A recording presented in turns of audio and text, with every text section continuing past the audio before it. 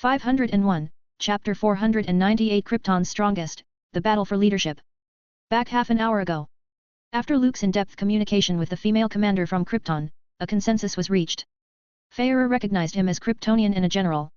Promising to return to the giant spaceship to make a plea to Zed for a fair hostage exchange or to let Clark's parents go. But things didn't go as smoothly as Luke expected. After he came out of the underworld, he found that his little cousin was gone.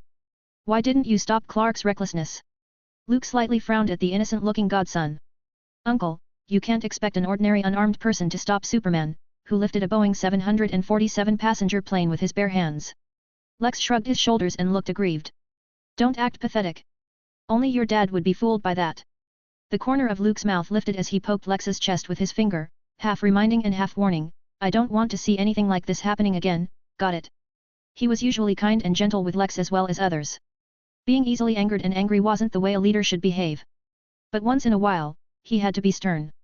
Lex, when I give you a task, I definitely wish you can handle it properly and complete it successfully, not to see you mess it up. Luke lightly said so. Lex, who felt the pressure, took 2 steps back. I know, Uncle. He was sincere and had no excuse. You guys always manage to get me into some new trouble. Luke shook his head and saw Lex admit his mistake, so he didn't say anything heavy. His young godson had always been clever. It was clear that Clark's boldness could have been stopped, but instead, he chose to stand by and watch. Is it because of his jealousy of Superman? Or do you have something else in mind? Luke didn't dig deeper into it. The fate of some villains was impossible to change. For example, Gotham's Joker. Obviously, Lex Luthor was also such a person. Without his presence, Superman would be able to take half the year off. Originally, I wanted to get along with Zed and the others as a pacifist, but I didn't think I wouldn't even get an inch in progress. Luke sighed. Superman's battlesuit covered his body and flew up. The dark red cloak violently fluttered, and his body passed through the atmosphere like a lightning bolt. Back to the present. Hello, General Zed. The magnetic voice that contained a smile rang in Zed's mind. The young man greeted him through the overlooking platform. You're a Kryptonian. Zed didn't issue alert orders and then activated the ship's turrets, conducting a round of fire bombardment. Because, in his perception, the other party's vitality was quite familiar. You can say that. Luke nodded, not denying it. Krypton. General. Zed went to the terminal and pressed a few buttons. He performed a life scan on the uninvited guest standing in the dark space. But the results that he got made him fall into doubt. The genetic template was a leadership class, a general. Surprised? Luke smiled. After he fought with the Sentry, he used the reputation points to level up the template to LV4 General. Krypton has perished, and all the leaders died together. There can't possibly be another general. Zed was unwilling to accept the fact. Like Jor-El, those rotten elders all choose to die with Krypton. It was reasonable to assume that there couldn't be any survivors. Kall was already an exception. How could there be another one? It would be hard to explain my origins to you, and there's no point dwelling on it. Luke chuckled lightly as his psychic fluctuations traveled into Zed's consciousness. General, all you need to know is that I come with a sincere desire to work with you and to help you achieve your good intentions in rebuilding Krypton. Zed's eyes were cold. How could he be easily persuaded with a few words? I'm afraid I'll have to disappoint you. I can rebuild Krypton without your help. The Kryptonian general flatly refused. You mean getting the growth codex from Clark and then using the world engine to transform Earth's atmosphere and surface environment, thus creating a new Krypton? There was a slight note of sarcasm in Luke's tone. There were countless ways to rebuild Krypton, but General Zed had to choose the most difficult path to complete. If he had a good attitude, he would have taken the initiative to explain to Clark what was going on. According to Superman's nice personality, it would be impossible for him to refuse to hand over the growth codex to the Kryptonian people. But Zed had to pick Earth and break into Kent's farm and hurt his mother. He successfully turned Clark against him, leading to the failure of his grand plan. Of course, this was inseparable from character defects at the genetic level. Zed was a leader-class Kryptonian, a general. Stubborn and tough by nature, he would never compromise and easily give up. To tell you the truth, Earth is not as simple as you think. Luke laughed. In the Marvel Universe, Earth was Eternity's heart.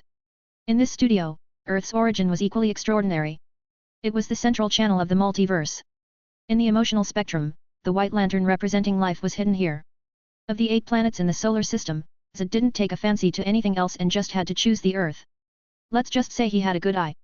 Is that so? I don't think so. Zed shook his head while his eyes had a hint of contempt. After the Kryptonian spacecraft arrived on Earth, it quickly made a detailed analysis of its civilization level and life forms. It was backward, inefficient, complex social structure and numerous religious beliefs. All in all, it was a low-level civilization with no hope of reunification for the next 100 years. Then it looks like there's no more room for discussion.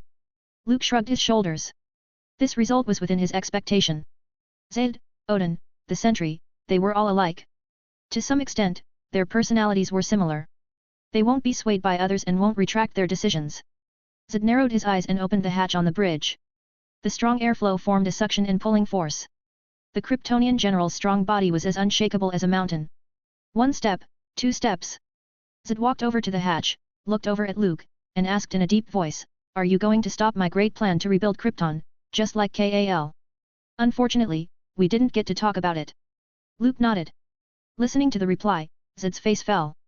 He didn't want to waste time exploring and discovering new livable planets. For Kryptonians, Earth was the most suitable choice.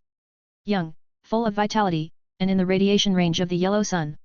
He only needed to start the world engine to start the transformation project. Krypton could be reborn in the shortest possible time. Your suggestion isn't suitable for the present situation. My people and I can't wait for the rebirth of our home planet. Zed thought for a moment, shook his head and said so. He wouldn't have been so impatient if he had been able to figure out Luke's strength for the time being. "General, I personally would like you to reconsider." Luke's mind fluctuated and transmitted it into Zed's brain. "Believe me, conquering Earth isn't as easy as you think. Many creatures more powerful than you have tried, but none of them has achieved their goal."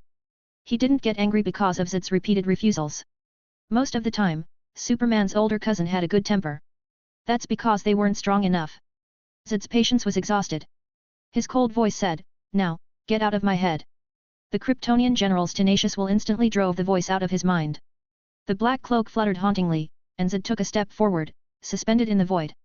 Then, he clenched his fist with surging power like a volcanic eruption. Zed, in black armor, like a huge beast, exuded a terrifying aura. He coldly stared at Luke. Although he had some scruples in his heart because of the other party's Kryptonian general identity. But Zed didn't think he would lose. His innate fighting instinct was firmly imprinted in his genetics. As I said, negotiating with a reckless man full of muscles is the biggest headache of all. Why can't you be rational? Luke thought silently and complained in his heart. Since you think you can speak with your fists, give it a try. In the face of the furious General Zed, Luke had no fear. On the contrary, deep down, there was a faint excitement. This was an instinctive desire for a strong opponent. In the dark and cold boundless universe, 2 strong and powerful figures stood above Earth. A supreme showdown between Kryptonian generals was about to take place. NORAD Joint Command. General Swanwick stared at the images transmitted by satellite on the big screen with a shocked look in his eyes. Although the image was slightly blurred and delayed. However, everyone in the command room could clearly see that there were 2 figures standing in outer space without any breathing devices. The harsh environment and extremely dangerous vacuum of space didn't have any influence on them. General Swanwick clenched his fist. In the face of such inhuman existence, could he really rely on the army and human-made weapons to deal with? His heart surged with worry. When the gap between the 2 sides' strengths was so great, then it would mean an oncoming war. Because lions don't live in harmony with sheep. Send a message to the White House. Forget it, I'll personally go and tell the president myself, this is a crisis for America, no, the entire human race. The general walked out of the command room with a gloomy expression. After he left, the images on the big screen changed. The 2 figures facing each other abruptly moved. At a speed beyond imagination. As if 2 long-stored steel cannons were colliding violently. Boom. Boom. Boom. Boom. Despite the vacuum environment of space, no sound was transmitted. But everyone who witnessed the scene seemed to feel the vibrations of the collisions in their eardrums. That invisible sense of power was directly and vividly displayed in front of them through the images transmitted by satellite. God! It's terrifying! An American soldier in the operations room couldn't help exclaiming. General Zed, in his black armor, was like a tireless ferocious beast. Rapidly attacking, again and again, launching ferocious continuous attacks. His fist seemed like it was even harder than alloy. Combined with the unparalleled strong explosive power in his body, it was enough to punch through everything in the world. Even the military's exoskeleton armor. I'm afraid it won't last a second under this monster's attacks. They moved so fast that the screen could only show residual images, requiring several slow playbacks, frame by frame, freezing each frame to see each move. They could only rely on imagination to understand what kind of fierce collision was taking place between the 2 figures. Bang! The screen shook violently, and a large number of snowflake dots flashed. It turns out that the aftershock of the battle between the two sides had jammed the satellite, and the burly man in black armor was sent flying with a punch. He crashed into the artificial satellite floating in orbit, and the violent explosion ignited a bright fire. The images came to an abrupt end. No one knew how the battle would end. But just from the fight, it demonstrated the terrifying and destructive power the two non-human monsters had. It was enough to make people palpitate with fear. What are we going to do about such monsters? Everyone in the command room had the same question arising in their hearts. Outer space. The terrible battle continued. General Zed, who was knocked away by a punch, had a face full of anger and aggressiveness. He held the man-made satellite that exploded into a mass of scrap metal in both hands. The surging power violently erupted, throwing huge metal objects weighing dozens of tons directly at his opponent. Bang! The huge sound waves were swallowed up by silence. Luke's expression didn't change.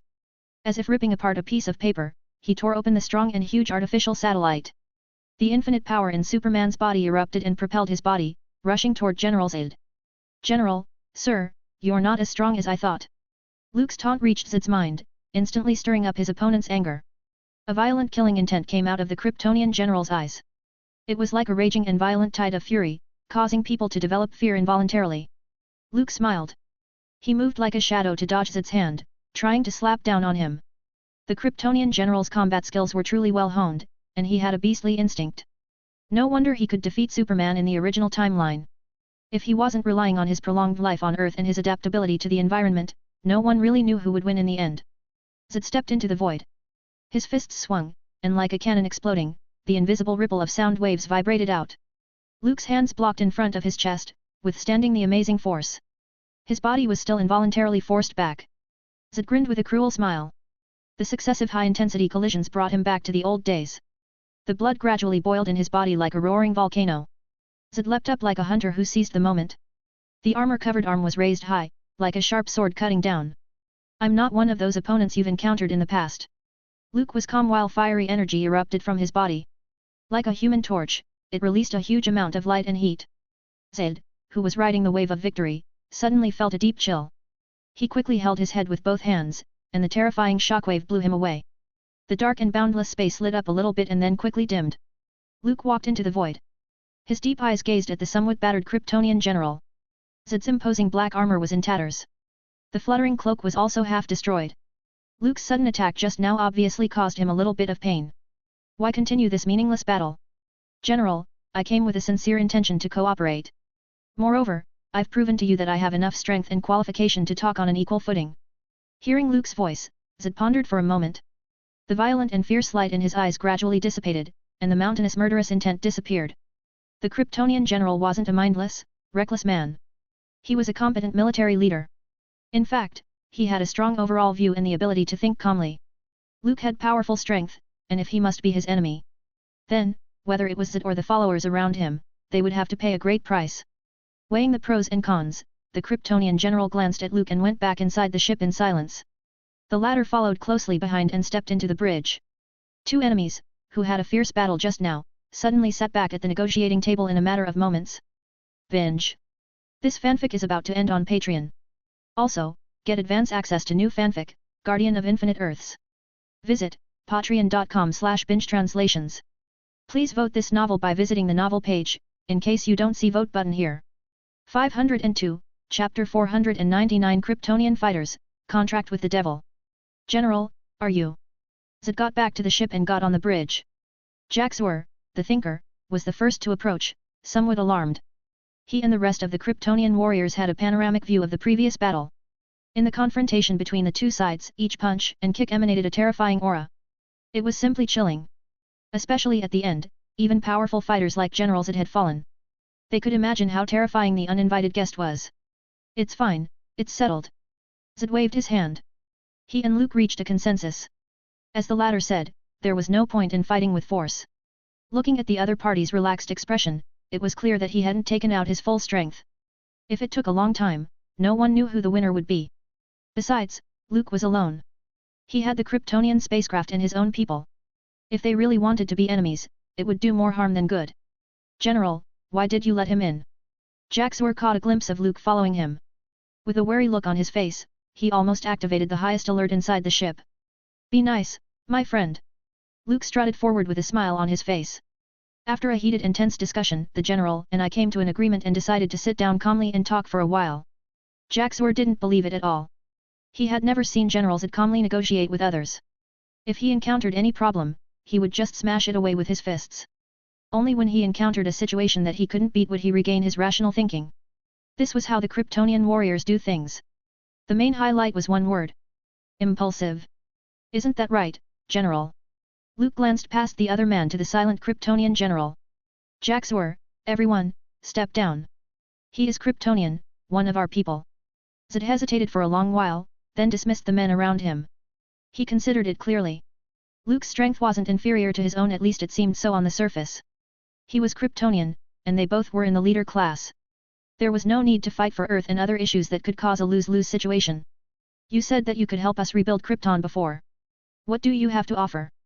After taking a few deep breaths, for the greater good, for the sake of their home planet, Zed chose to compromise and gave in. His tone of voice was slightly less hard and softened. Looking for a livable life planet? Not a problem. Luke snapped his fingers, looking confident.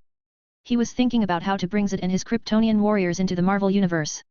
With this kind of fighters, what Crazy Titan, what Adam Warlock, what the three empires of the galaxy. They would all have to stand aside. As for rebuilding Krypton? As long as Zed no longer insisted on destroying Earth, Superman would certainly be willing to cooperate. Clark's ears were always soft, just like his heart. In the end, the reason for the interracial fight was communication problems. One was stubborn and tough, and the other would never back down. It would be weird if they didn't fight. It looks like you already have a suitable destination. Zed frowned. Although he thought that a guy of unknown origin like Luke was untrustworthy. But if the other party could really rebuild Krypton, reaching cooperation wasn't impossible, or even greater compromises. Everything for the big picture. This was Zed's idea. General, those who know me know one thing very well. It's that I would never use lies to achieve my goals. Luke raised an eyebrow. The corners of his lips curled up in a subtle curve.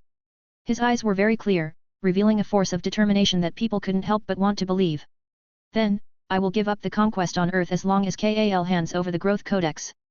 After a fierce battle, realizing that his situation wasn't great, Zed finally let go. When he couldn't achieve his goal with his fists, sitting down and negotiating was the only way out. Clark will agree. He's actually a nice guy. You're just using the wrong method.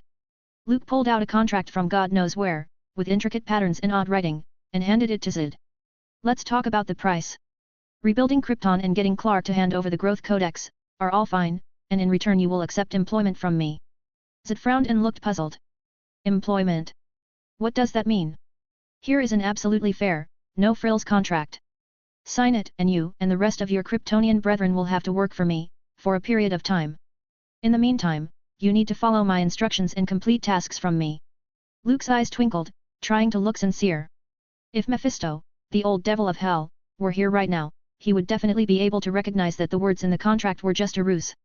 Where the magical effect really was hidden in the surrounding pattern, which was almost difficult to see clearly. Even if he could see it clearly, a layman without extensive experience and knowledge of magic wouldn't be able to figure out the meaning. This was the usual routine of the devil from hell. That was why people in the magic community were very careful and cautious when signing contracts.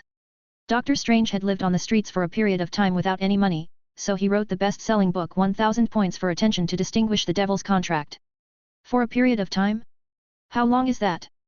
Zed didn't agree so easily, with a glint of caution in his eyes. 30 years. Luke tentatively asked. That's too long. We still have a lot of things to do. Zed decisively shook his head. He was bent on devoting all his limited time to the great cause of building Krypton. How could he work for Luke for 30 years for nothing? 15 years. Luke asked again. 10 years. This is my bottom line. Zed narrowed his eyes. After thinking about it, he answered.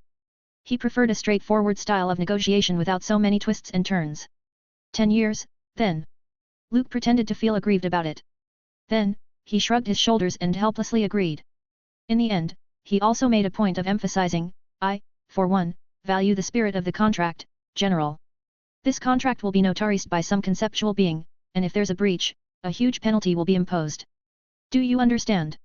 Zed took the contract Luke handed him without changing his expression and coldly said, as long as you get Kal to hand over the Growth Codex, my men and I don't mind being mercenaries for a while. Very well. As expected of a general, you go straight to the point. Luke clapped his hands in appreciation. In Superman's cell, the metal door was pushed open.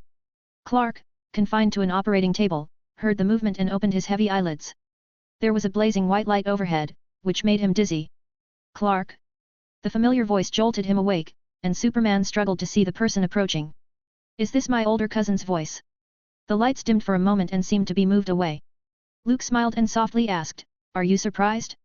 "Surprised, right." Superman froze for a moment and then felt surprised. "Cousin, why are you here?" Luke curled his lips and softly said, "You're a prisoner. If I didn't come to rescue you, Zed's men would have sliced you up." Clark couldn't help but feel ashamed when he heard that. It was his recklessness and impulsiveness that led to this. "I talked with Zed, and he decided to abandon his plan to make Earth the new Krypton." Luke casually ripped off the shackles that imprisoned Superman. The atmosphere inside the ship didn't have any effect on him. "Zed? How could he agree?" Clark subconsciously asked. From previous contacts, it was clear to him that the Kryptonian general was a stubborn and extremely difficult guy to communicate with. "I explained with love and reason and made Zed aware of his mistakes. He not only gave up his crazy idea but also decided to work for me, for a lifetime, to redeem his sins." Luke seriously replied. There was no time limit in that contract. Besides, as long as he signed his name, General Zed's soul belonged to Luke's underworld. He was now reborn as a worker, don't expect to have an easy time after death. Binge. This fanfic is about to end on Patreon. Also, get advance access to new fanfic, Guardian of Infinite Earths. Visit patreon.com/bingetranslations. Please vote this novel by visiting the novel page, in case you don't see vote button here. 503, Chapter 500. Finalize everything and wave goodbye. Work. A lifetime. Clark, who recovered his ability to move, had a look of surprise in his eyes. To be honest, he didn't quite believe it. General Zed could repent completely and work for his older cousin to repent for his sins? It sounded like the President of the United States suddenly gained a conscience and felt that he shouldn't interfere in other countries' internal affairs and stir up regional disputes every day. So, he publicly apologized to the whole world and stepped down. It was too magical. It didn't make any sense. "Clark, that's what's wrong with you." Luke frowned and taught his younger cousin a lesson. Labeling people is wrong. Although Zed had done a lot of wrong things, such as ignoring life, trying to commit genocide and destroy the Earth. But dig deeper, and you'll find some flashes of brilliance. Every sinful soul is worthy of redemption. They shouldn't be rejected just because they had made mistakes. Clark was wide-eyed, wondering if the light overhead was too bright and made him lose rationality. When his older cousin finished, he felt a surge of righteous light erupting. Luke's image, compared to before, had turned even more magnificent and taller. "I was the one who was too narrow-minded." Clark bowed his head in shame. Compared with his older cousin's noble qualities of kindness and love, he was really far behind. "You're still young. Having a little problem with ideological awareness is normal." Luke waved his hand, and his mouth twitched. It was as if, in the next moment, he was about to laugh out loud. "Clark, now that we've come to this point, it's time for me to tell you something." Luke's expression turned dignified. The atmosphere was suddenly serious, and Clark was a bit flustered. There was a sense of tension as if the homeroom teacher was about to make a home visit after failing the final exam. Luke walked out of the cell. Then, he walked to the operating console of the lower chamber and inserted the master key that stored Jor-El's consciousness. "This is..." Clark saw a projection of a bearded man appear, with a hint of dismay on his face. "This guy looks familiar." He thought so. Although it was a stranger's face that he didn't know, there was an inexplicable feeling of familiarity. "I'm your father." Jor-El saw Clark and blurted out a classic line. A series of question marks popped up in Superman's mind. What's this thing? Just appearing and acknowledging a son. "Jor-El, you're up next. Give your son a good dose of Kryptonian common sense." Luke placed his hands behind your back, like an old cotter, and leisurely walked out of the room, leaving Clark and the bearded man looking at each other. "Then, let's start with how your mother and Krypton were lost." Jor-El coughed twice, getting down to business. 1 hour. 2 hours. After talking for over 3 hours, Clark walked out of the room. His eyes were slightly red. The young face wore a sorrowful, grieving look. Apparently, the inferior warriors of the Scion planet strayed to Earth. Was far less touching than the explosion of Krypton, the extinction of his people, and the sacrifice his parents made. After listening to his father, Jor-El, Clark felt like he was only a stain on a coffee table, highlighting what once was an elegant gathering that was interrupted by accident. A small meaningless remnant. "Don't be too sad." Luke saw the situation, patted Superman's shoulder, and seriously said, "I didn't tell you the situation before because I was worried you wouldn't be able to stand it." Although Krypton has been destroyed and turned into specks of dust in the universe, we aren't alone. Clark nodded. When he found out about his Kryptonian identity, he felt that Zed was a little bit more pleasing to his eye. In the next few days, they spent time discussing how to hand over the Growth Codex in exchange for Zed's departure from Earth. The younger cousin didn't have any opinions. To build trust, the Kryptonian warriors freed Superman's parents. And Luke also handed Commander Feyre and others back over to Zed. 2 weeks later, the two sides reached an agreement. It was finally settled. Clark underwent surgery to remove the Growth Codex from his cells by a Kryptonian medical officer. At that time, his father, Jor-El, took such a crucial item before the destruction of Krypton and infused it into his newborn son. Kal, I'm sorry about your father's incident. After getting what he wanted, Zed privately met Clark again. Superman's father, Jor-El, died at his hands. They were both enemies and friends. They shared the same vision and perceived the harbinger of Krypton's destruction. They were equally disgusted with the corrupt rule of the leadership class and attempted to look for hope once more. However, they were on different paths. Zed wanted to overthrow the leader class and restart the exploration plan for Krypton's outposts. Jor-El felt that Krypton was hopeless. With the maturation of gene editing technology, people were firmly restricted. From the moment of birth, each Kryptonian's future was sealed. Designer, architect, soldier, scientist. Their occupations had been set. The same was true of personality and marriage. The intent of the Kryptonians was to weed out the inferior, less than stellar genes and make the race perfect. However, it ignored the fact that diversity was wiped out. It would only lose all its potential and gradually degenerate into mediocrity and extinction. It's impossible for me to forgive you in place of my father. Clark replied after a long silence. He wasn't the kind of person who would carry his hatred in his heart and sink deep into pain and suffering every day. Kal, we are always alone in this universe. Zed turned his back and looked at the softly glowing blue planet. They will not accept you. Any kind of creature would either worship or be wary and fearful of a being above them. Clark bit his lower lip, keeping silent. Uncle, are you leaving Metropolis? Lex looked over at the young man sitting in his office chair.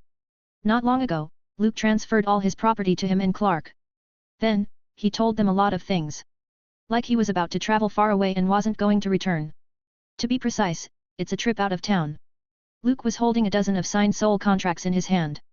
Zed and his men were now his employees. In this time and space, the various stories about superheroes hadn't started to play out yet. Luke didn't think it was meaningful to stay any longer, so he might as well pack up the Kryptonians and return to the Marvel Universe. Then, when will you come back? Lex was a little reluctant. He still had good feelings for his godfather.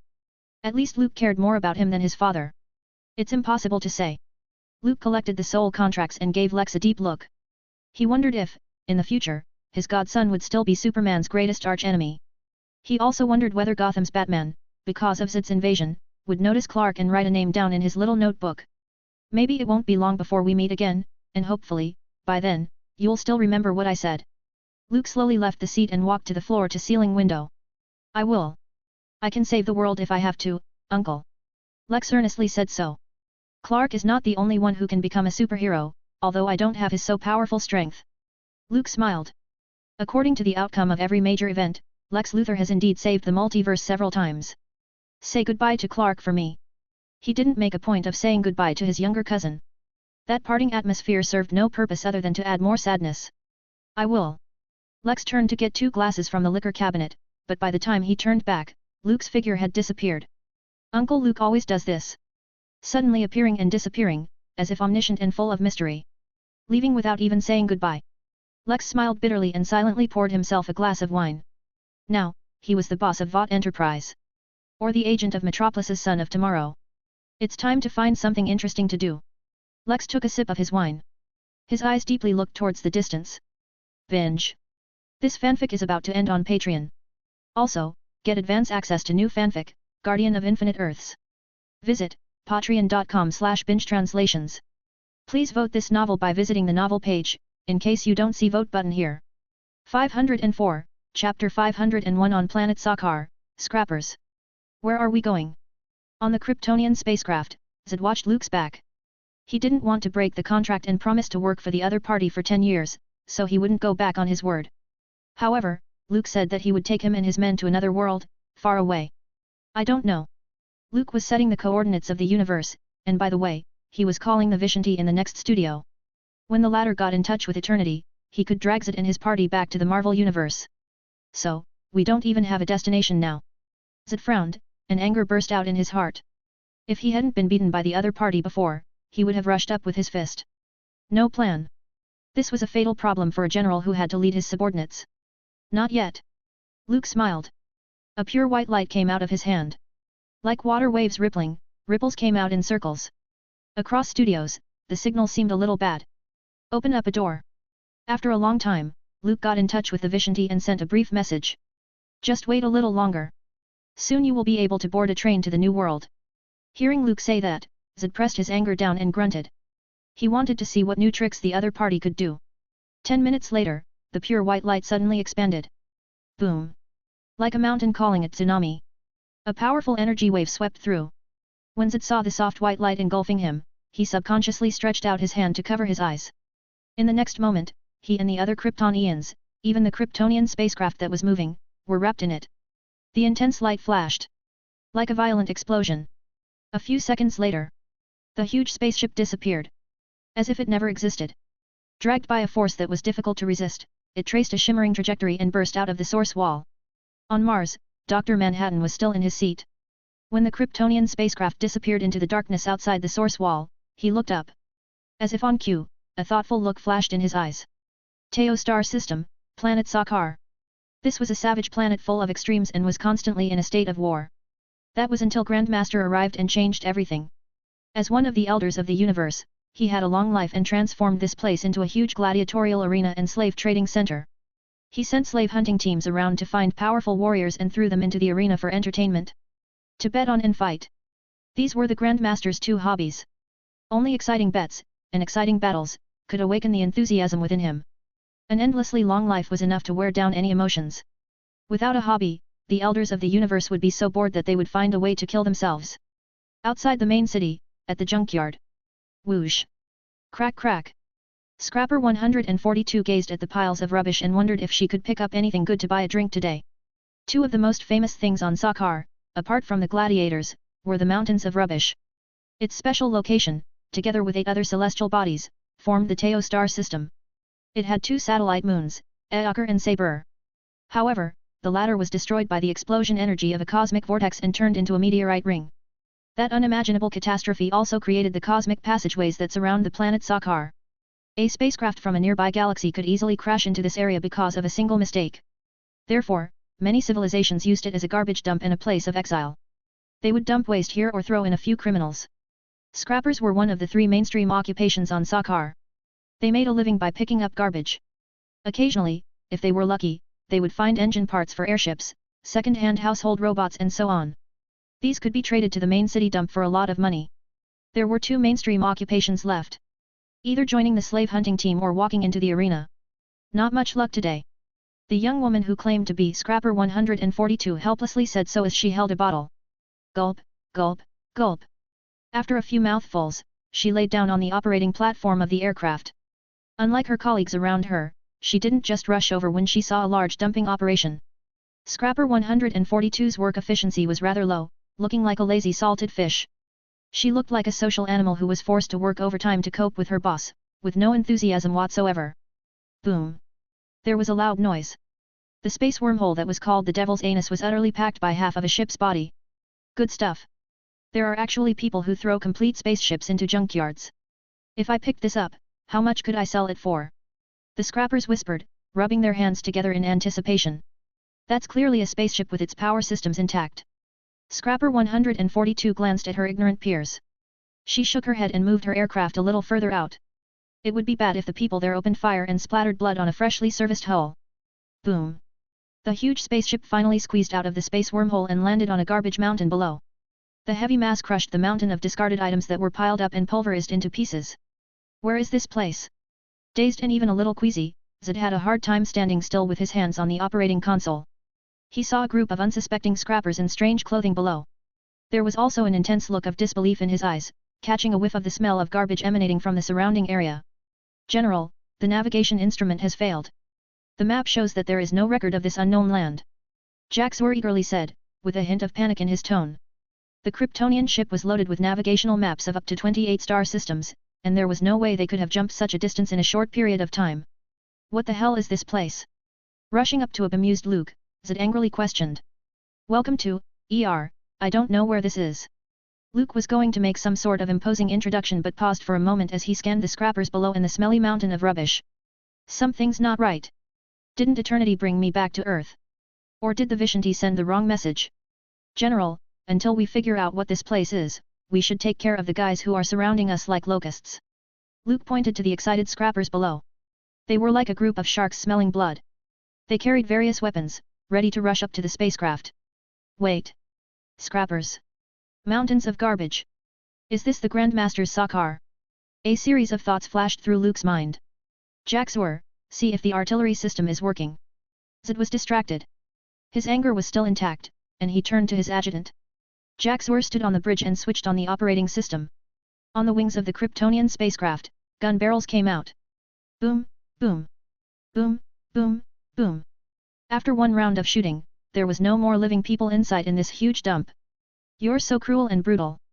Luke made a couple of painless remarks before asking the female commander, Feyre, to move the ship out into the open space. He was also in the leader class with a general's template.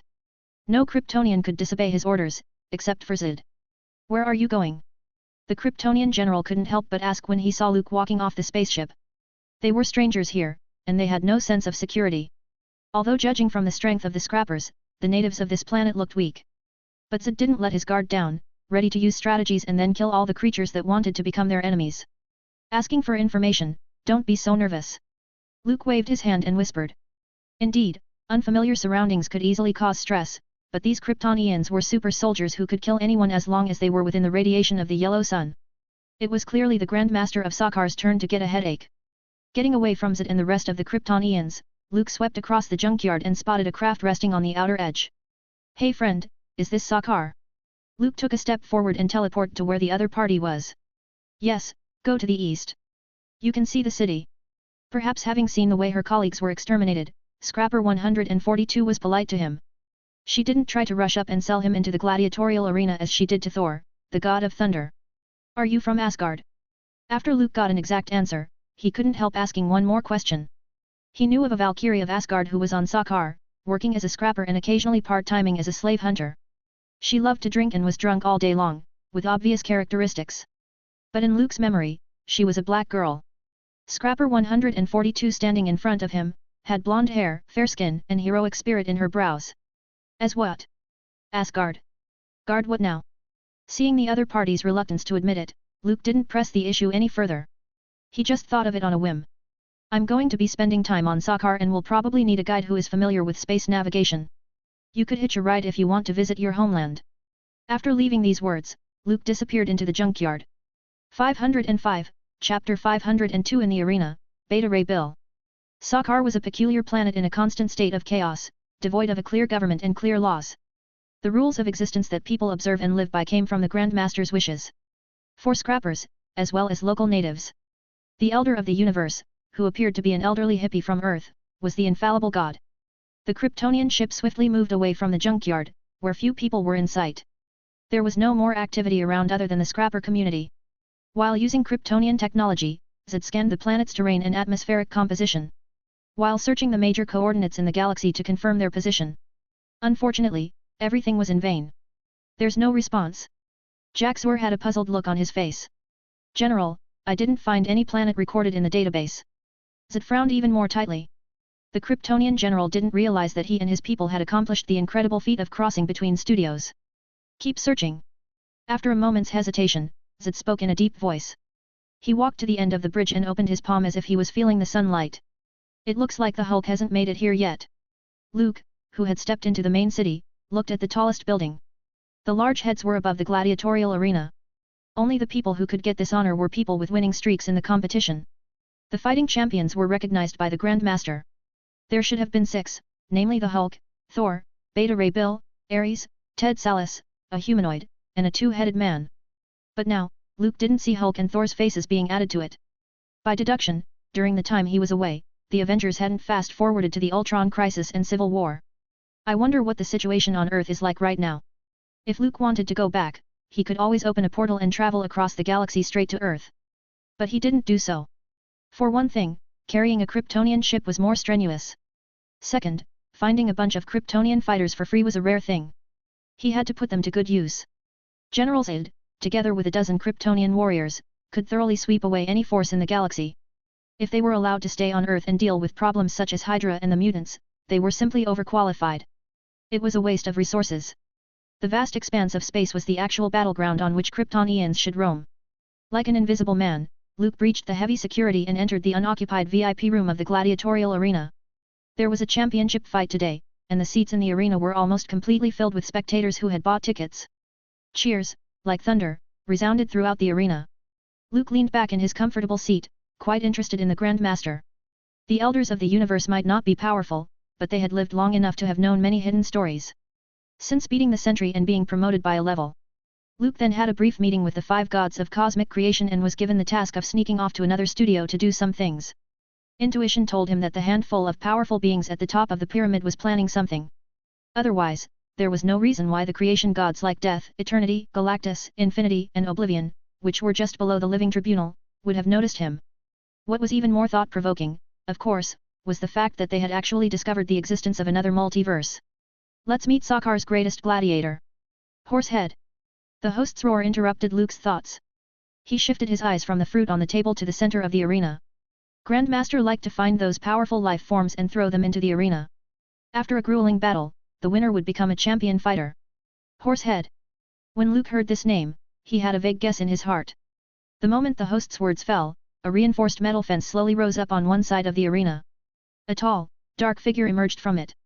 The champion, known as Horsehead, wore black armor that reflected the cold light. The head, which resembled a horse's head, was encased in a steel helmet, leaving only a narrow opening and a pair of angry pupils that seemed to burn with fire. In his right hand, he held a round golden war hammer. His heavy, condensed aura resembled a mountain range and was full of pressure. Horsehead! Horsehead! The atmosphere of the whole arena was as if it had been detonated. The audience shouted in unison, shouting the same name with enthusiastic voices. If you ignore the horse's face, he looks a bit like Thor. Luke smiled. Sure enough, he was right. Horsehead's real name was Beta Ray Bill. His home planet was destroyed, and only a few survivors escaped. They became refugees in the universe. In order to live a better life, they needed to elect a protector. After passing various tests and trials, Bill shouldered this heavy responsibility. His body was modified into a powerful version of a cyborg body, more powerful than a body of steel. Bill also had an impressive record. He once defeated Thor and lifted Mjolnir with one hand. He fought against the messenger Galactus had sent and defeated them. Bill was also called Beta Ray Thor because of his preference for the hammer as a weapon and had won Mjolnir's recognition. On the other side of the gladiatorial arena, a large number of Kronan warriors strode out. They were the new gains of the slave hunting team.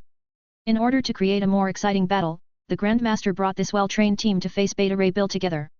He even gave the Kronan warriors weapons other than cold ones, such as laser guns and flamethrowers. Whoever can defeat my champion warrior will get his freedom. The Grandmaster's voice was heard across the arena, through the speakers. Now, not only was the audience excited, but the Kronan warriors, who were in the arena, were also excited. No one would enjoy the life of a slave, herded like livestock. Kill him. For freedom. We're getting out of here. Our families are still waiting for us. The Kronan people had a hard, rough grey stone-like appearance. They were physically strong and born with enormous strength. They weren't afraid of pain and were immune to most radiation. Trained Kronan warriors were one of the highest-rated soldiers in the universe. Upon entering the gladiatorial arena, they took their first defensive formation and prepared for a steady advance. The champion warrior carried a reputation that no one would take lightly. Even if there was only one Beta Ray Bill, and his weapon was just one hammer. Behind him, there were hundreds of thousands of spectators who were screaming. The momentum was enough to outshine the Kronan warriors. Kill them all. Do it. Smash them with your hammer. The two sides were at a standstill for a while, unable to resist the urging of the crowd and the unpleasant stares from the Grandmaster in the stands. Beta Ray Bill had a look of pity in his eyes, and then he sighed. Picking up the hammer, he charged forward. Boom! The champion warrior in the center of the gladiatorial arena stepped on the hard ground, causing a slight tremor under his feet. The whole person, like a sharp arrow, suddenly shot out. The atmosphere was compressed and pushed apart by powerful forces. With an explosion like boom, Beta Ray Bill burst in front of the Kronan warrior almost instantly. He raised his golden round war hammer and gave it a simple swing. A terrible force swept out, breaking up the solid defensive formation. In front of Beta Ray Bill, the Kronan warrior couldn't breathe. His body exploded and cracked, and the hard stones crumbled. Shoot! Shoot! Someone shouted. The laser gun was full of energy, ready to shoot out at any moment. Crack! Beta Ray Bill opened his palm and gripped it violently. Strong muscles bulged one by one, crushing them into a ball of scrap metal. His fist, like a heavy hammer, struck the Cronin warrior in the chest. Another man was killed on the spot. A wave of fire rolled over Beta Ray Bill. He remained expressionless. His golden war hammer flung out like a raging thunderstorm, smashing the man to pieces. In this way, in just a few minutes, more than 20 Cronin soldiers were slaughtered, leaving no survivors. Such an exciting and wonderful battle naturally attracted applause from the audience. Even the Grand Master, who was sitting at the top of the stand, couldn't help but show a hint of satisfaction in his eyes. This was the competitive game he wanted to see. Let's congratulate! Before the host could finish his words of praise, a boom was heard, and smoke rose from the arena. A dark shadow fell from the sky and landed in front of Beta Ray Bill. Can anyone tell me what the hell is going on here? A deep, powerful male voice echoed in the quiet arena. The dark cloak fluttered up like a flag. 506, Chapter 503. A wonderful battle, a fierce battle. Zed.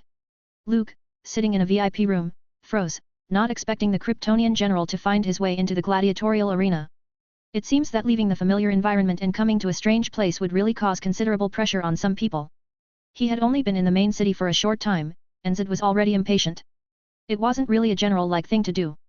Just the thing to draw Grandmaster out. Luke wanted to show up, but then he thought. With such a powerful natural warrior like a Kryptonian, the Elder of the Universe on Sakaar would surely be happy and would try his best to get him. His lifted body sat back down on the sofa. Looking relaxed and laid back, he picked up an alien fruit and dropped it into his mouth. Kryptonian vs Beta Ray Thor. It's a rare show. Luke looked at the center of the arena, where the two tall figures were facing each other. His eyes couldn't help revealing a trace of anticipation. One was an alien warrior who had been transformed through bioengineering, could lift Mjolnir, and defeat Thor. The other was a Kryptonian, who was born in the leadership class, had a general genetic template, and subdued Superman. A battle between such strong men was far more interesting than the previous one-sided massacre. Compared with Zed, the Cronin warriors were just appetizers. Where did this guy come from? Did he buy a ticket? Horseface. Smashed him with your hammer. Fight. Fight. No one hated dramatic and unexpected twists. Because it added intrigue to a mediocre story. It could also give a legendary quality to the life of a mediocre person. The story of a warrior who never lost from start to finish and ended up dying of old age.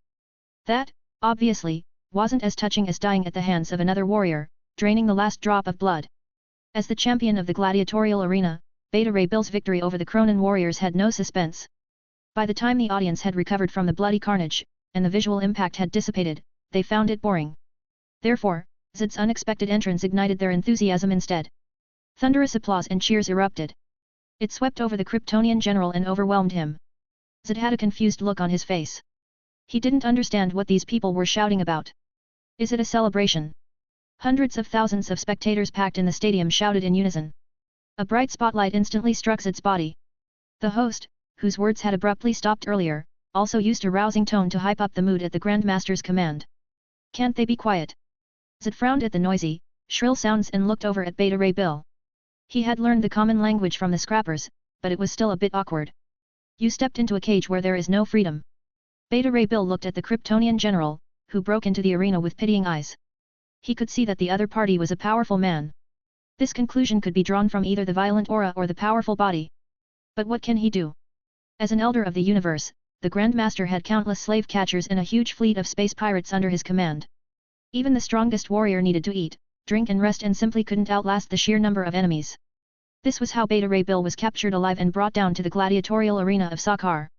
He fought back, but the Grandmaster used his people to threaten him. Beta Ray Bill had no choice but to submit at the feet of the Elder of the Universe. A bunch of weak, ridiculous creatures who amuse themselves by watching you fight other creatures. Zed looked around the ring, and his face sank. The Kryptonian general reacted. The crowd applauded and shouted like crazy. They only wanted to see him and Beta Ray Bill tearing at each other like two wild animals. Are you so willing to accept your fate?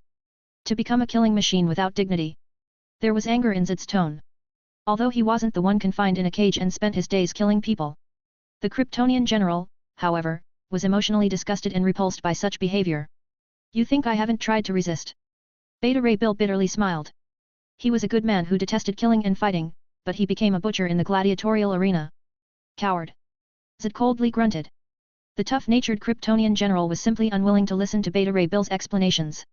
From his point of view, all the misfortunes in the world were caused by people's own lack of ability. The law of the jungle, where the stronger prevailed, was deeply ingrained in his genes and blood. Who is the owner of the arena? Zed asked. Beta Ray Bill hesitated for a few seconds. His throat rolled, and he was about to say the Grand Master. Needle-like currents struck his neck, sending a sharp stab of pain through his body. Tear him up. Bill. The Grand Master's indifferent voice echoed through the audience over the speakers. Zed glanced at the stands in the distance. His feet kicked up and shook the ground. Like an arrow, the tall figure sprang out and headed for the Grand Master's VIP room. Beta Ray Bill had no choice but to follow the orders of the Elder of the Universe and swung his golden war hammer at his opponent. The atmosphere exploded with a loud, ear-splitting boom. Sensing the danger in mid-air, Zed could only stop his sudden advance. He turned around and opened his palm. Bang! The golden-colored round war hammer collided with the Kryptonian's torso, sending out a violent wave of air that was visible to the naked eye. The explosive sound blast shook the audience in the front row, right out of their seats. The ground collapsed into potholes of different sizes as if it had been bombarded by gunfire. Is that all? Zed's body shook but soon stabilized. He stomped through the atmosphere, his pitch-black cloak lifting and fluttering. With amazing power, he approached Beta Ray Bill. The whole space was distorted by the blow to the head as if the sky was falling. Beta Ray Bill's eyes were horrified, but it was too late to dodge, so he raised his hands to block it. Crack! The hardened body that had been bioengineered wasn't enough to stand up to Zed. Beta Ray Bill's arms shattered, and his whole body was tossed away like a broken kite, crashing into the solid wall of the arena. Wonderful! Now, this is a real game. Horse faces down. The earlier incident of the audience being caught in the flurry of battle didn't dissuade these people. Instead, they were even more excited and thrilled. They couldn't help but cheer for Zed's great strength. You can't stop me. Zed landed on the ground. With his head held high, he looked towards Beta Ray Bill, whose body was embedded in the wall. 507, Chapter 504 Space Fleet, One-Man Army. Beta Ray Bill had never met such a powerful opponent as Zed. In terms of strength, speed, and combat sense, the latter was way above him. There was certainly an oversight on Beta Ray Bill's part, who didn't have too much of a fighting spirit. However, ending up in this miserable state in just one round was a bit of a shock to him. Even if you escape from the gladiatorial arena, you can't escape from Sakaar. Beta Ray Bill gasped. Escape? Why escape? Zed's eyes flashed with anger, and he spoke with a heavy, powerful tone. When you meet a bastard who steps on your head, you should throw a punch and charge, not turn around and run. That's what cowards do. It's an irresponsible act. Your determination is unworthy of the power you possess. The Kryptonian general had always had an unwavering determination and a strong and unyielding demeanor. He despised the weak. He appreciated warriors with courage and perseverance. Obviously, Beta Ray Bill wasn't included in this list. A guy who willingly became a slave and was ordered around didn't deserve its respect. I am indeed a coward, submitting at the feet of the Grand Master. Beta Ray Bill, whose arms were shattered and chest had collapsed, seemed to be fatally injured. But the modified mechanical body, with its nano-repair technology, had long since enabled the wounds to heal rapidly. He pulled himself out of the solid wall and gripped the golden war hammer. For Zed, the reckless guy who barged into the gladiatorial arena and attempted to threaten the Grand Master's personal safety. There was actually some admiration in Beta Ray Bill's heart. But he was only a slave, without free will, let alone the ability to disobey the Grand Master's orders. He couldn't even remind the other party to escape. In that case, the Grand Master would surely fly into a rage. The Elder of the Universe on Sakaar might not spare Beta Ray Bill from punishment. For a trifle, flogging the gladiatorial arena's most popular and lucrative champion fighter. It wasn't worth it. But no one knew if the Grand Master would do something to Beta Ray Bill's people. Thinking of his people being in danger, Beta Ray Bill looked pale. Holding the hammer, he stepped forward. Bang! A muffled, thunderous sound came out. Like a mammoth elephant trampling on the ground. The golden hammer, like a thunderbolt, slammed straight into the imposing Kryptonian general. The terrifying force struck through the atmosphere, setting off a furious roar. Zed seemed to have expected this but still didn't dodge. He faced the fierce attack head-on, clenching his right hand and striking straight out. The air was squeezed into a solid strip that seemed to cut through the void. Boom! When the fist came into contact with the hammer, the ground on which both sides stood collapsed, and the arena shook. The smoke and dust rose up like a sandstorm, obscuring the view. Then, the cacophony of vibrations turned into a circle of sound waves that crashed towards the audience. The breathless spectators, like wheat being harvested by a scythe, fell, row after row. The lucky ones felt their eardrums tingle and buzz. The slightly less lucky ones simply couldn't take it and passed out. The aftermath of the battle was so violent that it was threatening to spill over outside the arena. Those who sat in the back of the audience scattered and fled. The formerly intense applause disappeared in an instant. What a wonderful game! The Grand Master, who was in the VIP room, clapped his hands and laughed. He didn't care about the hapless audience. He looked towards the pitch-black figure standing amidst the rolling smoke and dust, and a glint of blazing heat appeared in his eyes. Tough, brave, and imposing. A creature like this could definitely be another big hit as a champion fighter if thrown into the gladiatorial arena. It's so exciting. To actually have a natural-born warrior delivered to the door. The Grand Master couldn't help but sigh with emotion over his overwhelming luck. His slave hunting team traveled to and from many planets, searching for gladiators worthy of training. But none of the goods brought back could compare with the uninvited guest, who rushed into the arena himself. Strange, I can't tell what race he is or what planet he's from. After the Grand Master's excitement passed, he felt a little confused. The Elder of the Universe had lived a long life, had experienced and seen more than any ordinary person could ever imagine. But he had never seen a race of beings with such an impressive physique as Zid. He was powerful, incredibly fast, and with extremely high stats in all areas. If anything, Beta Ray Bill was a rare S-card. Then, there was no doubt that Zid had an amazing potential to become an SSR. I have to have him. The Grand Master made up his mind and immediately mobilized the space fleets positioned in the main city.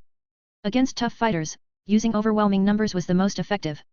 As long as they couldn't escape the constraints of the planet's gravity, even the most formidable warriors could only bow down before the fleet's onslaught of weaponry.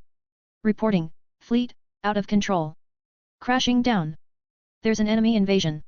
However, before the Grand Master's plan could be realized, he received an alert from his men. A tragic video was projected in front of him. It was a human being wearing something similar to Zid. Somehow, he stood in front of the fleet. Compared with the huge space warships and a large number of space fleets, the man's figure was incredibly small and not worth mentioning. But before the commander could give the order to fire, the dark red cloak disappeared into thin air. He turned into a sharp straight line and easily penetrated those indestructible warships. Boom! Boom! The Grand Master's fleet looked like it was as fragile as paper, unable to block the mysterious man's trajectory. The explosion of fire, like a spectacular display of fireworks, slowly blossomed. The Sakaar fleet that could roam the galaxy was turned into a pile of scrap metal in a matter of moments. A space battleship, deprived of power, helplessly fell down. The Grand Master was utterly stunned to see that. The Elder of the Universe wasn't distressed to see that, he could assemble another one at any time, given enough time. Those space pirates who sold themselves for riches in expensive space battleships, also weren't a problem. The Grand Master was amazed at the incomparable strength of the mysterious man. In less than half a minute, the other party destroyed an entire space fleet. What kind of power is this? Where is the intruder? Where did he go? The Grand Master gathered his composure and calmly spoke to the communicator. Seeing Zid, he wanted to capture the other man and throw him into the gladiatorial arena. But after seeing the terrifying strength of that mysterious man, the Grand Master had no thoughts of that at all. He only hoped that the other party would leave Sakaar as soon as possible and not cause any more trouble. Unfortunately, it backfired. He's in the arena. The leader of the slave hunting team was somewhat incoherent. He found the whereabouts of the mysterious man through satellite tracking. As if he was capable of teleporting long distances, the opponent had suddenly appeared in the gladiatorial arena where the Grand Master was. What? The Grand Master couldn't believe it. The space fleet was only starting to depart and was a considerable distance away from the main city. How long has it been? He's already here. Knock, knock, knock. A slow and rhythmic knock sounded from the door. The Grand Master, sitting on the sofa, jolted to his feet. The door was pushed open. Grand Master, got a minute? I'm here to make a deal. Luke walked into the VIP room with a gentle smile on his face. 508, Chapter 505 High-profile entrance, making friends. Make a deal. The Grand Master paused and stared at the young man who broke into his VIP room. There was a trace of doubt in his eyes. The video captured by the satellite before was too blurred. The Elder of the Universe only caught a glimpse of the dark red streak, but didn't see his true face clearly. However, when Luke appeared in the VIP room, the Grand Master couldn't help but wonder what happened in the video. Was this the terrible enemy who destroyed his entire space fleet? He looks unremarkable. This was the first impression the Grand Master got. There was no strong sense of oppression. There was no such violent momentum as it did when he broke through the space warships with his bare hands. Then, the dozens of detectors scattered around the room reinforced this suspicion. All the statistics shown were average, not even comparable to the few guards in the room.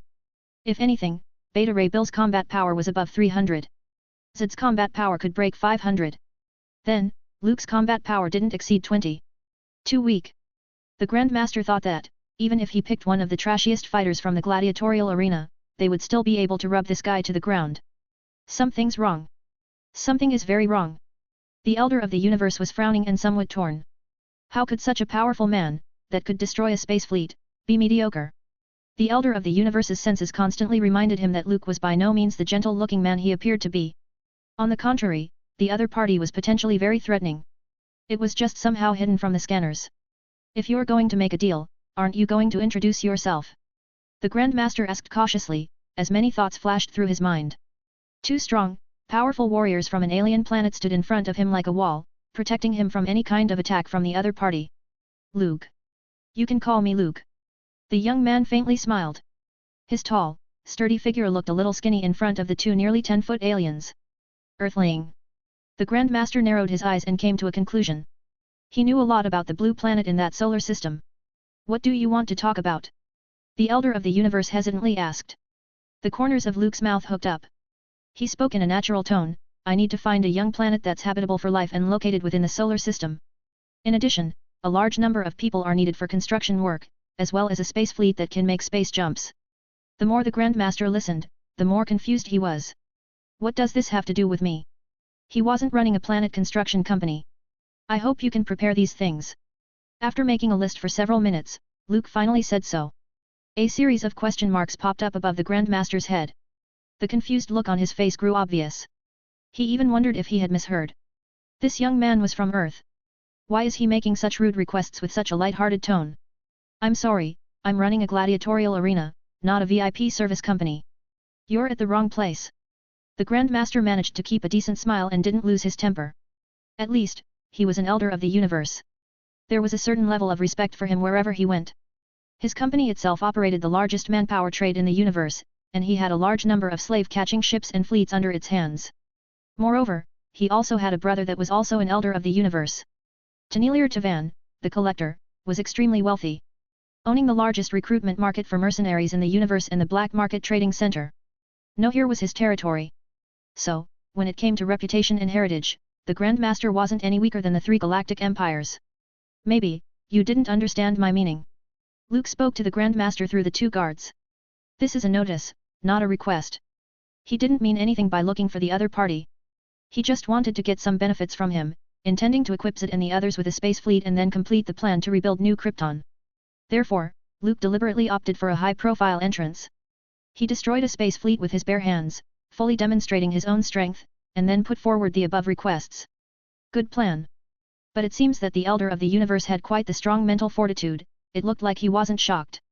When he heard Luke's arrogant reply, the Grandmaster sneered, not even bothering to reply. He was skeptical about his opponent's display of blowing up his space fleet. Besides, a creature with such great power.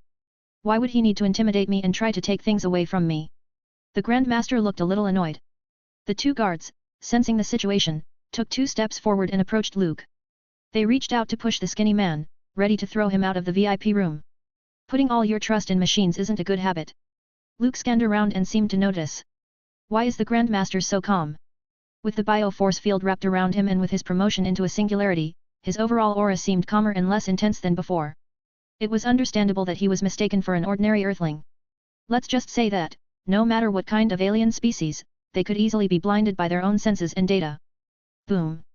Luke didn't make a move but released his bioforce field. The 2 burly guards tried to grab hold of his shoulders. As a result, before they could even touch him, they turned into a cloud of atomic dust, as if they were sketches, erased with an eraser, scattering into nothingness. The ceiling of the VIP room, as if lifted by a strong shock wave, blew out a huge hole. The entire spacious, luxurious room, except for the ground they were standing on. All 4 walls were leveled and disintegrated into the tiniest of substances. This time, a dozen detectors finally sounded an ear-splitting alarm before being crushed into dust. The various figures given weren't in the hundreds or thousands. It was a terrifying value that exceeded the detection range and broke through the upper limit. The Grandmaster opened his mouth wide. He could feel a frightening wave of energy, like a tidal wave, destroying everything around him. The Elder of the Universe was in the center of the storm and could hardly take even 1 step out. He felt like, if he even moved an inch, like the force of destruction from an exploding star, he would be crushed and disintegrated. Sir, I think the request you just made was just too simple. The fancy-dressed Grandmaster quickly changed his expression and squeezed out a smile. In addition to a habitable planet in the solar system, there should be 3 more space fleets, more than 1 million free laborers, as well as terraforming, atmospheric modification supporting equipment. I'll fund them all, personally. For no other reason than to simply make a friend. Looking at the Grandmaster, who had cold sweat on his forehead and an extremely stiff smile, Luke opened his bio-force field and withdrew the suffocating pressure. That's what a wise man should do, follow his heart. He lightly said so. Indifferently. The Elder of the Universe secretly sighed and lamented. If you had been so high-profiled from the start, nothing would have happened. Binge. Resuming regular updates from today, smiley face. 509, Chapter 506 Freedom Fighters ID, The Man Who Broke the Shackles. When will it be delivered? Luke tried to find a couch to sit on but found that the entire VIP room had been wiped out except for a part of the floor, which was temporarily intact. He could only teleport himself and the Grandmaster to the next room. Fortunately, in terms of power control, compared with his Kryptonian younger cousin, who was a humanoid demolition machine, Superman's older cousin was more skillful. The VIP room next door wasn't affected. Luke found what he wanted and sat on the sofa. If he let go of his control, not only the fleet in a room but the entire planet of Sakaar would cease to exist. I'll get it done in the shortest possible time. The Grandmaster glanced at Luke from time to time, wondering when such a powerful person had appeared on Earth. About that backward planet located in the solar system, he had only heard the name Odin of Asgard and the spokesperson of the Vishanti, the Sorcerer Supreme. Beyond that, there was nothing noteworthy. It was said to be a mysterious place. A long, long time ago, the Celestials visited Earth and left their creations behind. Thanos, the fierce and famous Mad Titan, was always thinking about the blue planet and coveting the legendary Infinity Stones. 3 space fleets will soon be assembled and forwarded to you, and all kinds of supporting equipment for terraforming planets will be purchased as soon as possible. It won't delay you, sir. The Grandmaster restrained his distracting thoughts and readily agreed. Having lived for such a long time, wealth and dignity were things the Elder of the Universe didn't really need to place importance on. As long as it didn't deprive him of his only 2 pleasures, betting on things and setting up competitions, everything else was negotiable. That's just how they were, losing a hobby was simply worse than death. Because, by then, an endless life would be a curse. However, the search for a habitable planet in the solar system may take a little time. The Grandmaster carefully said so. A supreme being at least a Skyfather level, was entitled to respect wherever he went. And, thinking of Luke's previous delicate control of breaking matter into atomic dust and the terrifying momentum that made the planet tremble, the Elder of the Universe thought that the other party might be above a Skyfather level. A singularity. The Grandmaster's body slightly shook, and he quickly got rid of the speculation in his head. The Celestials, which once used the universe as a testing ground, were on par with the singularities. If Luke had such terrifying strength, killing the Grandmaster would be easy. Even if he had dozens of space fleets, they wouldn't be able to stop the other party. Your slave catcher ships travel through the galaxy and spread throughout the stars. Don't you have a detailed star map? Luke raised an eyebrow. He wouldn't have cared much about such issues. It could be earlier or later. But considering the Grandmaster's nature, as someone who only listened to harsh words, Luke made himself look stern. Why did people call him an Elder of the Universe? He's really underwhelming. He was almost blown out of the room when Luke got a little serious. You didn't know? I'm just doing some manpower trading. The slave-catching ships mostly stay, hovering in the galaxy's 3 empires in various starports, or interstellar routes of the transit planets. The Grandmaster didn't have the proper bearing of an Elder of the Universe at all. He looked like someone being bullied into submission, whining that it wasn't fair. Luke nodded, then shook his head again.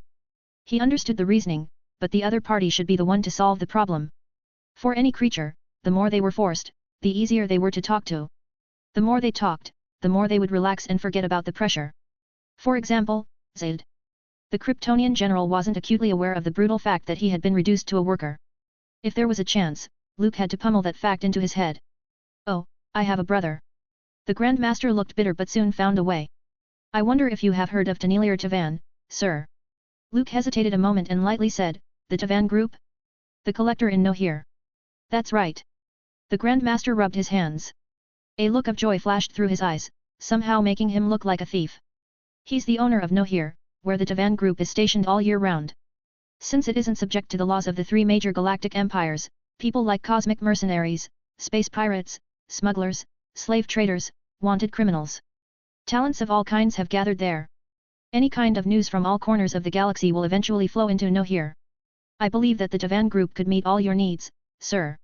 Luke paused, took a deep look at the Grandmaster, and whispered, you have such sweet brotherly love. If the collector knew that his brother was ready to move the disaster that came to the garbage dump to him, he would be moved to tears. How could that be? This is nothing, as long as I can share your worries and solve your problems, sir. The Grandmaster didn't have any problems placing himself in the role of a lapdog. As for screwing over the collector, they were brothers. What's wrong with blocking a blow for your brother? Luke was amazed at the chutzpah of this elder of the universe and the lack of dignity. Thinking, it wasn't without reason that this guy could live such a long life in the dangerous Marvel universe. I'll convey your deep feelings to Tavan. As the saying goes, no one has the heart to slap a clown. The Grandmaster was so funny that Luke didn't have the heart to make excessive demands. He had to turn his eyes to the two figures in the arena. One was standing while the other was on the ground. As Luke was extorting the Grandmaster, Zed had beaten Beta Ray Bill to the ground. As long as there was no magical attack, mind control, and Kryptonian weapons. Usually, Kryptonians would seem invincible. Even if Beta Ray Bill was a powerful warrior. Compared with Zed, he was still inferior. That, brave warrior. Is he one of your people, sir? Thinking of the space fleet that was destroyed by Luke, that he actually wanted to use against Zed. The Grandmaster couldn't help but come to that conclusion. Not really, I'm just employing him for now. Luke smiled and waved at the Kryptonian general standing below. The Kryptonian general slightly scowled, seemingly not too fond of such a casual gesture. After a moment's hesitation, he still obeyed Luke's wishes. Smashing through the floor-to-ceiling window of the VIP room, he strode in. What's the matter? Zed coldly asked. He looked over at the Grandmaster on the sofa, and a cold glint passed through his eyes. Perhaps sympathetic to Beta Ray Bill's plight, the Kryptonian general was disgusted with the owner of this gladiatorial arena, the Lord of Sakaar, the Grandmaster. His name is Druzid. He is one of my employees. Luke didn't seem to notice the coldness. He smiled and introduced him to the Grandmaster. On the distant planet of Krypton, General Zed was hailed by the people as the greatest freedom fighter, the one who broke the shackles. What he hates most in life is slave owners and gladiatorial proprietors. He hates them so much that he can't wait to rip off those guys' heads. I'm not talking about you. Don't be nervous, don't be afraid. Grandmaster wiped the sweat on his forehead, forced a smile and said, in fact, I am also a freedom-loving person. I wanted to disband the gladiatorial arena a long time ago, but I just never found the right chance. Since this General Zed is a freedom fighter and the new champion fighter who defeated Beta Ray Bill, I'll simply give all those gladiators to him. I believe that those strong warriors will be able to live a better and free life under your command, sir. Luke waved his hand, pretended to refuse with a few words, and then said, how embarrassing, you're really too polite. The Grandmaster, who was too afraid to speak his mind, continued to praise him. Only Zed had a big question mark on his head. A freedom fighter? What the hell? Binge. This book is completed on patreon.com/bingetranslations! Read now. I am also going to release a new original book from Monday on Patreon. Novel name, Magic Emperor. Synopsis. Lucius Silvereye, the prophesied future Magic Emperor, and heir to the Great Silvereye Dukedom, after spending 7 years to possess the Emblem of Luck, was ambushed by the mysterious organization First Pavilion, on the battle for the throne of Central Empire. With mortal injuries and no chance to escape, he was beheaded by the true protagonist of the era, Deculion Braveheart. However, turning the wheel of time, he has returned to the past when he was 14 years of age. From that very moment, Lucius, with the knowledge of the future, decided to right all his past wrongs, kill every member of First Pavilion and crown himself as the Magic Emperor. But, were First Pavilion the only people behind his downfall? However, before he could start, he heard a prompt. Ding! Initiating the Magic Emblem System. Tags, Nobility, Hidden Identity, Weak to Strong, Revenge, Magic, Elementals, Beasts, Monsters, Hunters, Academy, Scheming Protagonist, Cautious Protagonist, Overpowered Protagonist, Side Character as Protagonist, Counter-Attack, System, Non-Sentient System, Multiverse, Beautiful Female Lead, Strong Female Lead, 2 Love Interests, Late Romance. 510, Chapter 507. No here, Tavan Group. Zed was neither a fighter nor a freedom seeker. He simply hated the weak who succumbed to fate and cowards. A true soldier would never bow his head, much less be willingly imprisoned in a cage. Therefore, when Luke called him over, Zed wanted to teach the Grandmaster a hard lesson. Better yet, throw the other party into the gladiatorial arena and let the angry people who lost their freedom and were reduced to slavery tear the damn guy to pieces. This was a logical ending. It was only when the Kryptonian general heard Luke say that the Grandmaster was willing to offer 3 space fleets, as well as his willingness to help find habitable planets, and was responsible for providing free labor, working for the reconstruction of Krypton. Zed chose to remain silent. He couldn't help it. The Grand Master gave too much. His position was simple. Everything for Krypton. Then it's a deal. Zed, why don't you thank the Grand Master? Luke glanced at the Kryptonian general, coughed twice, and reminded him. For the sake of the Grand Master's selfless dedication, Zed, who was full of arrogance, reluctantly thanked him. With that, the Kryptonian general secretly sighed. He helplessly lamented that his dignity and integrity, which he was so proud of, were slowly being eroded. This was probably the heavy price that must be paid for the rebirth of Krypton. After talking about the deal, Luke refused a banquet from the Grand Master. He wasn't interested in those alien beauties, and he wasn't in the mood to socialize with the smooth-talking elder of the universe. Luke considered himself someone very different from Star-Lord. He didn't have such a big appetite, being turned on by any female of any race. Returning to the Kryptonian ship with Zed, he had just walked onto the bridge when he saw a group of Kryptonian warriors waiting with a lot of questions. This scene made Luke inexplicably feel the odd feeling of trafficking people. What the hell is this place? Commander Feyre stared at the young man, who was also a Kryptonian general. Sakaar. The latter shrugged his shoulders and replied. What's Sakaar? Feyre asked again. A barbaric planet in the Teo system. The corners of Luke's mouth hooked up, teasing the Kryptonian commander. I'm guessing that in your next question, you'll be asking what the hell is the Teo system, right? Realizing that she had been teased, Feyre was furious, her eyebrows raised and her fists clenched. Don't talk in circles. This isn't the universe we know, isn't it? Zed interjected, narrowing his eyes at the smirking Luke. If the other party weren't his nominal boss, this Kryptonian general wouldn't be so patient. That's right. This is another universe. There are no Guardians of the Universe, no Green Lantern Corps, and no Earth where Clark is located. Luke nodded in acknowledgement, ignoring the angry looking Zed and the Kryptonian warriors as he continued, fellow remnants of Krypton, ask yourselves, is there a difference to you between the original universe and the strange universe you're in now? Does it matter? The people I listed are not going to help rebuild Krypton. They might even be a hindrance. You guys don't think that those little blue people, or any other civilization, would like to see a whole new Krypton emerge, do you? Luke's several questions left Zed contemplating. Reason told him that the other party was right. When Krypton was reborn, other cosmic forces wouldn't necessarily sit idly by. An unfamiliar place often means a new beginning.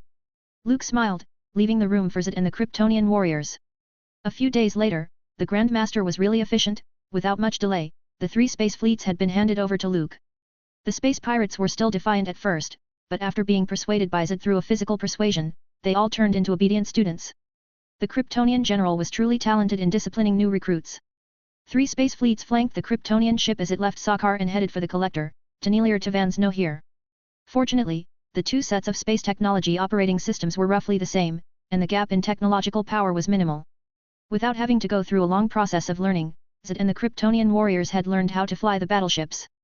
Under Luke's assignment, General Zed himself, Commander Feyre, and Jax-Ur piloted the 3 space warships from the Grand Master's friendship gift. With the strength of Kryptonians to suppress them, the group of space pirates that had no loyalty naturally would submit. Even if they had some ideas, they had to hide them to avoid being used as an example for others. Luke didn't have time to worry about those complicated problems. If Zed and the Kryptonian warriors couldn't even restrain space pirates, then the task of rebuilding Krypton might as well be given to someone else. Boss, we're approaching Nowhere's sector. A one-eyed cyberpunk-like pirate with a mechanical prosthetic body respectfully said so. Luke nodded his head, indicating that he was aware. He didn't like being called captain, commander, and so on. Therefore, the pirates chose to call him boss as the next best thing. The interstellar voyage was a boring thing. Although in the beginning, the gorgeous and colorful vast space could deeply move people. But, the monotonous and boring dark space would only create a depressing atmosphere. Let's start the next jump. Luke leaned back in his chair and commanded the space pirates. The Kryptonian ship pinpointed the space coordinates, and the engines spewed out ghostly blue flames. It violently accelerated and broke into the grid-like transition point. Luke closed his eyes and felt like he was walking through a long tunnel. By the time the Kryptonian ship burst out from the other end of the spatial grid, the first thing that entered everyone's sight was a spectacularly beautiful dusty nebula. This is Nohir. The one-eyed pirate cautiously stated. Luke was silent, staring at the huge weird skull. Like a small planet, it floated quietly in the nebula. Sail into the starport. Luke waved his hand. Nohir was originally the head of a deceased Celestial's avatar, which was discovered by the Collector's Tavan group a long time ago. After occupying it, mining activities were gradually carried out. In the vast and infinite dark expanse of the universe, the once immensely powerful celestials were the driving force behind the origin of civilizations on various planets. But right now, all they had left was a head for people to look at. Bones, brain tissues, and spinal fluid were all sold as rare resources. Luke lightly sighed. The Kryptonian spacecraft slowly sailed into the starport and anchored on the dock. For hundreds of years, under the intentional management and construction of the Tavan Group, this chaotic area, which wasn't under the jurisdiction of the three galactic empires, had gradually turned into a well-known illegal black market area in the universe. There were no laws here. So, long as you had enough wealth, you could buy anything. The well-known collector built this asteroid-like head of a celestial into a huge trade center. Here, no one would ever have to worry about being hunted or arrested by other powers. Even the three empires would have to get prior permission from the Tavan Group. Therefore, they could safely sell and deal with those who had obtained wealth and gains by illegal means. Over time, not only smugglers and space pirates enjoyed trading here, even the mercenaries, who loved money even more than their own parents, and information brokers from various forces, had used Know Here as a secret and convenient private channel.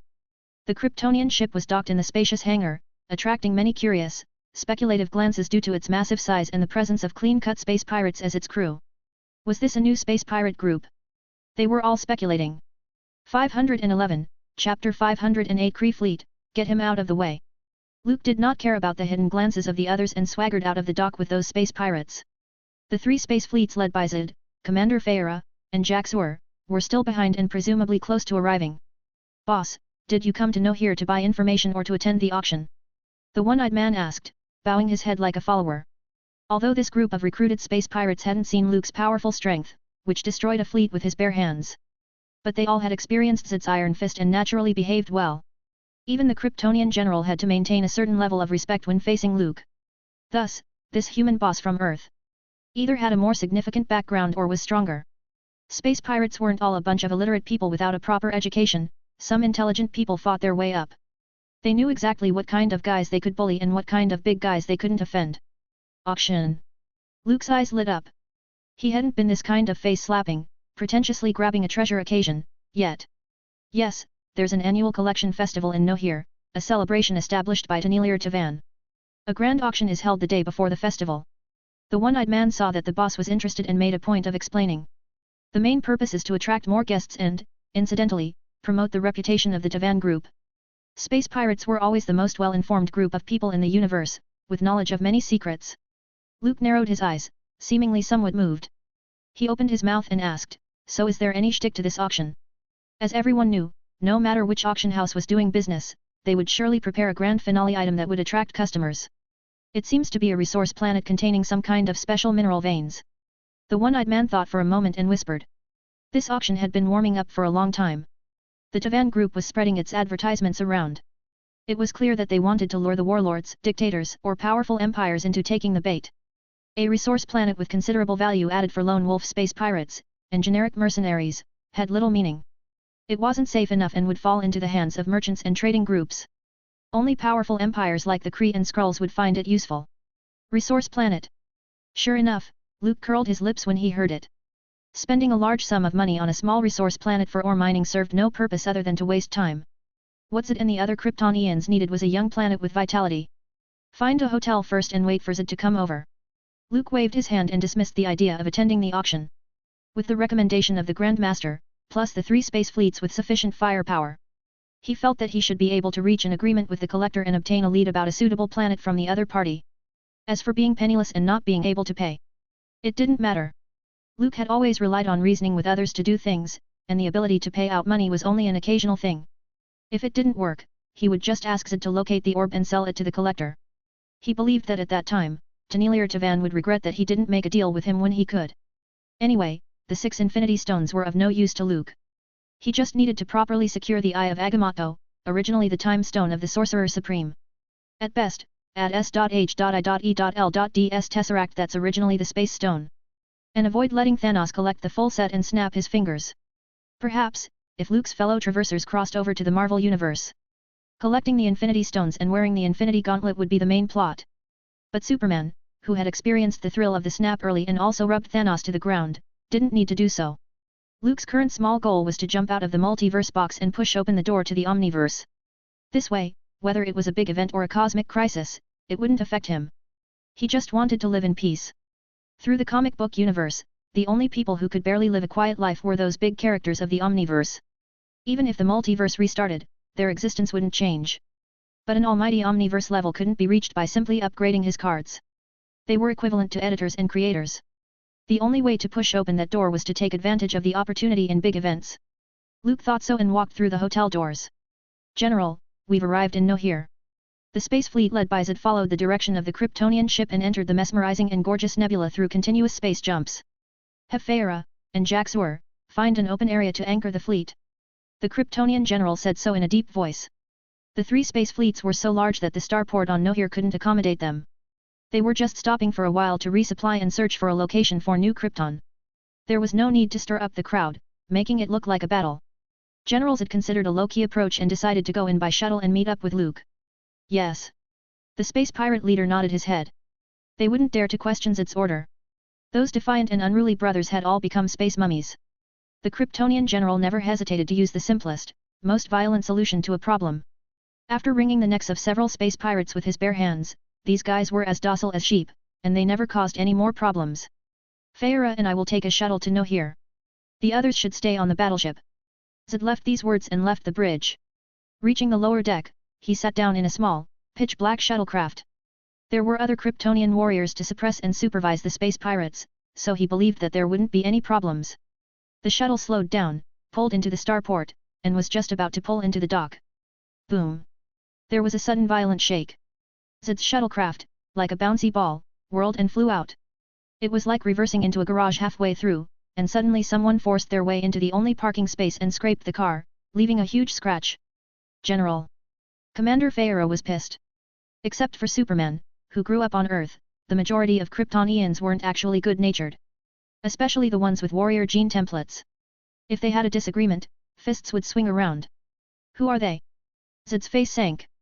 When had he ever been treated this way? A Kree warship. Probably the top brass of the military. After Feyre came to the Marvel Universe, she familiarized herself with the data of the cosmic forces of this universe. The space warship had the flag of the Kree Empire and a striking symbol resembling a Kryptonian family crest. The Kryptonian general narrowed his eyes without immediately attacking. They silently looked for another dock and docked the shuttlecraft there. After paying the fees, Zed quickly led the commander to the warship. You just hit. The tall body of the Kryptonian general stopped in front of the other party. Tell him to fuck off. The tall, blue-skinned male-looking creature, surrounded by a cluster of people, faintly glanced at Zed and chided. Hearing the command from the superior officer, two Kree warriors with firearms stepped forward, ready to chase away the loiterer who appeared out of nowhere. Telling me to fuck off. Zed was able to understand the universal language of this universe. His inner fury soared. 512, Chapter 509 Zed, so, you're Ronan, the accuser. It's another beautiful day. The collector, Tenilir Tavan, who was standing in his private museum. With his eyes full of satisfaction, he admired the rare items he collected with great care. Is there anyone who can possess a greater number of precious treasures than I do? The elder of the universe's face was filled with a sense of accomplishment, like an otaku looking at a wall full of limited edition figures. Sometimes, happiness was as simple as that. Master, there's an earthling who claims to have a referral from the Grand Master, hoping to purchase a young and vibrant habitable planet from the Tavan group. The red-skinned maid cautiously entered the collector's private area and whispered. There were display cases around her. There were both dead and living things among them. For example, a certain technological item originating from an ancient civilization, some endangered species, and even a dog in a spacesuit. For Tenilir Tavan, the criteria for his collection were simple. It wasn't just a matter of being valuable, but its own value, as well as the time it took to preserve it. While the elders of the universe had long lives, to begin with, the collector was even more unusual. He once made a bet with one of the 5 deities, Death, and was lucky enough to be the loser. The price of losing was not being able ever to set foot in the realm of the dead. In other words, Tenilir Tavan had an immortal body in a philosophical sense. For the foreseeable future, the collector would probably be one of the longest living elders of the universe. Unless the multiverse was rebooted and the concept of death was rewritten. Otherwise, it would be difficult for Tenilir Tavan to die in a true sense. And because of this, the collector's favorite pieces were things that could be permanently preserved and wouldn't be corrupted by time. Like the Infinity Stones that belonged to this category. In the comic book, Tenilir Tavan once thought about collecting the Avengers, throwing Captain America and Iron Man into a display case, but it didn't work. The mutants and Inhumans were all targets. The Grand Master? An Earthling. The collector frowned. The elders of the universe had lived for so long that their relationships had long since faded. They were only interested in their own hobbies and desires. They didn't care about anything else. Could he be getting me into some kind of mess again?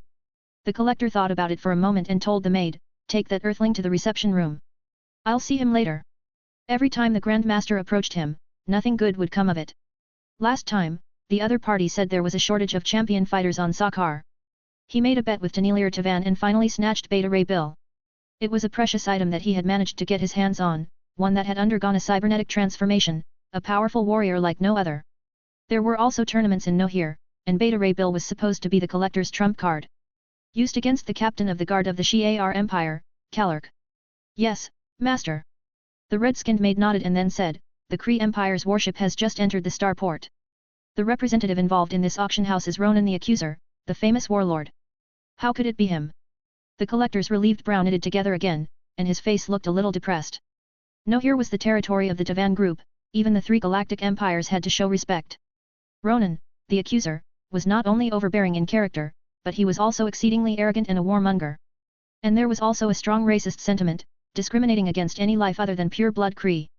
If some Skrulls or some Shi'ars passed by and provoked this guy into a killing spree, it would be bad. After all, it wasn't as if Ronan hadn't done that kind of thing before. "Did you send someone over to greet him?" The collector instantly forgot about meeting the Earthling. He didn't want Ronan to cause a mess and disrupt the auction. "No, not yet. We tried to contact the Kree Empire's warship before, but they refused to communicate. We don't know when Ronan would arrive in Nohir." The red-skinned maid bowed her head and replied with a trembling voice. The collector was furious, but at this time, he wasn't in the mood to punish anyone. He quickly walked out of the huge room filled with display cases and was ready to contact the person in charge of the starport. But before Tenilir Tavan could do so, his communicator received a message. "What? Someone got into a fight with Ronan, the Accuser?" The collector's eyes widened in disbelief. Who would have the guts to mess with that notoriously evil warlord?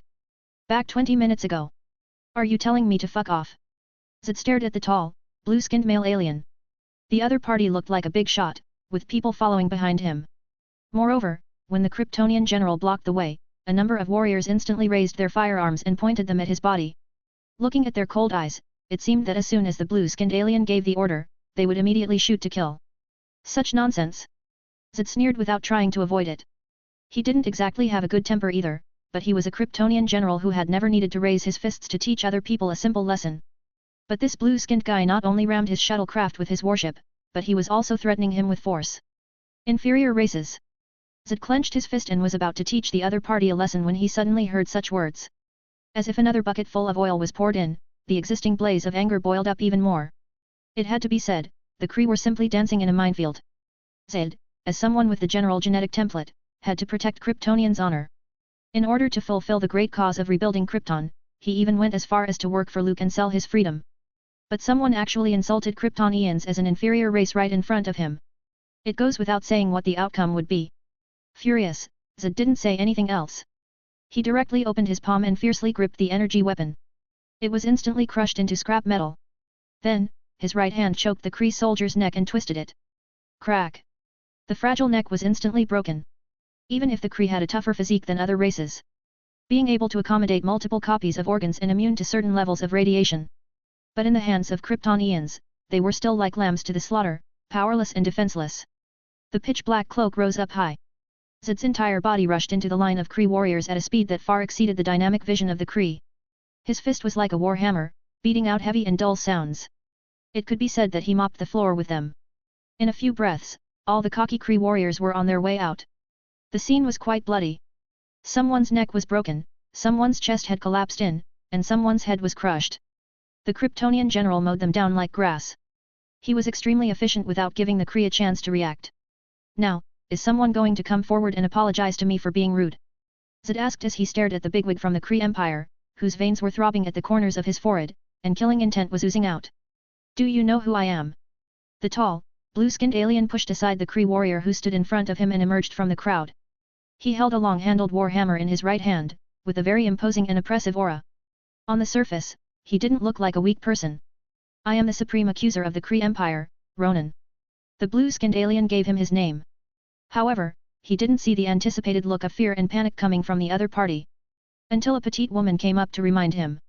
The rugged man who had exterminated a squad of Kree warriors in a split second nodded his head in realization. So, you're Ronan the Accuser?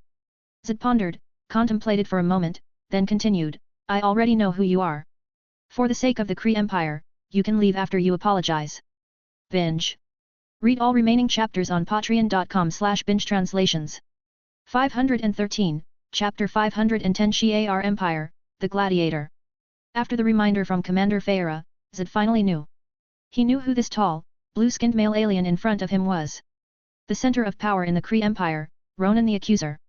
The most famous warlord and cold-blooded executioner in the galaxy. He had committed inhumane massacres in the war against the planet Xandar.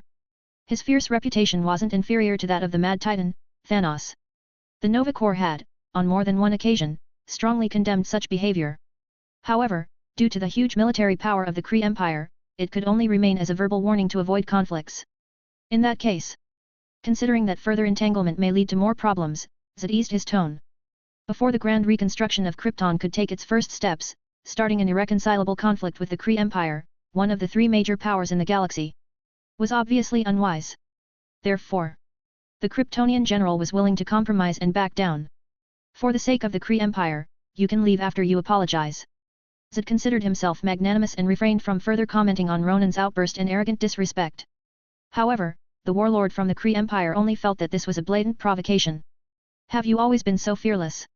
Ronan gripped the long-handled warhammer tightly, and his sharp eyes, like knives, stabbed at Zed. How dare you ask me to apologize? It would be the greatest mercy for me not to take your lives today.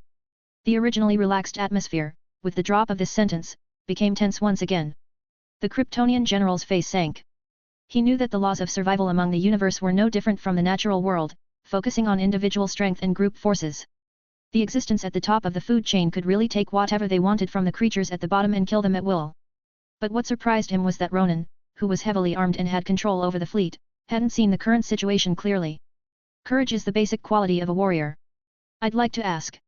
Are you so confident about yourself or the Kree Empire's fleet? Zed took a general glance.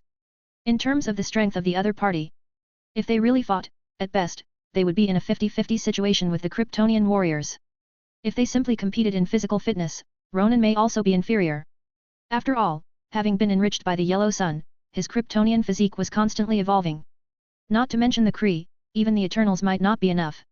Confidence is a fundamental quality in a leader. Ronan emerged from the crowd and looked towards the Kryptonian general.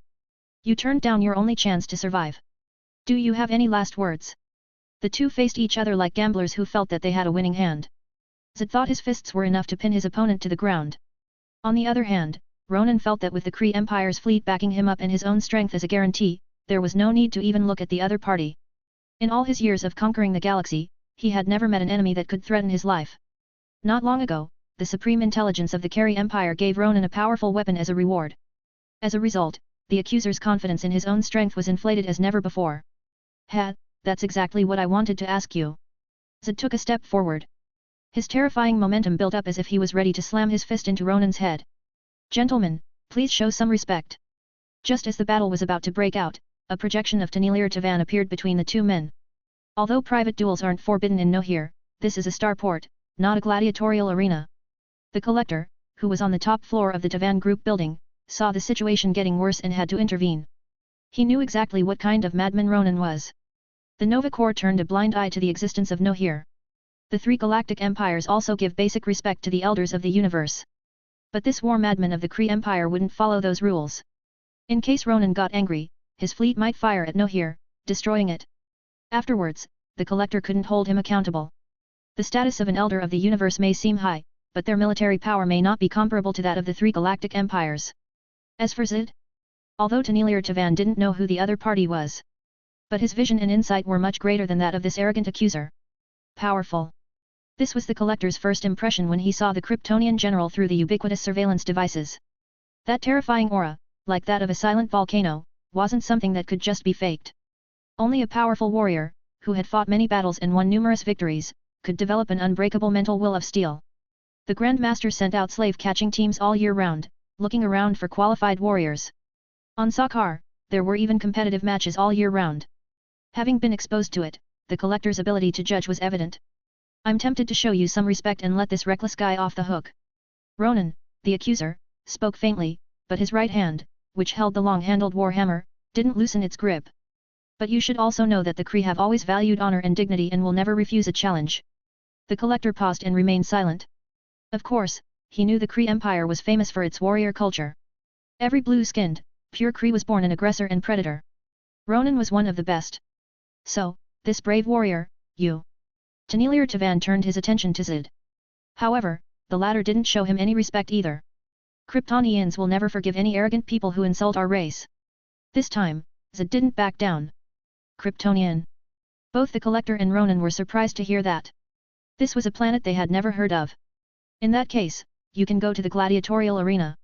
Anyway, the warrior tournament of Nohir will be held in 2 days. Seeing that both of them didn't give him an ounce of respect, the collector was a little offended and spoke in annoyance. The Tavan group did business on every planet in the galaxy, and the most lucrative trade in the interplanetary colonization era, the labor force, was undoubtedly one of them. In fact, in the arena on Sakaar, half of the gladiators there were sent over by the collector. Unlike the Grand Master's private hobby, Tenilir Tavan regarded it as a lucrative and popular business and managed it carefully. In order to create momentum for the annual auction, Nohir would open the arena and hold a contest. The winner would receive a huge reward that would be envied by the entire galaxy. The arena, good.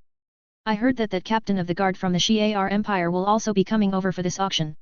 Ronan, the accuser, seemed to remember something and loudly said, when the arena is officially opened, I can use this Kryptonian to warm up before the battle with Gladiator. The Gladiator. His real name was Kalark. He was the captain of the guards of one of the 3 great forces of the galaxy, the Shi'ar Empire. He was also recognized as one of the strongest in the universe. In the comics, the Gladiator had fought Hulk and Thor. His personal combat skills were quite remarkable. He could smash asteroids with his bare hands, survive in the sun's core, and was tough enough to withstand gamma-ray blasts.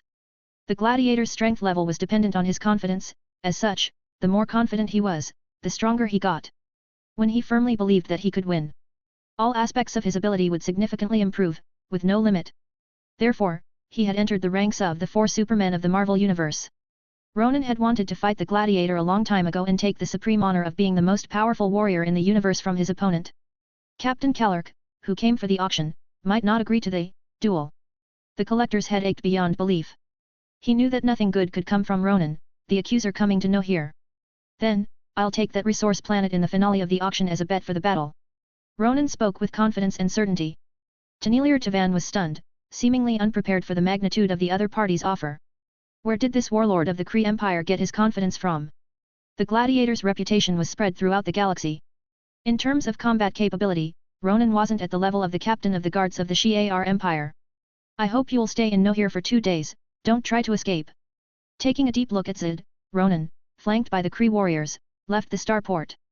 The Kryptonian general simply raised an eyebrow without saying anything. All enmities were reserved for the gladiatorial arena in 2 days' time. 514, Chapter 511 The chance to draw a prize, who will answer the challenge? After Zid left the starport, he quickly contacted Luke, who had long since checked into a hotel at the core. The latter heard about the trouble caused by the Kryptonian general, and his mouth turned up with a relaxed smile. He stood in front of the wide floor-to-ceiling window, looking down at the city outside, ignoring Zid and Feyre, who had entered the door. Nohir was divided into a mining area, residential area, and core area. The outermost mining zones were populated by workers earning meager salaries. Moreover, there were multiple small groups of unscrupulous elements that specialized in keeping an eye on outsiders. Once they found a fat sheep that they could lay their hands on, it wouldn't take long for some of their organs to appear on the black market. This kind of thing would happen from time to time. Although, there were patrols and law enforcement teams in Nohir. But those were the private armed forces of the Tavan group, which only served the big shots. The bottom level of the mining area was the slum. As long as there wasn't too much mayhem, they generally wouldn't interfere. Public security in the residential area was slightly better. Most of them were mercenaries trying to make a living, wanted criminals being hunted, as well as service providers. Only when someone stepped into the core area could they be considered an elite. They could enjoy a privileged life, as well as a comfortable environment. People at the bottom of the mining area often compared the core to a city that never slept, with nightly entertainment. Life there was like paradise. The philosophy and law of Nohir, in Tenilir Tavan's words, was a life that can't create value, has no need to exist. Why did you almost get into a fight with Ronan, the accuser of the Kree Empire? Gathering his distracting thoughts, Luke turned to ask. He had intended to meet with the collector, accomplish his goal and then leave. Who knew that his meeting with Tanelier Tavan would be scheduled for the afternoon? However, because of the conflict between Zed and Ronan the Accuser, a number of changes have taken place. Luke hadn't seen the most famous collector in the universe yet. It's Ronan's rude remarks, insulting us first. Perhaps worried that Luke would ask for accountability, Commander Feyre started to explain. After all, the other party was their nominal boss. The 10-year employment contract had already been signed, and it was impossible for them to go back on their word. You misunderstood, Ms. Feyre. I have no intention of blaming anyone. Luke slightly smiled, looking relaxed. The three great galactic empires Kree, Shi'ar, and Skrull. These vast empires with their powerful armies, their advanced technology, their influence radiating over dozens of star fields and thousands of celestial bodies were nothing in his eyes. I'm just sorry that I wasn't there myself. Luke chuckled a little. If he replaced Zed, Ronan would be dead by now. There would be no such thing as waiting for 2 days. But, did they just say that the Gladiator, the guard captain of the Shi'ar Empire, will also be coming to Nohir and participating in the auction? Luke asked. He was particularly concerned about this issue. Feyre gently nodded. This was something Ronan said himself. He was going to use the resource planet that was the final item for the auction as the stakes to invite the Gladiator to the arena. Luke's eyes flickered for a moment. He hadn't forgotten that he had a side quest. Defeating Marvel's 4 supermen. The sentry's name was stroked through. There were 3 people left, Hyperion, Gladiator, and Blue Marvel. With 3 lucky draw chances in front of him, Luke was naturally tempted. What do you think of Ronan's invitation? Luke finalized the plan in his mind and turned his attention to the silent Zed. Average. The Kryptonian general whispered. Luke's eyebrows were slightly wrinkled. Zed's judgment wouldn't be wrong. But if Ronan had no chance of winning against the Kryptonian general, where did he get the courage to challenge him? General. Commander Feyre hesitated for a moment but succumbed to her genetic template and chose to call Luke General. Ronan's probably relying on his weapon. Luke raised an eyebrow. He remembered. The supreme intelligence of the Kree Empire once gave Ronan a powerful hammer called the Universal Weapon. He wasn't like the embarrassing villain who died in a dance-off with the Guardians of the Galaxy. In the comics, after Ronan the Accuser obtained his weapon, he could manipulate matter, create gravity, and control lightning, which granted him tremendous combat strength. Perhaps this is where the initiative to challenge the Gladiator came from. Are you confident that you can beat Ronan? Luke sat down on the sofa and subconsciously tapped his fingers a couple of times. For the chance to draw a prize, even if deep down he detested violence and advocated for peace. He had to go down to the arena personally and have a fair fight with the captain of the Shi'ar Imperial Guards. As for Ronan, even if he had the universal weapon, at best, he had only gone from being an ant to a slightly stronger ant. You could order a nice meal, and by the time you had finished your meal, I would be done ripping that guy's head off. Zed's face looked calm, and his tone seemed certain. In all his years of conquest, except for Luke, who made him feel threatened, there was no one else. Then, I'll leave Ronan to you. Luke snapped his fingers and nodded with satisfaction. 2 days later, Nowhere's arena was officially opened. It was a full house. Crowded with people. Most of the audience were elites from the core area. There were also a few gamblers from the residential areas. They all heard that Ronan spent an ungodly amount of money to get the resource planet that held the rare mineral veins. This was despite the fact that the captain of the guards of the Shi'ar Empire was also bidding a high price. But Ronan the Accuser, a dictatorial warlord with a dozen planets under his control, was superior, with his deep pockets. The resource planet that broke the auction record in Nohir would be used as a bet. Whoever could defeat Ronan the Accuser in the gladiatorial arena would win this astonishing prize. The Shi'ar Empire's gladiator didn't respond in kind, but he was graciously invited by the collector. He promised to come to the gladiatorial arena to see in whose hands the planet would end up. The atmosphere was sufficiently warmed up as the audience shouted loudly at the impassioned voice of the host. Ronan the Accuser was clad in black armor and armed with a long-handled hammer. He strode to the center of the arena in full view of the crowd. Is there anyone who would like to be the first challenger? The host's voice resonated throughout the venue. Despite the chance, no one was brave enough to step forward. With the Kree Empire as a backing and his own great strength, this kind of challenge should be for someone on the same level. Otherwise, it was meaningless to win. They wouldn't be able to keep the prize. If they lost, they would lose their lives. Any warrior? The host asked several times in a row. Yet, no matter how much he stirred up the crowd, no one wanted to be the first. After a few minutes, Ronan, somewhat impatiently, raised his right hand, gripped his warhammer and pointed to one of the viewing platforms with the best view. To the captain of the guards of the Shi'ar Empire, the most powerful warrior in the universe, the Gladiator. He was sitting there. No doubt about it. It was a blatant challenge. The corner of the gladiator's forehead twitched, and he slowly rose to his feet. But before he could respond to the challenge, someone else landed in the gladiatorial arena first. There was a loud boom, and the atmosphere exploded. A tall figure slammed onto the hard ground as the pitch-black cloak rose high in the air. "I'm here." Zed spoke in a deep voice. Without bothering to look at Ronan, his eyes passed over the other man and caught a glimpse of Luke and Feyre sitting in the front row. 515, Chapter 512 Almighty Weapon, The Will to Fight. "Feyre, what are the odds for this fight?"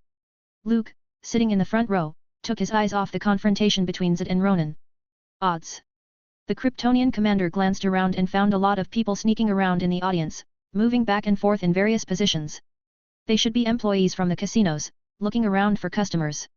As we all know, any competitive tournament would inevitably give birth to the gambling industry. Even if it was in here, there's no exception. Moreover, the publicity leading up to the battle was sufficiently loud and full of hype. A resource planet at stake, Supreme Accuser of the Kree Empire and the captain of the Shi'ar Guards. Too many topics to discuss, attracting countless viewers. Besides, in the duel between Ronan, the Accuser, and the Gladiator, the captain of the Shi'ar Guard. If the odds were balanced, and there was nothing exciting. The fierce collision between the warlord of the Kree Empire and a passerby Dark Horse who appeared out of nowhere was even more interesting. Although most of the audience thought there was no suspense, and Ronan had a good chance of winning. However, there were always a group of experienced gamblers who were greedy for the amazing odds and ready to make a single blowout bet. In the arena, the confrontation between the two men hadn't yet started. Instead, the audience was buzzing with enthusiasm. Is this really necessary? Feyre hesitated. It's not that she didn't believe in her superior's strength. Instead, gambling was illegal and considered a bad practice among Kryptonian values. Especially if Zed knew, the consequences would be horrifying. It's just a recreational pastime, don't take it too seriously. Luke waved his hand and comforted the Kryptonian commander. Besides, could you have rebuilt Krypton with your bare hands? Even with the resources provided by the Grand Master, for the prosperity of a civilization and a race, it's an insignificant thing.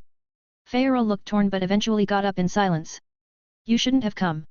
Ronan, the Accuser, tightened his grip on his long-handled warhammer and looked towards Zed, not far away. He thought the other party would find a place to hide instead of showing up on time. After all, in the galaxy, everyone knew Ronan's fierce name. Kryptonians won't turn down a challenge, let alone run away. The Kryptonian general grimaced.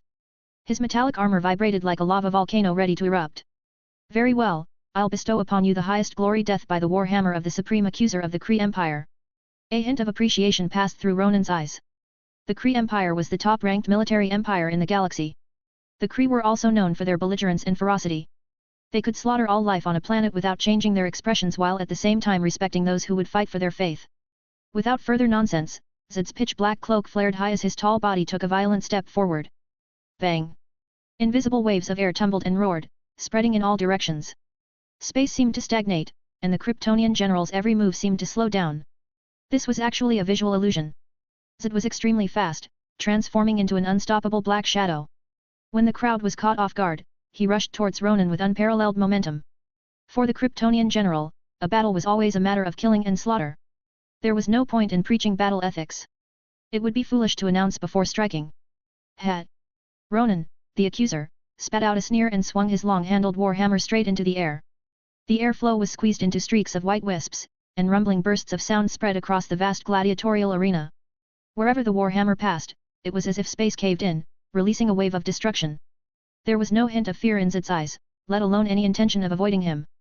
His right hand was clenched into a fist, his muscles tensed up, and his heavy strength condensed into it.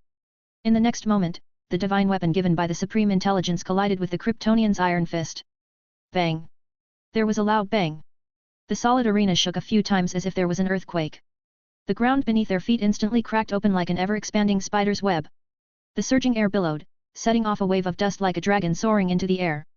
The deafening, dull sound irritated the fragile eardrums of all the spectators in the gladiatorial arena. Is that all? Receiving the force of the impact, Zed took a few steps back, withdrew his fist and let out a taunt.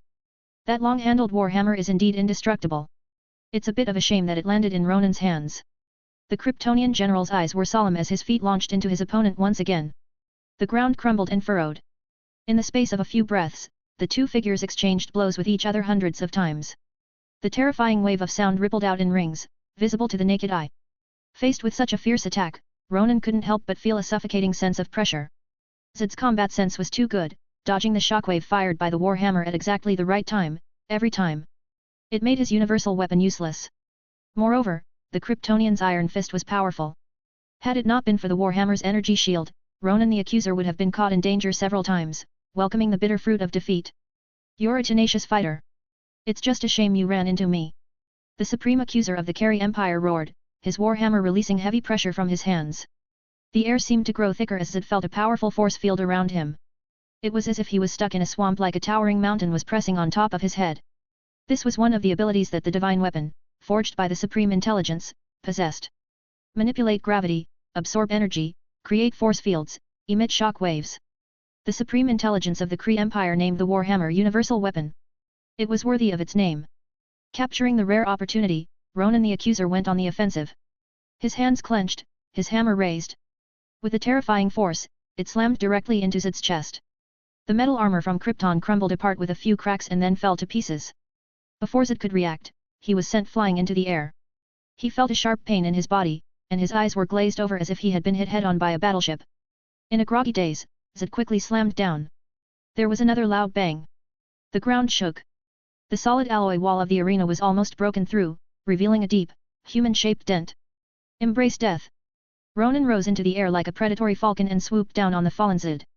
The black armor that covered the surface of the torso buzzed and vibrated, emitting a shrill sound. The hissing air currents twisted like a swarm of snakes, framing the Accuser of the Kree Empire like a god or a demon. Boom!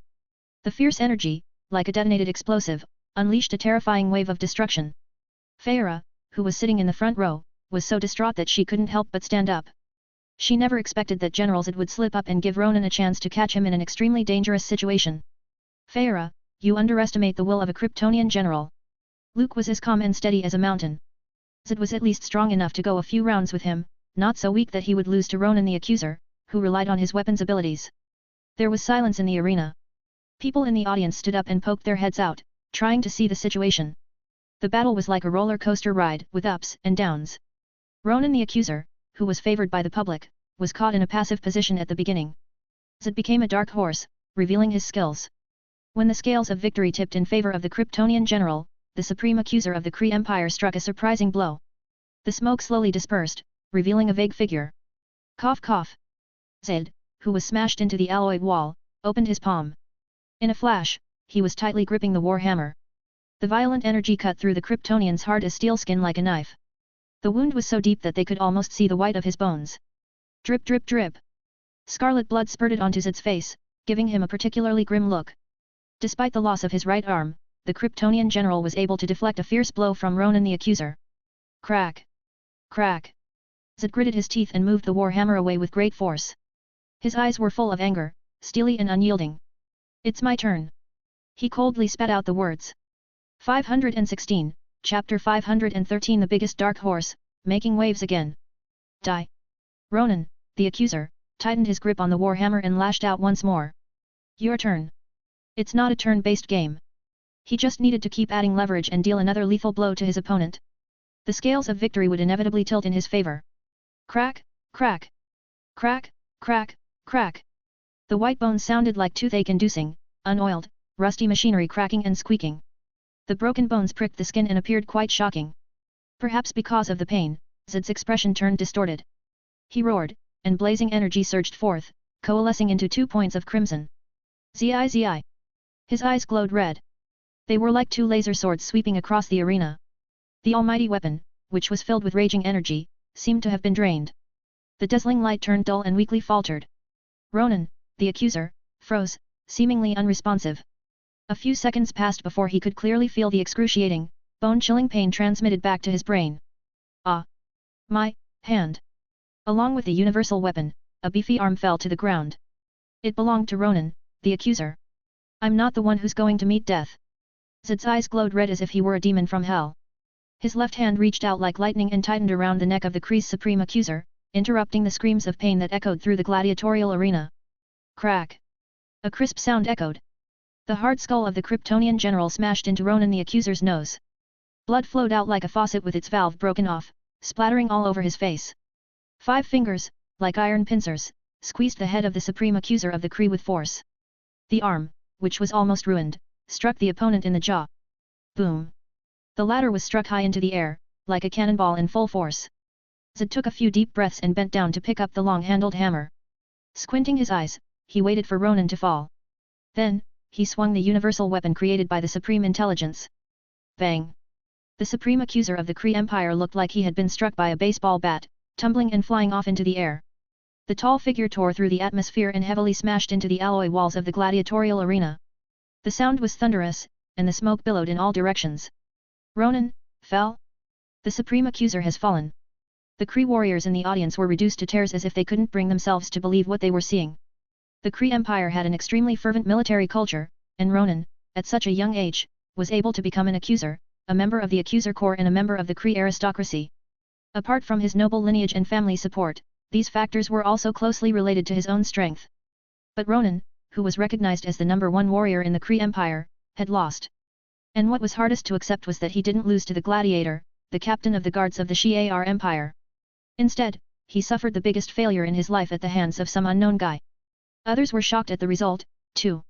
Only those gambles, who were betting on the unknown guy, cheered loudly and celebrated their victory. We won! We won!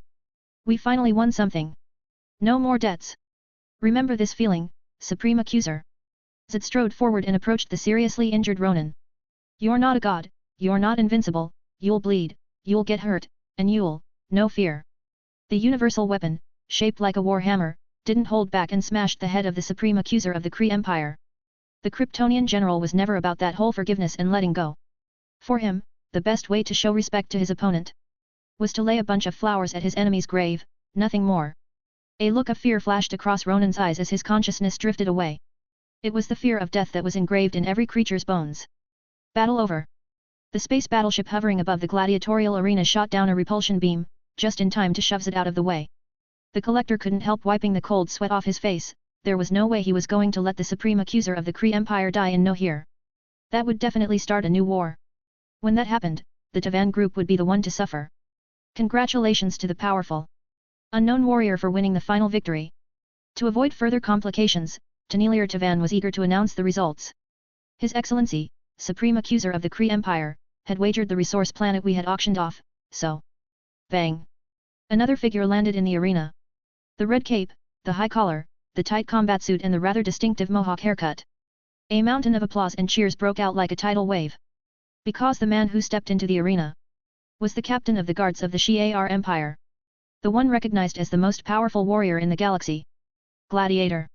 I remember Ronan saying that this was an open challenge with no restrictions, right?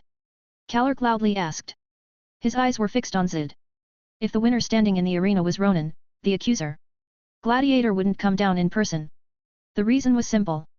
In his opinion, the Supreme Accuser of the Kree Empire wasn't a true warrior. Relying on powerful weapons without the determination to fight to the death, what qualifications did he have to fight himself? This was what Kallark had in mind. I don't care about the stakes but am looking forward to the fight. The Gladiator sincerely said so.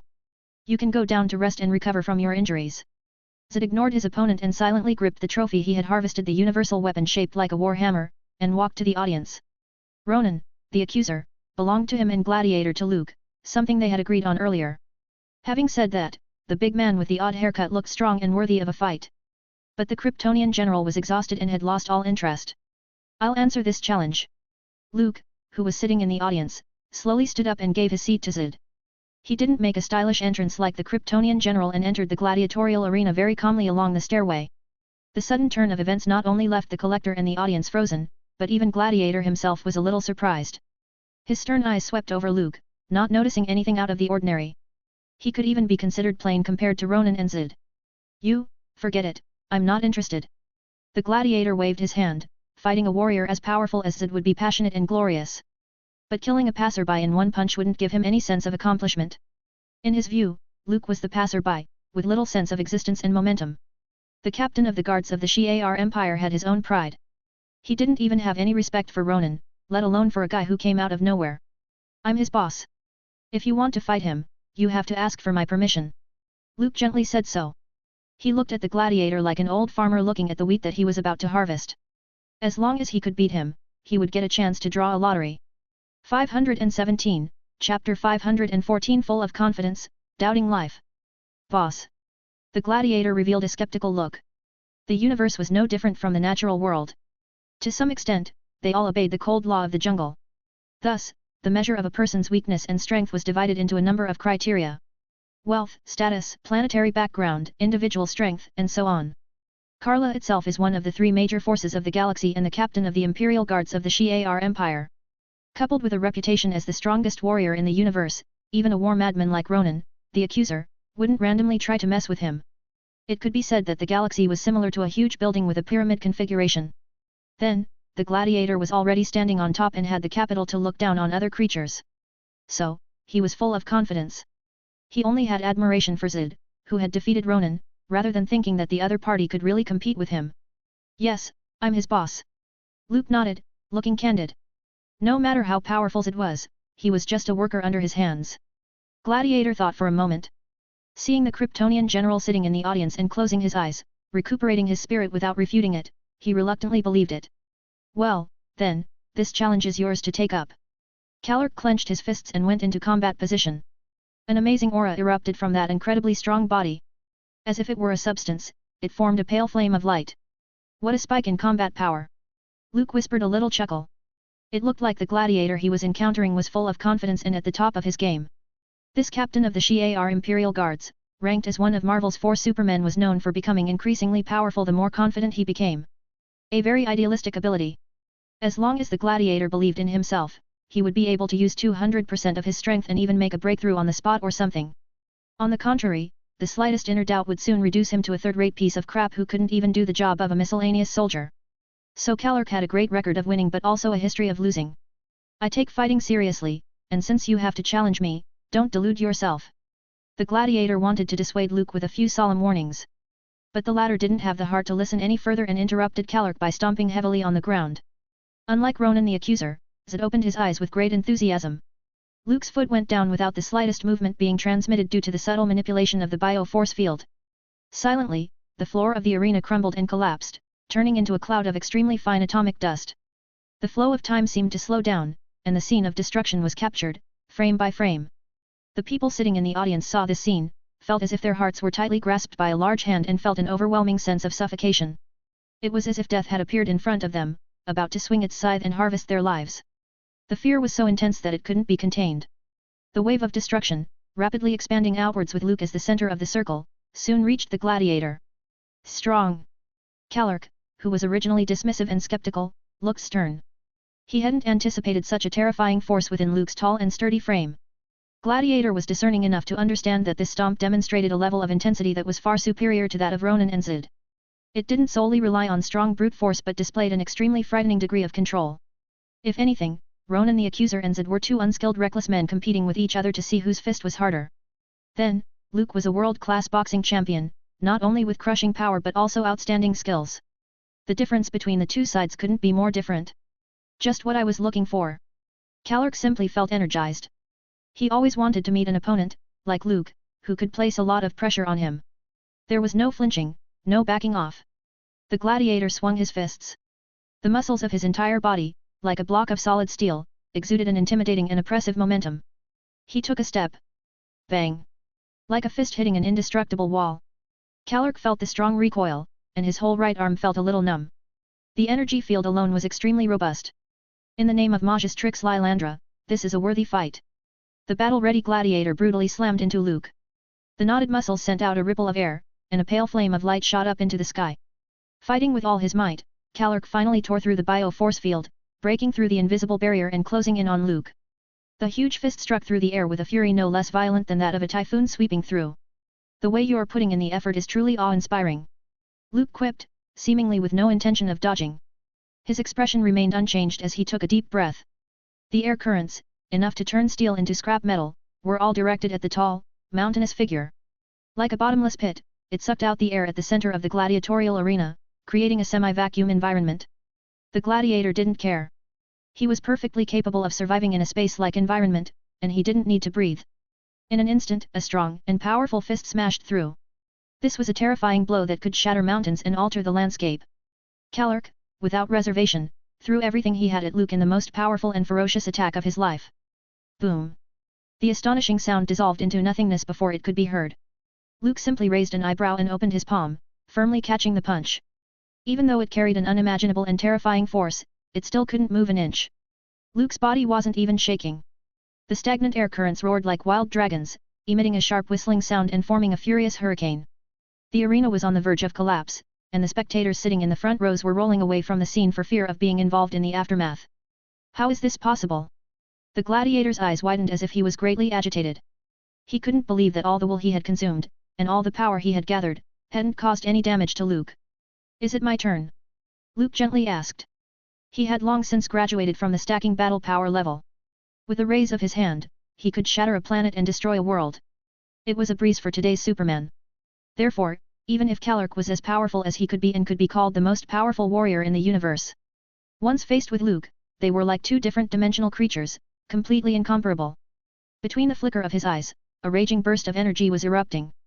Before the gladiator could recover from the shocking, frustrating and brutal reality, he was blown away. The distinctive mohawk haircut drooped down, and the combat suit, capable of withstanding artillery bombardment and space radiation, was charred and blackened. How did this happen? Kallark's eyes were vacant. He kept muttering as if he was caught up in endless doubt. 518, Chapter 515 Lucky Draw and Template. Sometimes, life's ups and downs were too fast. 10 minutes ago, the gladiator was full of confidence.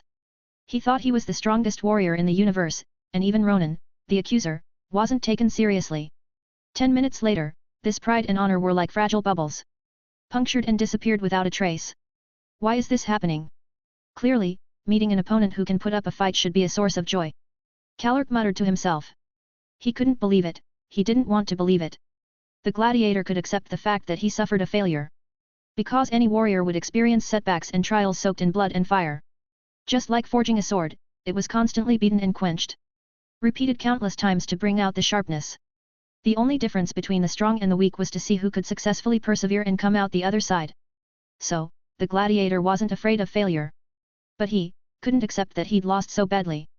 If the two sides were fighting a fierce battle, fighting each other to the death, blazing through everything. In the end, Kallark was slightly inferior and was narrowly defeated by his opponent. It didn't really matter. But, judging from Luke's actions just now, the gladiator could feel the gap between himself and the other party. Not a chasm that he could cross, but a vast galaxy with no visible edge. He's too strong. It was the kind of power that far exceeded Kallark's perception. The gladiator, once proud of his strength and physique for the first time, found that he was weak and powerless. Can you stand up? Approaching the collapsed Kallark, Luke looked down at him. He wasn't heavy-handed, and with the strong physique of the captain of the Imperial Guards, there shouldn't be a severe injury. At his peak, the gladiator was at a terrifying level, capable of penetrating deep into the core of the sun and tearing through a black hole. Cough cough. Kallark opened his mouth, seemingly wanting to say something. The legs supported the charred body, which kept swaying like a child learning to walk. When his eyes made contact with Luke's, it was as if he had been struck by lightning. His whole body shook and fell down with a bang. There was a flash of sorrow in the gladiator's eyes, he would forever live in the shadow created by the other party from now on. The man's confidence could never be recovered. Ah, that shouldn't be. Luke's mouth twitched. The captain of the Shi'ar Imperial Guards was obviously mentally scarred. He didn't feel like he had done anything excessive. Why did Gladiator suffer such a big blow? Seeing that the other party couldn't stand up, Luke had no desire to continue the fight. Once the system had ruled that he had won, he looked up at the collector. Let's congratulate. Tanelier Tavan trembled as he picked up the microphone. There weren't many people left in the spectator stands of the gladiatorial arena. Apart from the warriors of the Kree Empire, only the royal guards of the Shi'ar Empire were left. In addition to Zed and Feyre. The rest of the crowd had long since fled, scrambling out of the gladiatorial arena.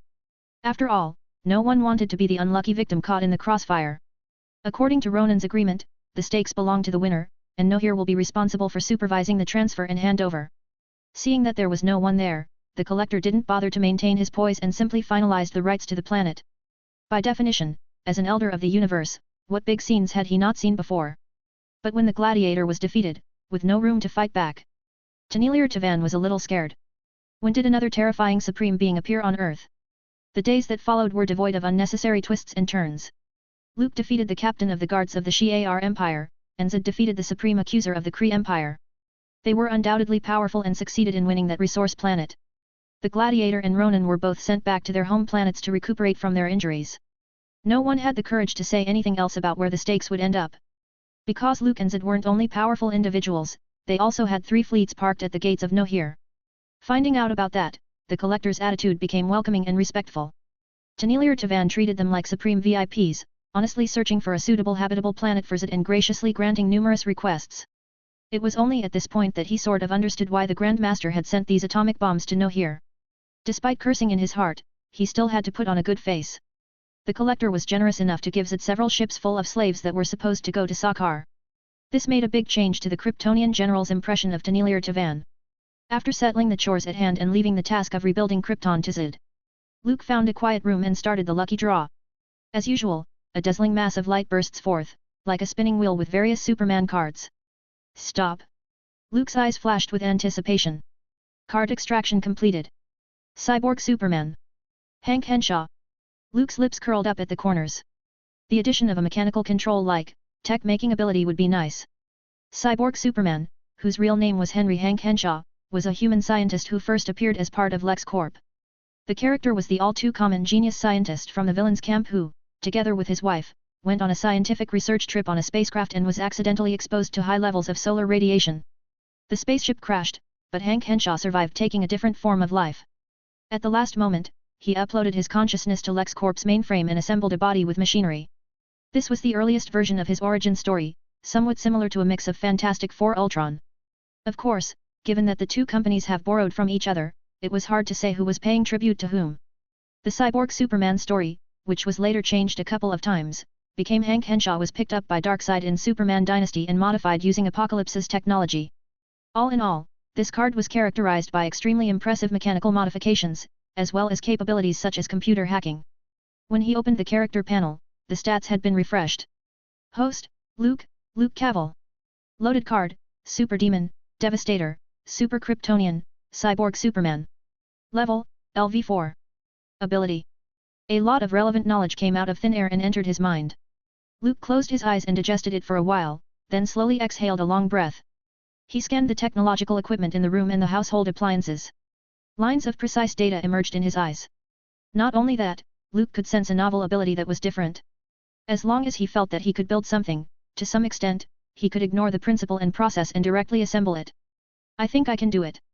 Out of curiosity, Luke casually dismantled a remote control that controlled a smart device and attached it to the long oval communication device. And then, something strange and vibrating took shape. 519, Chapter 516 Star Force, Skrull. Hala, the home planet of the Kree. It was located in the large Magellanic Cloud, circling the star Pama. Long ago, there were 2 races on Hala. One was the race known as the Kitati. They loved plants, were peace-loving and led a peaceful life. The second was the Kree. Before the arrival of the Skrull, the 2 races were on fairly amicable terms with each other, and no violent conflicts had broken out. Known as the shape-shifting race of the galaxy, the Skrulls have the ability to change their appearance and pretend to be someone else at will. It was said that the trained elite was even able to replicate memories. Because of that, they also have the nickname Shapeshifter on Earth.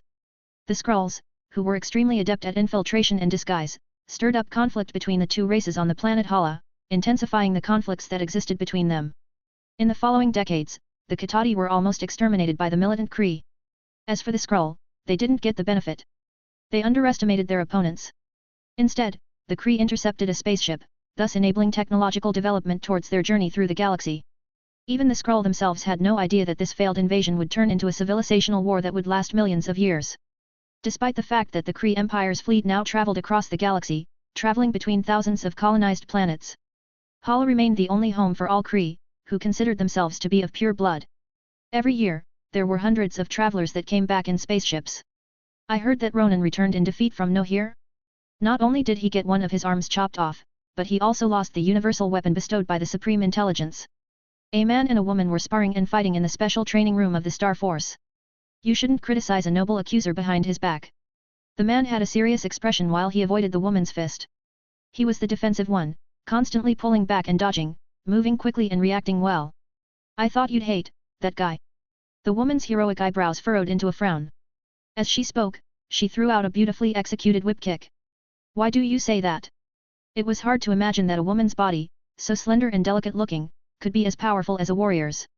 He once called you a half-breed bastard in front of your face. I heard Minerva say that. The woman hesitated and replied.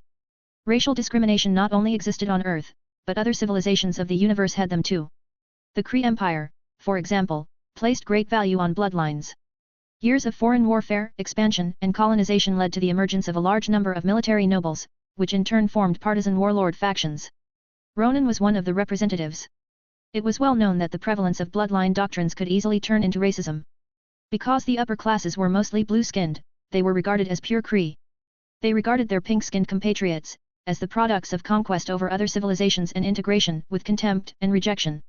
But in fact, apart from the difference in skin color, the physical characteristics of the two were identical, and there was no difference between them.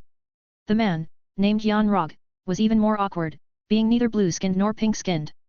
Because the Kree have no distinctive features, his own skin color was extremely pale and almost indistinguishable from that of Earthlings. That was why Ronan said he was a half-breed. He's a real bastard, but by the rules of the Empire, I'm not supposed to talk about an officer behind his back. Yon-Rogg fought off the woman's attack with one arm. He took advantage of the situation and smashed a fist into his opponent's cheek. Ver, are you still having nightmares lately? Still have insomnia? Yon-Rogg, who was reluctant to talk about himself, digressed.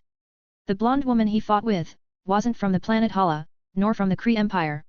She came from a remote planet within the solar system and had simply lost her memory. Yon-Rogg brought her back to Hala due to some interest in doing so.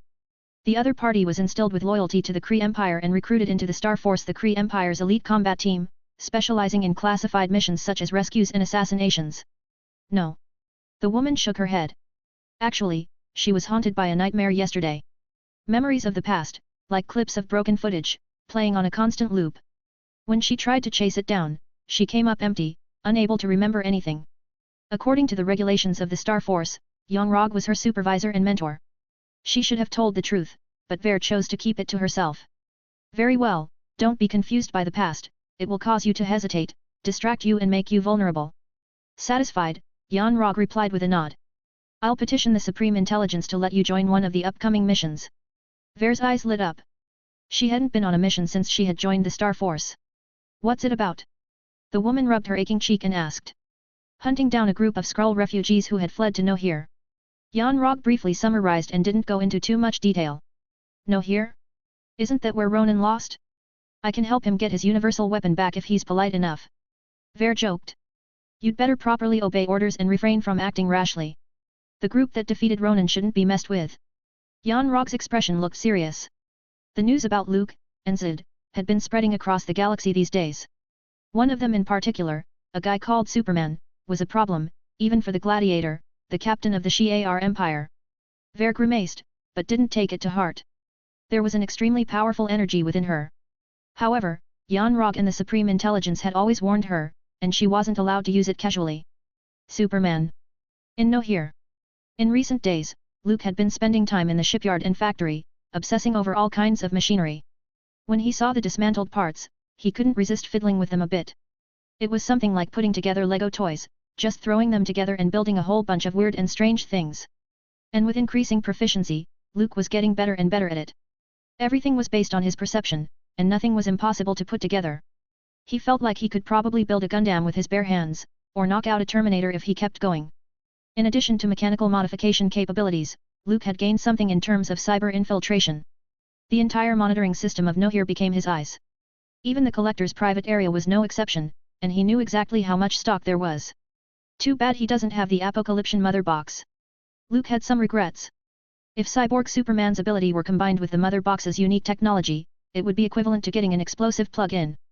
Coupled with the combat powers of Zed and others, building a fleet to conquer the galaxy couldn't be easier. Mr. Superman, sir, there's a Skrull outside who wants to see you. At the shipyard, a worker cautiously spoke up. As long as Luke remained in Nohir, the Collector wasn't in charge. 3 space fleets, plus the strength to easily defeat the Gladiator, allowed Superman to temporarily replace Danilir Tivan as master of Nohir in an intangible way. Skrull? That famous shape-shifting race? Luke raised an eyebrow, his eyes a little curious. Whether the Kree or the Skrulls, they were all good acquaintances of Earth. Ronan once invaded Earth on a large scale and was then surprised by Captain Marvel. As for the Skrull, they were responsible for the secret invasion. Bring him in. Luke nodded. Zed had already taken 2 fleets to the habitable new planet, to survey and prepare for reconstruction work. He stayed in Nohir and just happened to have nothing to do. It wasn't long before a green-skinned male creature with long, pointed ears walked in. 520, Chapter 517 Captain Marvel, Lightspeed Engine. Are you Talos? Luke finished welding the last part with his heat vision and halted the work at hand. The Skrull, who wanted to meet him, had been standing by and waiting for a long while. Yes, sir. The Skrull leader named Talos nodded and replied. This may seem like a very presumptuous visit to you, but I do have good reasons for wanting to meet you. Very polite. This was Luke's first impression of Talos. Of course. Not many people would dare to show their arrogance since he had unilaterally crushed the gladiator. In the vast galaxy, countless predecessors had long since proven with their lives that they should be humble in the face of the strong. This sort of ironclad rule could not be waived, even by the Collector, who was an elder of the universe. Speak. Luke smiled a little. He could roughly guess the reason why the other party approached him. I've heard that you're from Earth, Superman, sir. Talos didn't answer but threw in another question. It was no secret that the intelligence brokers of Nohir were everywhere, and Luke himself didn't deliberately hide it. The news of Superman's name, strength, and hometown flew across the galaxy as if they had wings. Yes. Luke affirmed. Then I didn't find the wrong person. Upon receiving confirmation, Talos looked excited. The tone of his voice lightened up as if a boulder had been lifted from his heart. It seems that he spoke with apprehension before. Mr. Superman, you may be unaware that Earth is about to face a crisis. Talos didn't hold anything back and just said it. No one knew how patient Luke was, and in case he was an impatient person, deliberate delays might annoy him. To tell you the truth, the Skrull Empire has a huge internal list of infiltrations, in many occupations, in a multitude of unexplored civilized planets that haven't entered the space age yet. Quietly glancing at Luke, Talos deliberated his words and carefully said, according to the priority, the advanced team of the Empire will gradually infiltrate the core class, hold power, stir up internal conflicts everywhere, and create large-scale wars, thus consuming the power of the target planet and making it convenient for us to occupy it. Is Earth also your target? Luke wasn't surprised. The secret invasion of the Skrull happened in the original timeline. The repercussions of that one big event were far-reaching, with the Avengers being suspected by the government and Iron Man being forced to step down. Norman Osborn replaced him and reorganized SHIELD into H.A.MME.R, taking over the reins. Not us, Mr. Superman, sir. Talos hastily corrected himself. He didn't want Luke to confuse himself with those invading Skrulls. I'm not like those Skrulls. They're the invaders, the conspirators, and we're just the victims, a bunch of homeless refugees. In a sense, Talos could be considered a Skrull traitor. He wasn't loyal to the Empire, nor did he like the ruling Skrull Queen. Because his home planet, where he and his people were, had been reduced to smoldering ash by that madman Ronan the Accuser. The endless Imperial War destroyed Talos's home and took everything from his people. After that, the much-admired Skrull Queen showed them no mercy or compassion. Therefore, Talos couldn't accept the resettlement of the Skrull people. Instead, he took his people to wander around, living a precarious life.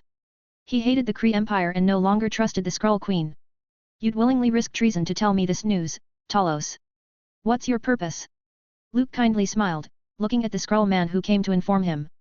The Kree Empire had previously invested huge amounts of resources in initiating a research program for the Lightspeed engine, led by Dr. Marvel, who, unlike the rest of the Kree, has no enthusiasm for war. Talos told him everything, hoping to impress the Superman in front of him.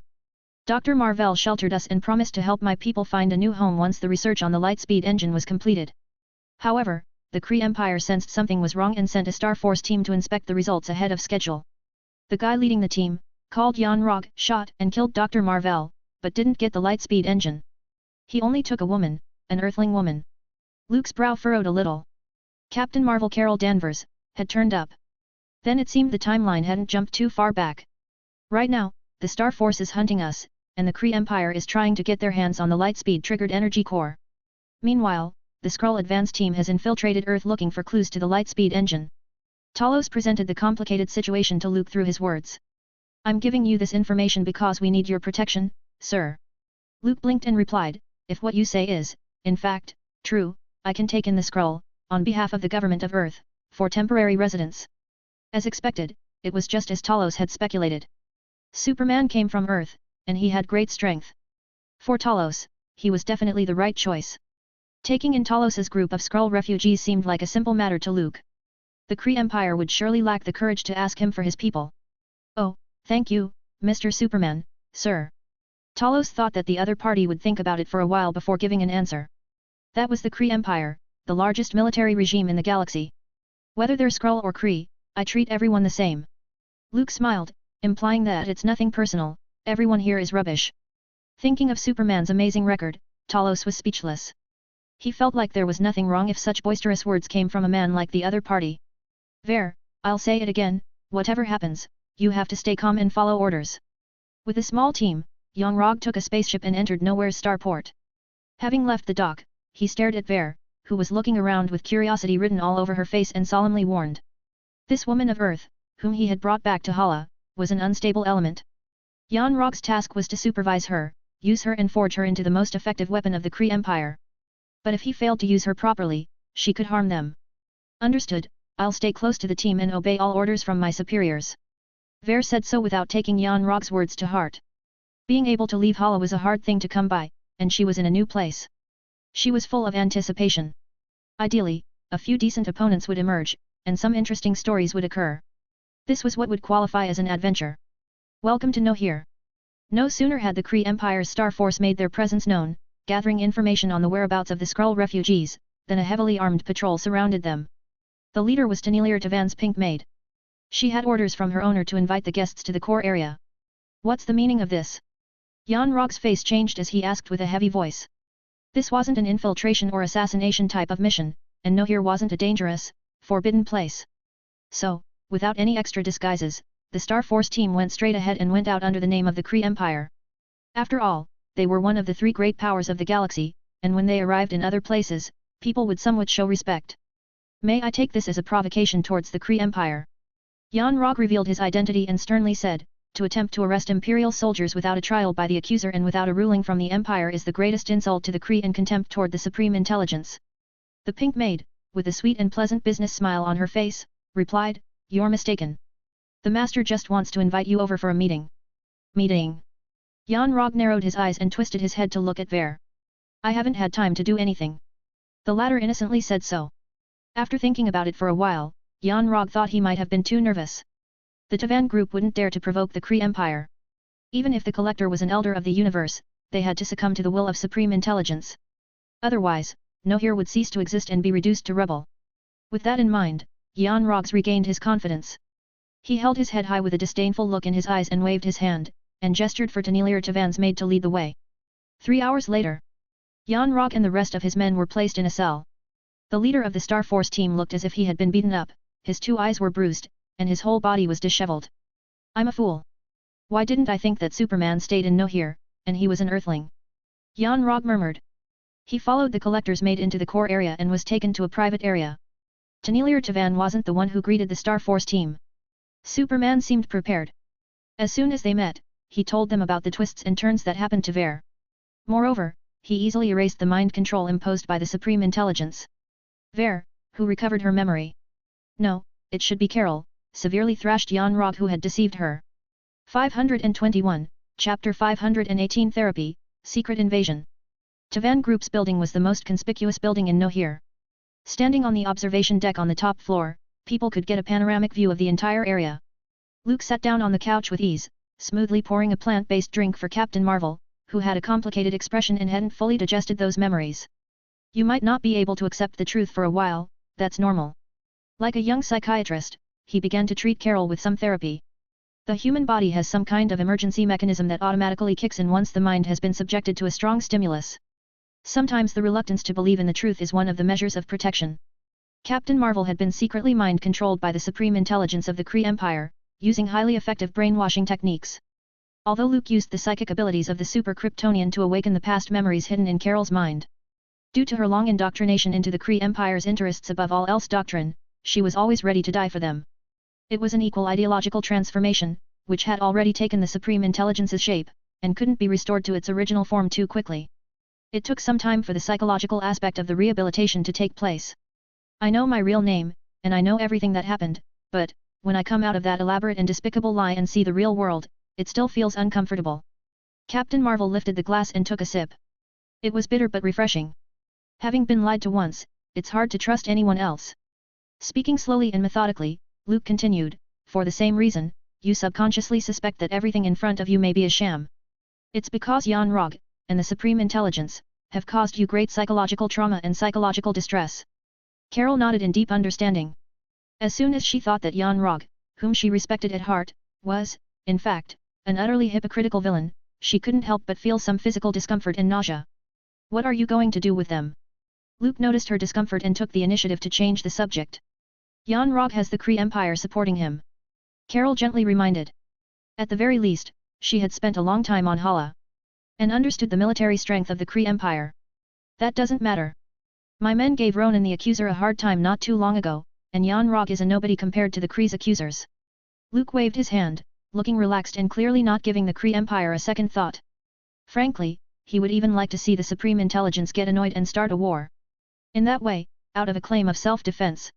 Superman, who could blow up a space fleet with his bare hands, would break into Hala on his own and then disassemble the Supreme Intelligence's computer into parts. In theory, of course. Luke didn't need any reason to do anything. But he cared about his reputation and didn't want to become the next Mad Titan. As long as everyone followed the rules, sitting at the poker table and playing the game wouldn't be a big deal. Forget it. It's better to let them go. Carol still had concerns. In her perception, the Kree Empire had an extremely powerful military. It would be unwise to mess with such a behemoth just to get back at Yan Rog. This is your personal matter. Naturally, you have the final say. Luke nodded in agreement. Powerful was a word that didn't need an explanation. In the future, Carol would understand how terrifying an individual at a singularity level was. A mere Kree Empire was nothing. What are you going to do next? Luke's eyes flickered as he threw in a new question. I don't know. I didn't know that I was from Earth until a few hours ago. The mentor who trained me was actually an insidious liar. The false life that the Supreme Intelligence had shaped for me was undone, but my original life was also destroyed. Carol lowered the drink in her hand, looked at Superman, bit her lip and asked, is there any alcohol here? Luke snapped his fingers and as if by magic, pulled out a bottle of Earth's whiskey. Authentic hometown flavor. With a wave of his right hand, the wine cabinet automatically opened, and 2 glasses floated out. So, can you have a drink with me? Carol wasn't in a good state of mind and desperately needed assistance from alcohol. With pleasure. Luke was very gentlemanly. On Earth. At SHIELD. A graceful, seemingly unchanged Peggy stepped on her high heels, threw open the door with a bang and entered Howard Stark's office. The loud noise alerted the entire staff throughout the floor. They glanced towards Howard Stark's office for a few moments, then gathered up their curiosity and went about their business with their heads down. Please tell me, what's going on here? She slammed a pile of papers down on the table. Her tone was harsh, offering no half-hearted respect to an old friend she had known for years. Why did 2/3 of the massive funding that SHIELD granted to the 4 laboratories in your name disappear for no apparent reason? It wasn't used for any research-related work but was diverted to other accounts. Peggy was furious and questioned repeatedly. When she saw the report, she could hardly believe her eyes. Those 4 laboratories under Howard Stark's direct authority had committed an extremely egregious misappropriation of funds. And after her detailed investigation, she found more than that. The money that was embezzled ended up in an unnamed overseas company. Digging deeper, the trading company, which was clearly just a front, had private records of money dealings and transfers with a number of senators in Congress. Following this line, Peggy even went all the way to Stark Industries. She found that Howard recently, despite the strong opposition of the board of directors, spent huge sums of money on buying over 20 small and medium-sized security companies with unknown names in the industry. You used S.H.I.E.L.D's name to pay off members of Congress to promote the expansion of overseas military bases, then sent researchers to conduct human experiments on those disabled soldiers. Howard, this is a crime. Peggy folded her arms across her chest and glared at Howard, who was sitting behind his desk. The other party had been acting a bit odd since returning from Wakanda. Despite the identical appearance, he felt like a different person. It was my agreement with the White House. The president needs Stark Industries to provide the military with stronger weapons, not missiles, not guns, but living, breathing super soldiers. Howard said, with a smile on his face, making light of the situation. Illegal human testing, and the integration of those security companies into a reorganized military-industrial complex directly responsible to the Pentagon, is what the higher-ups wanted. Peggy's pretty eyebrows furrowed into a frown. She looked at Howard with even more unfamiliarity in her eyes. She simply couldn't believe that the other party would say that with such a natural tone. What do you mean by higher-ups? I'm higher up than you are. Peggy said in a cold tone. Times have changed, Carter. Howard stood up, propped his hands on his desk and whispered, the White House has long been unhappy with the excessive power and intrusive behavior of SHIELD, and the World Security Council is having a hard time tolerating the huge budgetary provisions allocated each year. There is no enemy in this world. Hydra has long been under S.H.I.E.L.'s rule, and those damn mutants, they're all peacefully staying in school or on TV in talent shows and variety shows. With world peace, the very existence of SHIELD has been called into question. Howard stared at the female commander standing before him and faintly said, I've received some information that if SHIELD maintains its arrogant attitude and ignores the White House and the orders of the World Security Council any longer, it will soon be disbanded. So, I secretly reached an agreement with the President and even made a gesture of goodwill to the Pentagon in order to keep SHIELD and consolidate my position. Peggy tried her best to remain patient as she listened to Howard's long, rambling speech. She was silent for a moment and then turned to leave with the words, take care of yourself. Ha, naive woman. Howard snorted as he tugged on his tie.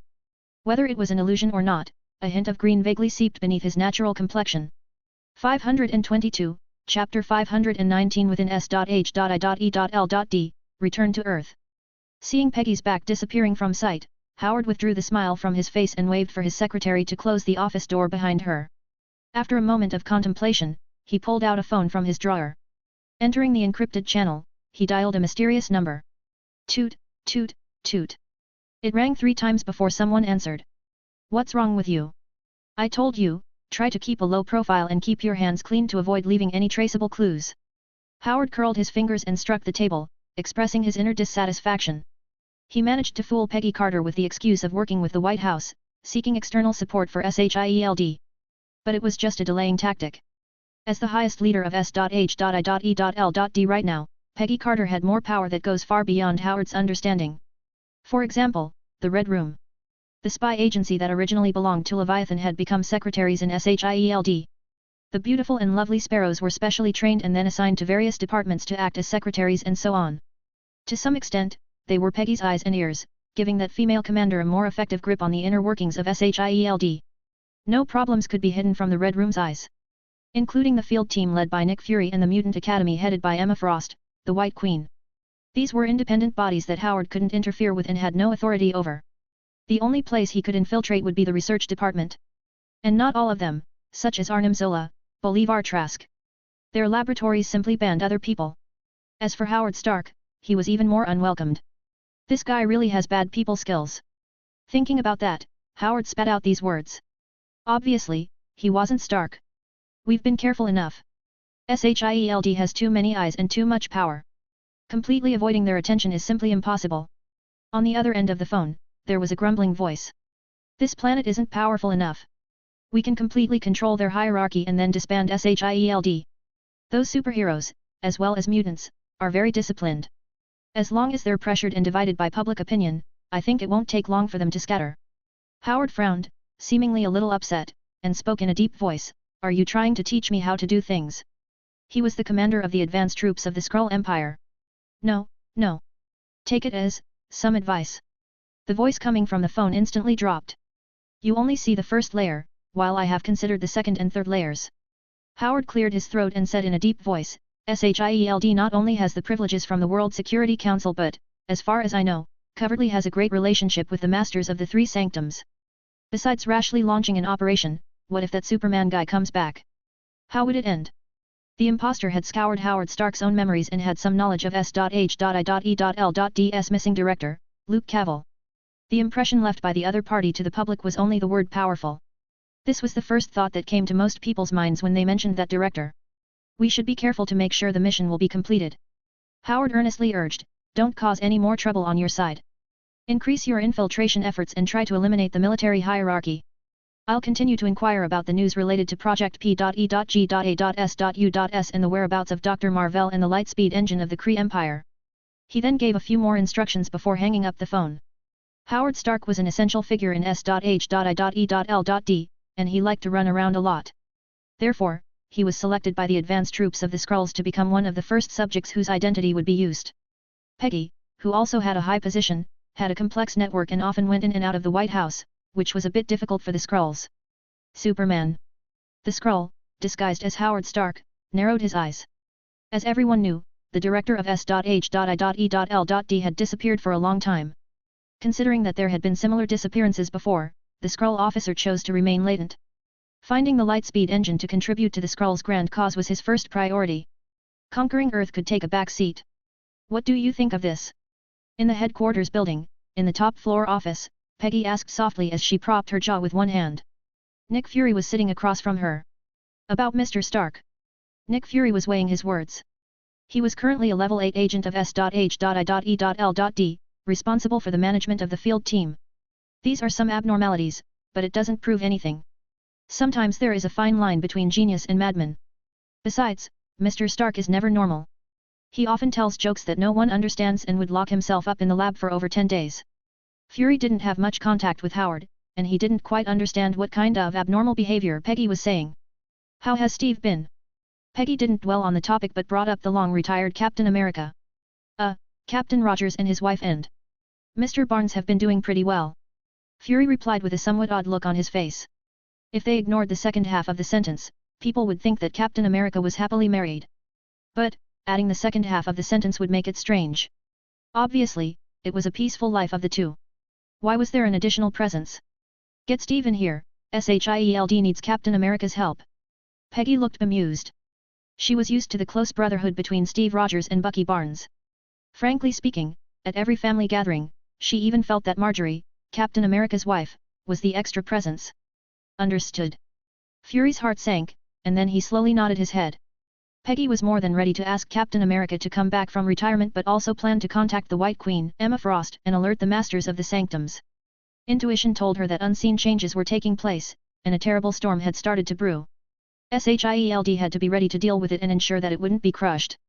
Peggy methodically issued instructions until all the work at hand was taken care of. She rubbed her temples to relieve her fatigue. Every time she was free, the commander of S.H.I.E.L.D. couldn't help but think of the bastard who pushed all his work onto her. He was really irresponsible. If Superman was around, how could these problems come up? Peggy shook her head and bitterly smiled. Luke had always been S.H.I.E.L.D.'s anchor. With his presence, everything was calm and quiet. But with Superman's absence, the world turned dark. No here, Tavan Group's building. Feel any better after the drink? Glancing at the drunken Captain Marvel, Luke lowered his glass and asked. Within these few hours, the other party was close to emptying out his inventory. Cup after cup, bottle after bottle, it never stopped. Good, much better. Carol spluttered. Then, do you want to go back to Earth? Luke suggested that returning to the familiar environment could arouse Carol's deeper memories. Earth. Carol's eyelids were a little heavy. It's not like a direct flight from New York to London. It's not that easy. There was an unknown distance between Nohir and Earth. Even if Captain Marvel completely released the power in her body and flew at the speed of light, it would take some time. For me, it's much easier than flying from New York to London. Luke smiled. Jan Rock and his men would be left to the Collector, who would negotiate with the Kree Empire, so he decided to make a trip back first. Talos, the defected Skrull, had already said that there was an advance team rushing towards Earth in search of the Lightspeed engine developed by Marvel. If anything went wrong, S.H.I.E.L.D. wouldn't be able to cope. Snap. Luke gently snapped his fingers. A transmission portal was instantly formed.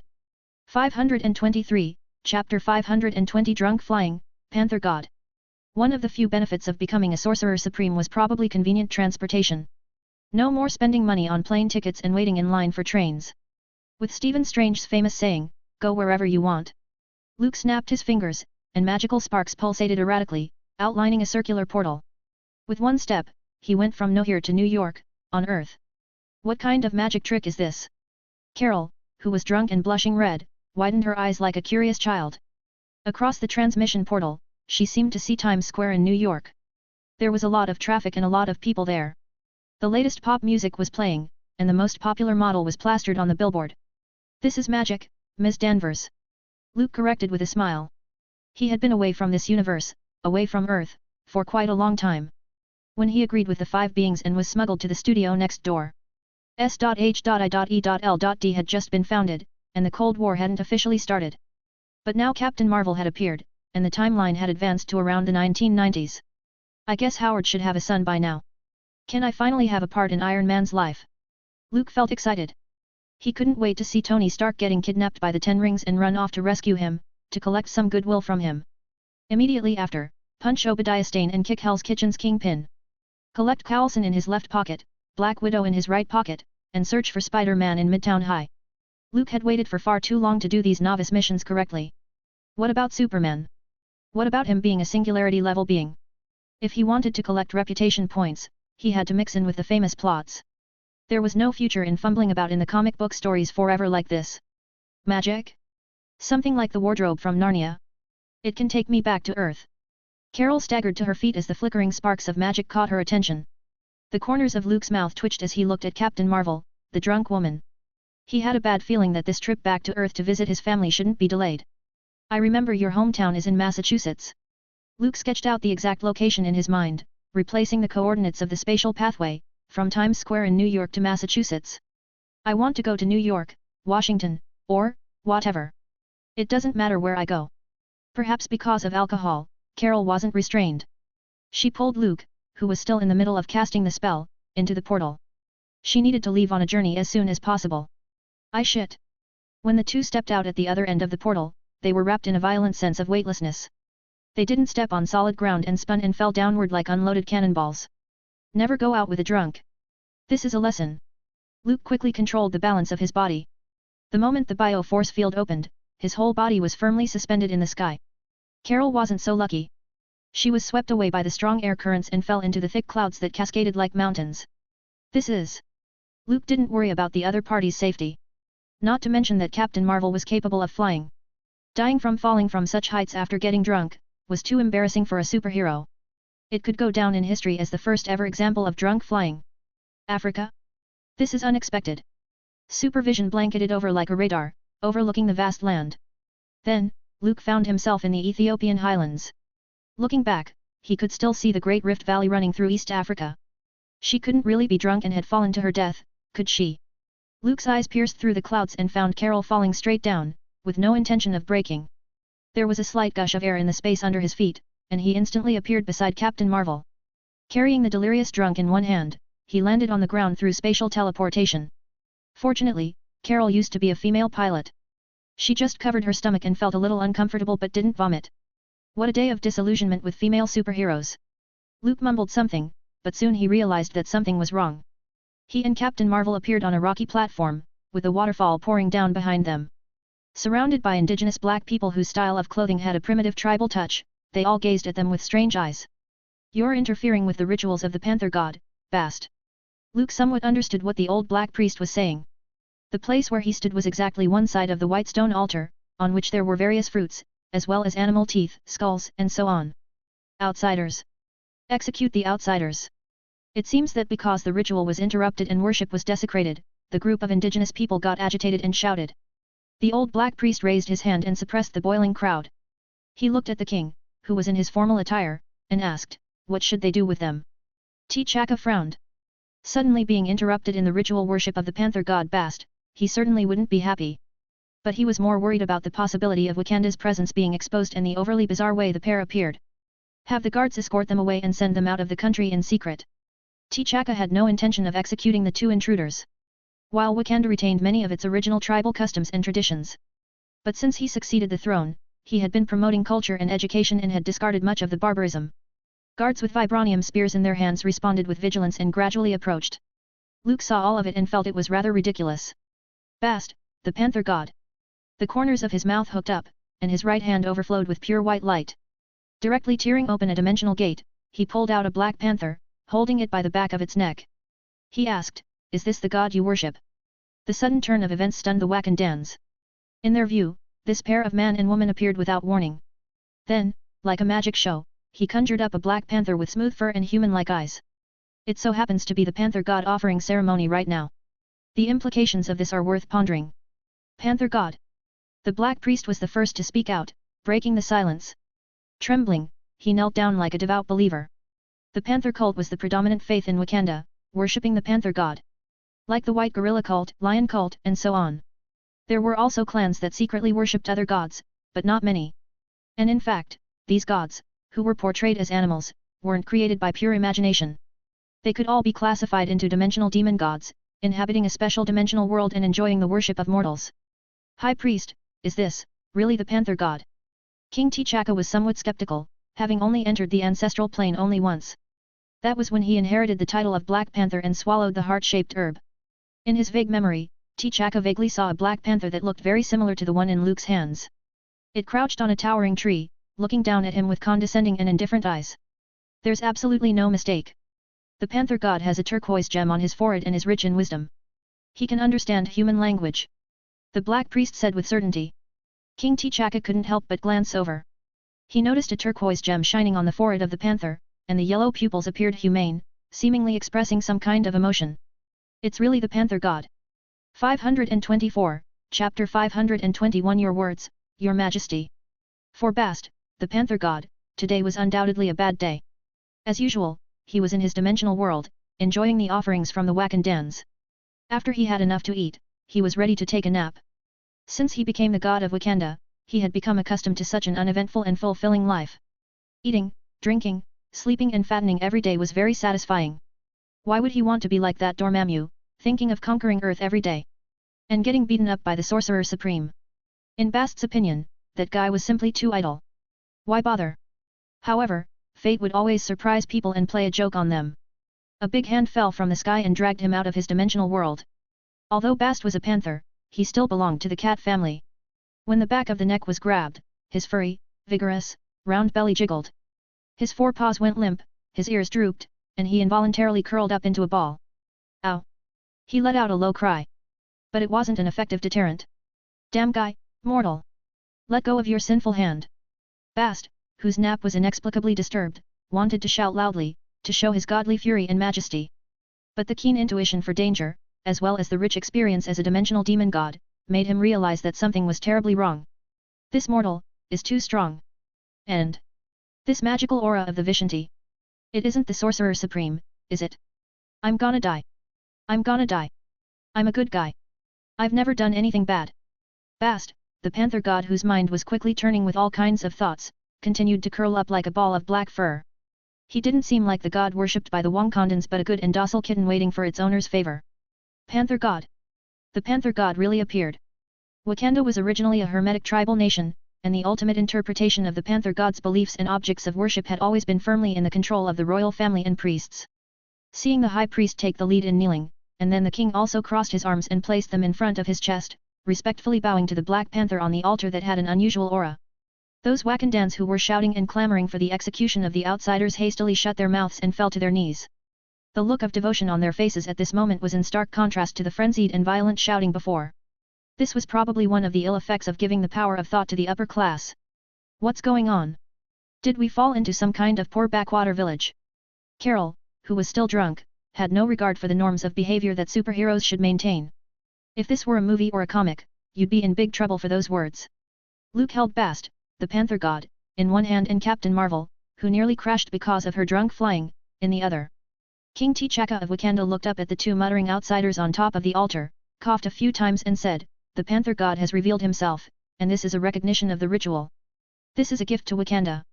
The High Priest grasped the meaning and echoed, "Bast, the Panther God, please continue to bless Wakanda. Bless your most devout believers." This statement caused even more cheers from the subjects. The other tribal leaders were calm and looked at each other with different expressions. The Panther God Bast appeared. This matter could be big or small, and it all depended on how the king wanted to publicize it. If that slightly bloated Black Panther was really the god that Wakanda believed in. What about the two outsiders who interrupted the ritual? Apostle of the gods. Or maybe the devotees of the Panther God. But only the king of Wakanda could carry on the name of Black Panther and visit the ancestral plane to meet the gods. Now, these two outsiders, who appeared out of nowhere, made the Panther God Bast appear. Undoubtedly, the royal family would be somewhat embarrassed. The minds of the other tribal leaders fluctuated and looked forward to what the king would do to defuse the situation. Within Wakanda, there was never an ironclad structure. In addition to the royal family that inherited the Black Panther title, there were 5 other major tribes. Combined with the way the king was elected through a fair one-on-one challenge, the ultimate succession wasn't entirely monopolized by the royal family. As a result, Wakanda's political landscape was instead subtly balanced, with a sense of mutual restraint. The tribes with strong military power settled near the national boundaries, usually disguised as ordinary herders, but in fact, they were all well-trained soldiers. And it was also proficient in raising war rhinoceroses, which formed the first strong line of defense to protect Wakanda. The riverside tribes live by the water and have lived on both sides of the river for generations, and their descendants were mostly fishermen and farmers. Because of the extreme loyalty to the royal family, political marriages were often agreed upon. The mining tribes were responsible for mining mineral resources, and they had superb smelting and casting technology. The export of Wakanda's speciality, vibranium, was largely held and managed by the trading tribes. In addition to that, they regularly sent spies and eyes overseas every year to ensure that they were ahead of the game in terms of intelligence and information. Finally, there was the White Gorilla tribe. They were very different from the Wakanda mainstream. First of all, in terms of beliefs. They worshipped the White Gorilla god, not the Panther god. They had no reverence for the royal family. Instead, they were very resistant. Therefore, they chose to live in the Jabari lands, isolated from the rest of the world and didn't interact with other people. The appearance of the Panther god Bast had an extremely important symbolic meaning for several forces other than the White Gorilla tribe. Under the system of the divine right of the king, whoever could get the affirmation of the Panther god, could replace the royal family and win the support of the people. It sounded crazy, but it was perfectly normal for Wakanda, which was located in East Africa, disguised as a third world country that actually owned the vibranium technology and could shoot down aeroplanes with their spear. Advanced science and technology couldn't change the fact that the system and civilization were backward. The two of you must be the messengers chosen by the Panther god, right? Your presence has completed this ritual. On behalf of the people of Wakanda, I offer my heartfelt gratitude. T'Chaka swiftly took in the situation and stepped forward, addressing the two outsiders.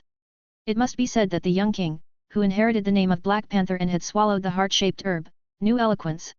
Preempting Luke and others, he hammered out Luke's identity while later naming Wakanda. He showed a good attitude with absolutely no intention to pursue blame. Messengers? We are just travelers passing through here. Luke had no intention of pretending to be a divine messenger. He didn't think he would appear in Wakanda. The discovery of this country, and diplomatic meetings, were supposed to come at a later date. The trade routes to Atlantis had been opened by S.H.I.E.L.D, and a large amount of resources were sent to the land world every year. As top priorities in line, 5 major countries had benefited greatly. Atlantis had been incorporated into S.H.I.E.L.D's domain, so naturally, Wakanda wouldn't be an exception. Traveler? Wakanda has always been simple, warm, and generous. We hold a welcoming attitude towards any traveler. King T'Chaka laughed loudly and diffused the embarrassment. Really? I don't believe it.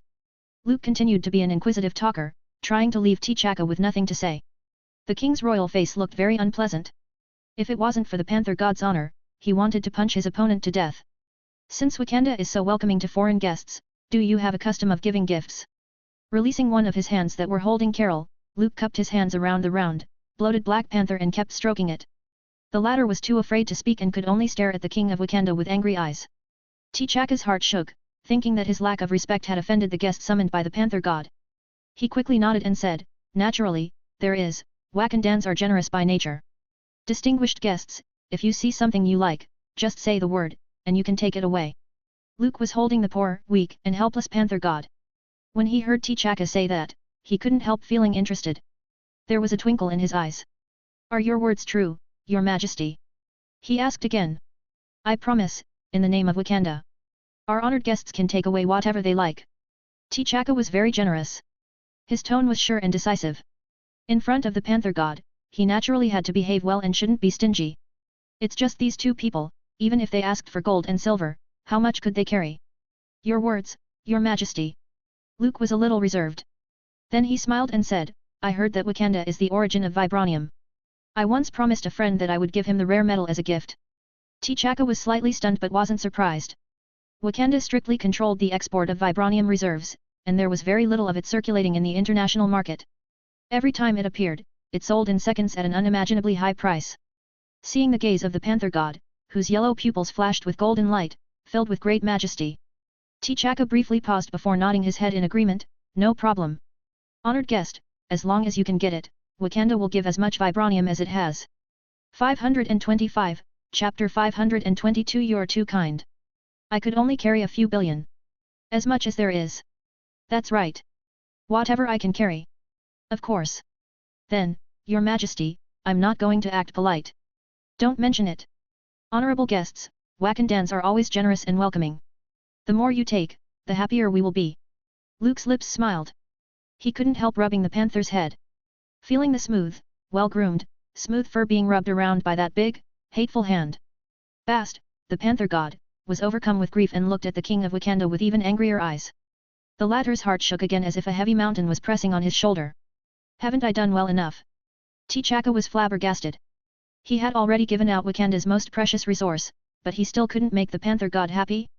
It was important to note that the amount of vibranium exported and circulated to the international market each year wasn't necessarily significant. Tell you what, honored guest, I think you might be tired of carrying it yourself, so how about we load a cart full of it straight away? In order to please the panther god, T'Chaka gritted his teeth, stomped his foot, and made a huge concession. A cartload of vibranium. If it hit the international market, it could attract a large number of buyers that would pay a high price.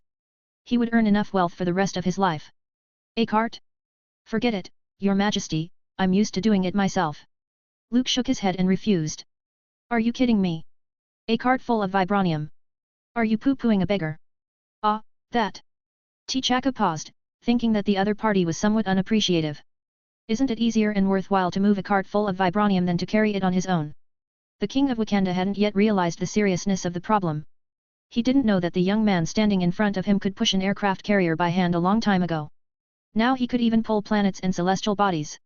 He couldn't be judged by normal human standards at all. It seems that during my absence, everyone had gradually forgotten Superman and stopped paying attention to me. Luke silently sighed. If this had been in the past, King T'Chaka would have recognized his identity the moment he showed up. Then obediently, hand over the vibranium. Why would he need to talk so much? Since our honorable guests insist on it, then I won't force you. T'Chaka suddenly felt the oppressive feeling brought on by the panther god dissipate and spoke with relief. Then it's settled. Glancing at the brash and very cheerful king of Wakanda, Luke couldn't help but feel the guilt of having cheated the rich lord's stupid son. He had intended to take things slowly and reveal his identity later. In this way, he could persuade T'Chaka to abandon its closed, conservative strategy and turn to active foreign exchange, becoming a trading partner of SHIELD.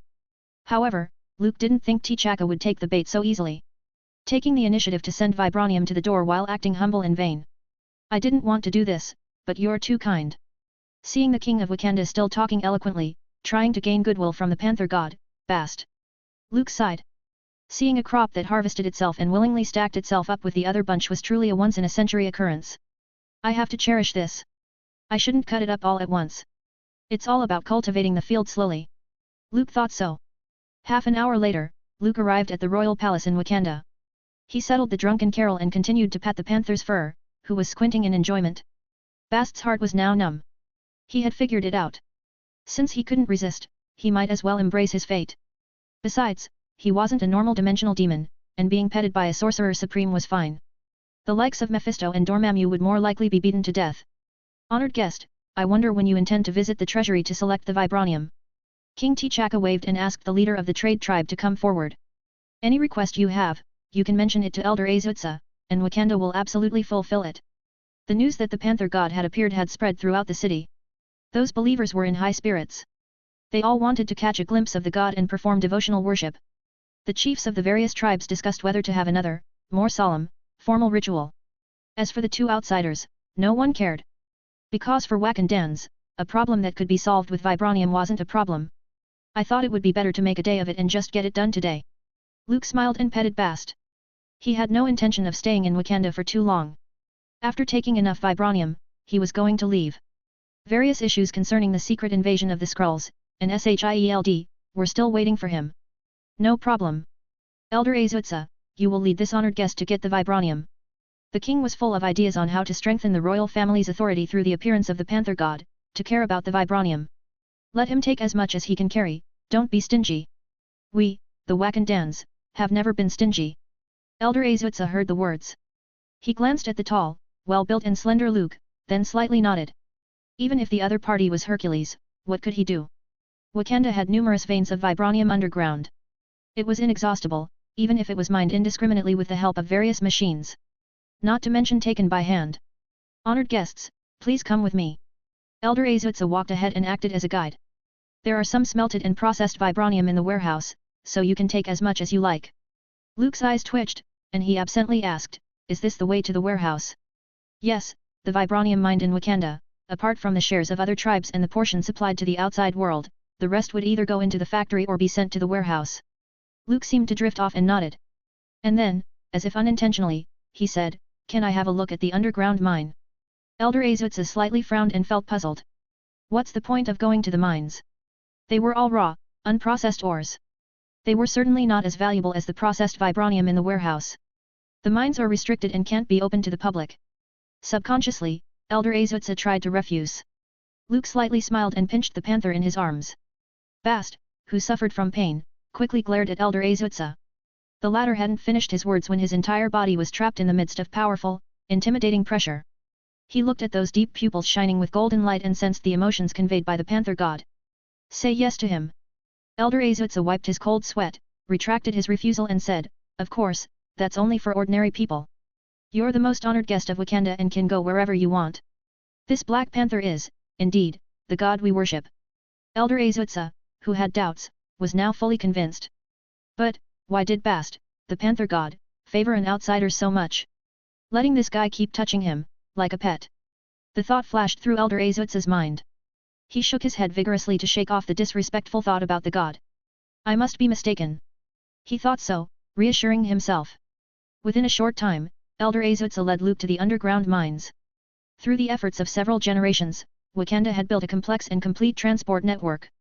On the spiderweb-like network of tracks, dozens of trains whizzed by. Further down is the core of the vein. Elder Azutza explained. Honored guest, if you like the raw ores, feel free to pick a few, and I'll have them packed into the cart.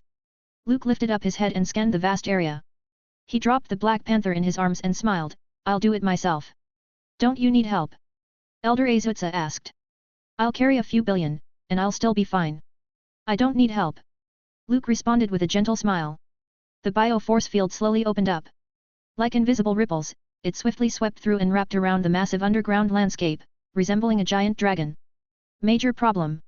A guard burst into the king's chambers, looking panicked while stammering, Your Majesty. The vibranium, vein, has been taken. Upset at the lack of composure from his men, T'Chaka shouted, is the sky falling or is it an earthquake? Look at you, panicking at the slightest thing, you're a disgrace. How can you be a royal guard? How can you maintain the dignity of the royal family?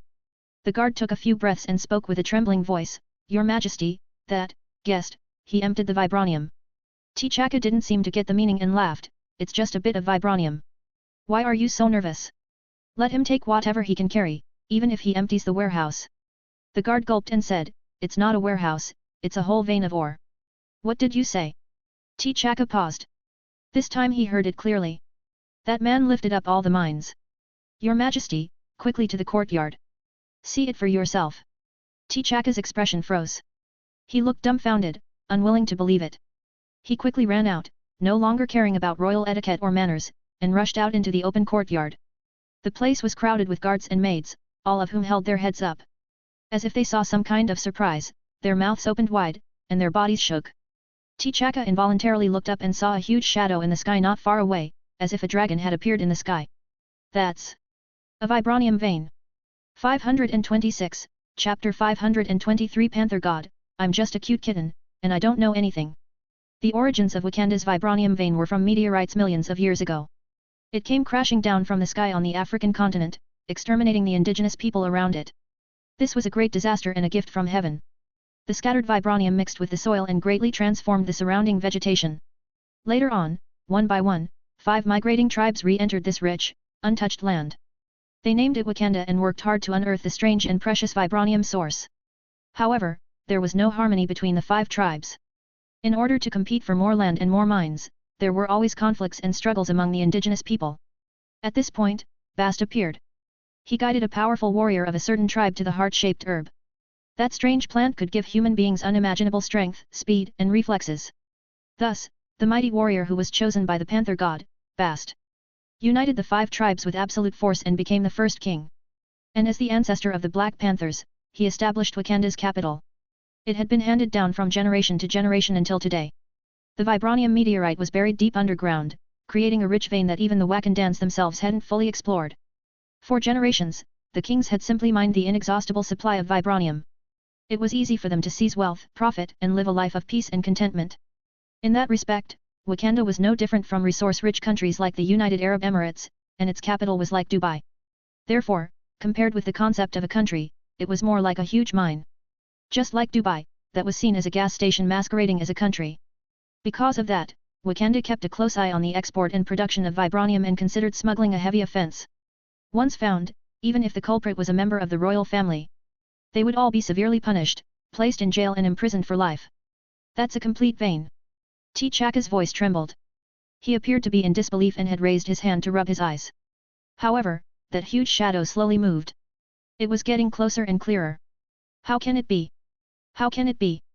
The young king's expression changed, and his chest rose and fell like drawn bellows. If he hadn't taken the heart-shaped herb, he might have lost his breath and passed out. T'Chaka's heart ached to the point of suffocating as he gazed at the huge vein of ore rising up in the sky and levitating. Go and call the rest of the tribe leaders. And have the general gather the army. Forget it. He's a man that can carry mountains. Halfway through his sentence, the young king abandoned his previous idea. In his heart, there was a vague guess. On this planet, there was once the most powerful human being known to man. The other party led the Allies, defeated the Axis, and was a war hero. The Aryan super soldiers, the king of Atlantis, the mutant conspirator, were all defeated by that man. It was said that even werewolves and blood clans in the underworld bowed to him.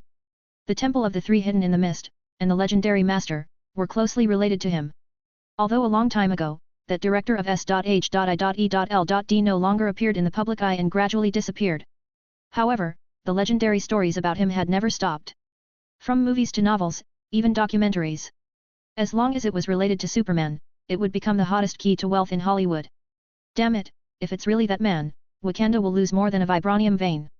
T'Chaka muttered with some sorrow. Once, the underwater world of Atlantis raised its army to march onto land and raid New York.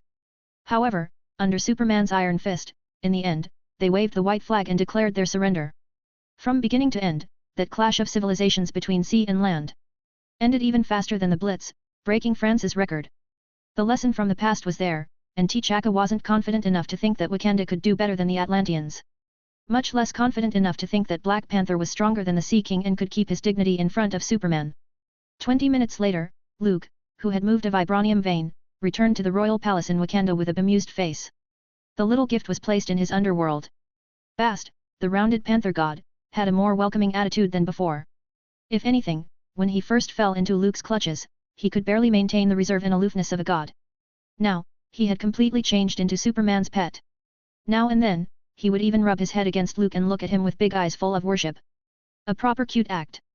He didn't care about anything else, let alone the surprised look on the king's face. He was just a poor, weak and helpless kitten who knew nothing. Not to mention stopping Luke from moving the vibranium. Even if the other party wanted to destroy Wakanda, Bast wouldn't consider it a problem. He just had to move on to the next tribe and restart it. Your Majesty, are you ill? You don't look good. Seeing T'Chaka leaning on the throne, covering his chest, and looking like he was struggling to breathe, Luke asked with a look of concern. I'm all right, just a little heartburn, an old problem. The young king took a deep breath and answered. That's good that you're okay. Take care of yourself. Luke rubbed the head of Panther God and whispered, thanks to His Majesty's generosity, I got so much vibranium for nothing. To be honest, I was a little embarrassed at first, but Elder Azutza told me to help myself. Because of his enthusiasm, I took a bit more. Standing aside with vacant eyes, Elder Azutza seemed like he hadn't regained his senses. Hearing these words, he almost fainted. He remembered that in the underground mines, Luke had only spread his arms. Then the entire vein shook and slowly rose into the air. The impact of that scene was beyond words. It's fine, a mere bit of vibranium. You need not take it to heart, honored guest. T'Chaka glared at Elder Azutza, who was still in a daze, and then said word for word. There will be a dinner party later. I hope you will be kind enough to attend. Luke raised an eyebrow, slightly surprised to see the king of Wakanda make such a humble gesture. Although he showed mercy, he didn't empty all the vibranium veins all at once and only carried away an extended branch of one of the veins. Other people, however, would have long regretted it and flown into a rage. After all, estimates were based on the price of vibranium on the international market. Wakanda had suffered a heavy loss this time, amounting to emptying half of the country's reserves.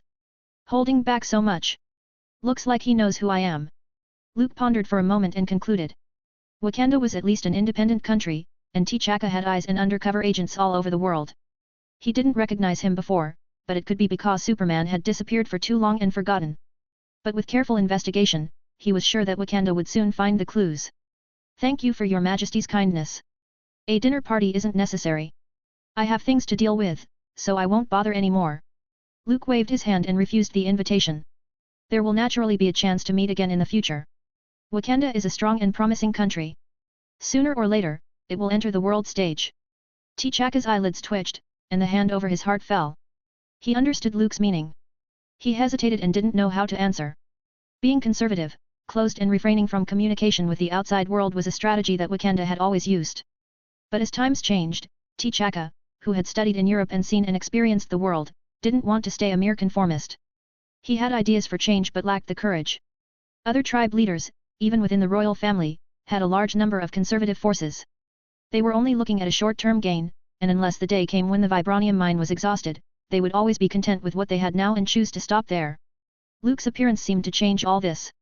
Well then, since our honored guest has something to do, I won't force you to stay. T'Chaka thought of Superman's status and strength, and his heart slightly moved. If Wakanda had S.H.I.E.L.D's support, it might be able to rapidly rise in the African continent and lead its compatriots to freedom. As for what it would cost, Luke could have clearly moved all the vibranium veins and decimated Wakanda's future. But he didn't do that, he just took one of the veins. Looking at the panther, it wasn't difficult to see what kind of character and methods Superman had. Let's call it a day. Luke petted Bast, left the main hall of the palace, and went to look for Carol. Half an hour later, it was confirmed that Superman and his companion had left. T'Chaka looked at the panther crouching in the hall. Bast, who had previously acted like a kitten, had a golden glint in his eyes as if he was displeased. The young king quickly gave up his seat and saw the chubby panther gracefully walk up the steps and jump onto the throne. He comfortably coiled up into a ball and dozed off. Is this the panther god of Wakanda? T'Chaka bitterly smiled. 527, Chapter 524. Standing at the top, the so-called surprise. Luke, who returned with a full load, opened a transmission portal and arrived in Kamar-Taj. Before he left Earth 1024, he entrusted S.H.I.E.L.D to the Sorcerer Supreme. Although, according to the salted fish character of the Ancient One, she might not always watch it and deal with problems like a nanny. But if he wanted to know what happened during his absence, it was best to find the Sorcerer Supreme. At the other end of the portal, it happened to be the open space at Kamar-Taj. At this time, a group of novice apprentices stood in rows in 2s and 3s. Under the guidance of the master, they were learning how to open a spatial portal. Master Wang, long time no see. Luke said hello with a smile when he saw his chubby figure and serious face. Holding a stack of books, the other party seemed to have just come out of the library. Unlike the universe where he became the Sorcerer Supreme, the Wang of this world was still very young. His face wasn't so round and unfriendly, as if someone owed him money. Who are you? Don't you know that in Kamar-Taj, you aren't allowed to drink alcohol? Young Master Wang saw that Luke was dressed differently from the other masters in Kamar-Taj and that his right hand was supporting a drunk woman. He couldn't help but frown with that round face of his, wanting to rebuke such behavior. Kamar-Taj did have status classes, such as the Sorcerer Supreme, then her own disciples, the administrators of the three sanctums, and so on and so forth. But the atmosphere these years had changed. Because the Ancient One had always attached little importance to rules, she advocated speaking freely, and freedom was paramount. This made Kamar-Taj's income threshold much lower and the number of apprentices much higher. Of course, it also carried other problems. For example, going astray and being seduced by the dark dimension. Not everyone could control themselves in the face of power. Forget, you are not the old hot pot Wang. Luke raised his eyebrows. He equated the guy with the hot pot Wang from the universe where he was Sorcerer Supreme. For no other reason than the fact that the other party's side dishes were fantastic. The days of helping Stephen Strange and substituting for him, eating hot pot and shabu-shabu and then supervising Doctor Strange's workouts were the greatest expectation of each day. Is the Ancient One in? Luke ignored Master Wang's surprised look and directly asked. He glanced around and didn't feel the aura of the Sorcerer Supreme. As the top powerhouse among the 9 realms, she could stand alongside Odin. The Ancient One could shine like a bright torch in Luke's eyes. So, Mr. Cavill is here. Long time no see, you still look the same. Before the young Master Wang snapped at Luke's impudence, Master Hamir, who had a broken arm, strode over with a flourish. He knew Superman better than this rash young man and immediately greeted him. Master Hamir, dressed in a Taoist-like robe, speaking and acting in an ancient style, was an affable elder who had been a practicing disciple at Kamar-Taj for many years. Wang, this is Superman, a war hero admired by the world and a guest always welcomed by Kamar-Taj. You should show some respect. Hamir glanced at Master Wang and motioned for the other party to step down. He then held out his hand and invited Luke into the central hall. The astronomic bronze sphere spun continuously, its surface emitting a lava-like hue. It was reasonable for such an important place like Kamar-Taj to be off-limits to outsiders. But Luke's relationship with the Ancient One wasn't simple. Master Hamir had heard of those rumors. Most of them were spread from the devils of hell or from the corners of the shadowy world. Similar to the secret affair between the Sorcerer Supreme and Superman, there were more than a dozen versions for all ages and palates. Of course, Master Hamir didn't believe those flimsy rumors. He just felt that the Sorcerer Supreme's attitude towards Luke was indeed somewhat different.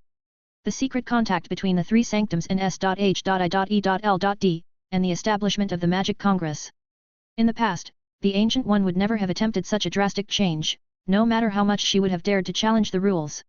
The Sorcerer Supreme had recently gone to the outer dimension, and she seemed to be in a hurry. Master Hamir said without skipping a beat.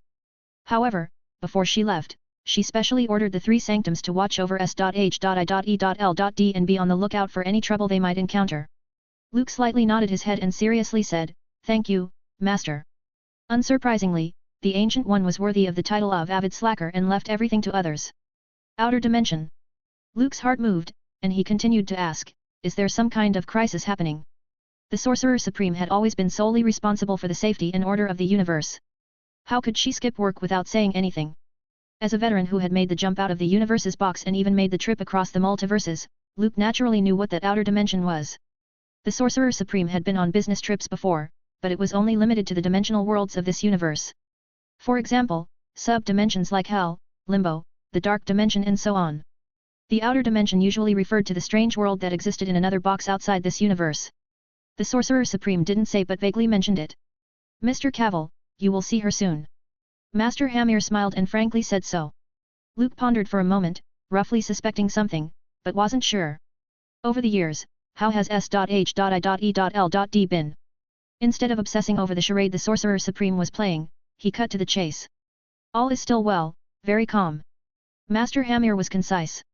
He thought for a moment and then added, "With Ms. Peggy Carter's management, it doesn't look like anything is happening on the surface.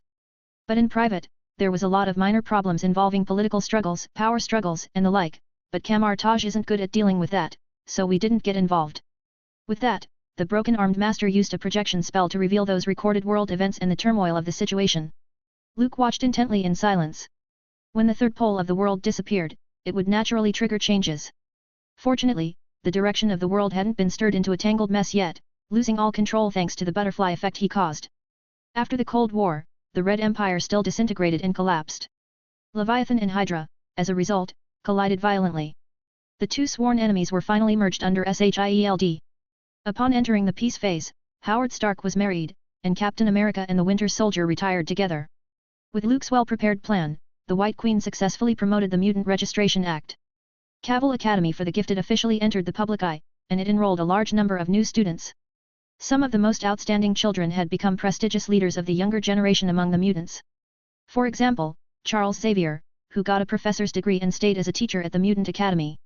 Then there's Eric Lane Scher, who chose to join Task Force X and travel all over the world. Compared with their predecessors like the White Queen, Wolverine, and Sabretooth, they were more energetic and aggressive. One actively pursued further rights for his compatriots by attending various talks and speeches and even making public appearances on television programs to express his views. The other liked to show strength and seize power, thus uniting the group of mutants who were similar to him with his charisma. "They are all your students, Mr. Cavill," Master Hamir said with a smile. To this day, Superman's bronze statue still stood at the Mutant Academy as a symbol that every student looked up to. Luke lamented the fact that he started with the outbreak of World War II and joined the Super Soldier program with Captain America. Then defeat the Axis, the Aryan super soldiers. Along the way, he had stood at the highest point in the world before he knew it. The two young leaders of the mutant were his students. He built SHIELD, and before Hydra could make any waves, it was defeated and incorporated. Even Iron Man, who started the cinematic universe, and made the Afghan caves a famous plot point for every fellow traveler like him, was just now coming of age. And his father not only didn't die under the Winter Soldier's iron fist, but he also took the name Iron Man early on, making Tony Stark a second generation. Outside this universe, the Collector and the Grand Master, the brothers who were both elders of the universe, had seen what Superman could do. Luke Cavill, that fearsome human from Earth whose reputation shook the galaxy and spread to the 9 realms. Then, Ronan, the accuser of the Kree Empire, was beaten by General Zod, and his body was left paralyzed. Since then, he would brand this planet Earth so deeply in his heart that he would never dream of showing the slightest arrogance there. Captain Marvel, who had to go through some twists and turns, also allowed Luke to bring her back. Everything was changing. Naturally, as the biggest villain, Thanos, who was supposed to make an ominous entrance, might not even be enough for Luke to break a sweat. Even if he collected all 6 Infinity Stones, put on his gauntlet and snapped his fingers. Superman, who was already at the peak of this single universe, wouldn't be fazed. Of course, if the Mad Titan could open up, get the heart of the universe and push open the doors of the Omniverse. Or, with the passage of time, turn into his ultimate version, King Thanos. That was another matter. All in all, Luke wasn't only at the top of the human world, he had reached the end of the single universe. With one more step forward, we have to face the five gods of the universe, the Annihilation Wave, Living Tribunal, the Beyonders, Molecule Man. Those kinds of existence. What a wonderful ride. Luke looked back and couldn't help but feel something akin to an old man's sigh of relief. When he thought about it, he was no longer interested in the Skrulls on Earth and in the three galactic empires. As for the Defenders, which may appear in the future, he was even more uninterested. A villain destroying the world? With Superman around, no more conspirators or ambitious people would dare risk their lives for trouble. A crisis that could lead to the destruction of the planet? With Superman around, it was the safest and most dangerous place in the galaxy. Even Hydra, the most dedicated evil in the Marvel Universe, had chosen the unforeseen path of if you can't beat it, join it. As for the rest of the guys, it was better for them to wash up and go to bed early, like good little kids. Is that why I feel bored? Luke silently sighed in his mind. When all stories become dull, day in and day out. When New York citizens no longer have to worry about the arrival of aliens and appearances of supervillains. After Superman's existence, and in the end, the significance of superheroes' existence became less important than it once was. Perhaps it was time for it all to end. Master Hamir, I'll leave this drunken girl in your hands. Ask her to come to New York to meet up when she wakes up. Luke left Captain Marvel at Kamar-Taj. He didn't want to delay any longer. It's time to give those friends he hadn't seen in a long time a big surprise. No problem, I'll ask the attendant to come over and take good care of the lady. Master Hamir nodded in agreement. Recalling the past briefly, Luke took a deep breath and opened the transmission portal to S.H.I.E.L.D's headquarters. The magic sparkled as he slowly stepped in. Unsurprisingly, no one moved into his office. All the furnishings and furniture were in pristine condition and spotlessly clean, so they must have been cleaned regularly. Luke sat in the spacious chair, turned back the chair and looked out of the window. What he saw was the Potomac River, the man-made lake in Constitution Park, the Lincoln Memorial. After revisiting the feeling for a moment, the newly returned director of SHIELD pushed the door out. Perhaps it was the late afternoon, and it was time to get off work or the tight security system outside and inside. Luke didn't meet anyone, let alone a strict deterrent. He smoothly made it all the way over to Commander Peggy Carter's office. The light was still on. Luke didn't knock on the door and gently pushed it in. As he imagined, the heroic female commander was working at her desk. A few strands of blonde hair fell down, covering her smooth forehead. His footsteps were light, and he didn't disturb the other party. Who can't the most powerful being in the world approach silently? Even the best agent, the best killer, wouldn't be able to detect him. Peggy. Walking over to her desk, Luke called out in a whisper. With eyes full of tenderness, he looked at the other person, trying to see the surprise in those pretty eyes that were lifted. However. No. With just a moment of surprise, Peggy Carter pulled out the Walter PPK automatic pistol stuck under the table with the fastest speed. With a quick pull of the trigger, she fired 3 precise point-blank shots at Luke. 1 on the forehead, 2 on the chest. The high-speed bullet smashed into Luke's skin. The deflated bullet feebly to the floor, making a crisp sound. Damn, Skrulls. Don't pretend to be him. Peggy glared, furious. Her body retreated while also emptying the bullets in the pistol, all at once. Peggy, how can I prove that I'm me? Luke looked startled and quickly understood what had happened. He was helpless. Those Skrulls ruined the surprise he deliberately created. It wasn't a warm hug nor a passionate kiss that greeted the returning Superman. Instead, it was a cold 7.65 caliber bullet that didn't even graze his skin, and he couldn't even feel it. 528, Chapter 525 Prove Yourself, Press Conference. It wasn't easy to prove that he was himself. The Skrulls not only could change their appearance at will but their disguises couldn't be distinguished from the real thing. Moreover, some of their elites could also copy the memories of their chosen target to achieve a flawless identity. But, at the moment the Skrulls died, their identities would be revealed. Otherwise, with modern means such as fingerprints, irises, and DNA, it was difficult to verify their identities. In the secret invasion in the comic book event, everyone suffered a big loss, getting caught up in an endless chain of suspicions. There was no guarantee that the friend and partner standing in front of them was really the original person. Distrust and suspicion could destroy the sense of trust built up by fighting side by side, completely dismantling the possibility of teamwork. What if the battle was at a critical moment, and someone backstabbed them? This idea deepened the rift between the Avengers and superheroes. It turned what should have been a concerted effort to fight a foreign enemy into pandemonium. Peggy. Luke wanted to say something private that only the two of them knew, but before he could speak, the commander of S.H.I.E.L.D. stepped on her high heels and sprinted at him. The automatic pistol with the empty clip slammed over and snapped against his chest like a toy without the slightest hint of lethality. It's just that when Luke glanced at the spike on the high heels, he had to evade. A chill ran down his spine. It wasn't for fear of injury but an instinctive fear of men. A woman's nails and high heels were known as the two main killing devices. Luke stepped back and leaned over to avoid the murderous Peggy. His right hand reached out and tightened around a slender waist full of explosive strength. The latter kept struggling, but any degree of resistance was meaningless against Superman's steel-like body. Even if she was injected with the strengthening agent formulated by the Infinity Formula, and her body quality and cellular aging rate were different from normal. I don't know how to explain it. Because the Skrulls could change their appearance, copy memories, and even mimic abilities. Luke paused and seriously said, but I think that's a question that can be left to your judgment. Follow your heart and trust your feelings. The man and woman, who were close to each other, looked at each other and subtle emotions were conveyed to each other through the windows of their hearts. Peggy's eyes drifted off, and her heart pounded hard as if something had struck. Can you fly? Yes. What about heat vision? That too. Then our first time. My office, when you were lying on that table. I'm asking about the scene where we first met. Brooklyn, the door of my house. Brown military uniform with large breasts. Loosening his grip on a skeptical Peggy, Luke answered questions and demonstrated various abilities. The corners of the former's eyes twitched, his way of speaking was very much like that bastard of a man who left his job to go out on a trip.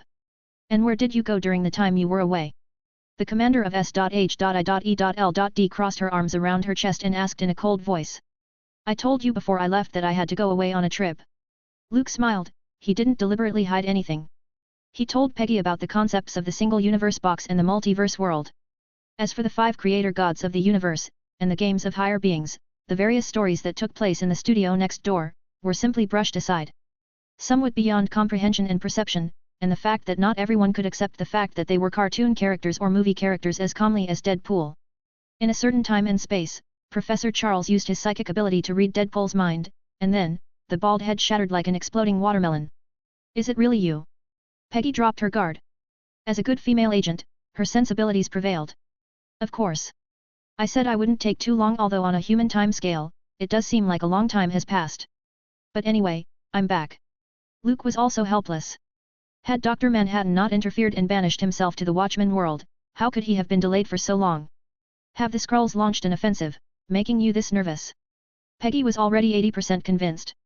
Her tone was slightly more intimate, and she softly said, there's a Skrull who's pretending to be Howard and has infiltrated SHIELD. We didn't notice it until some time ago.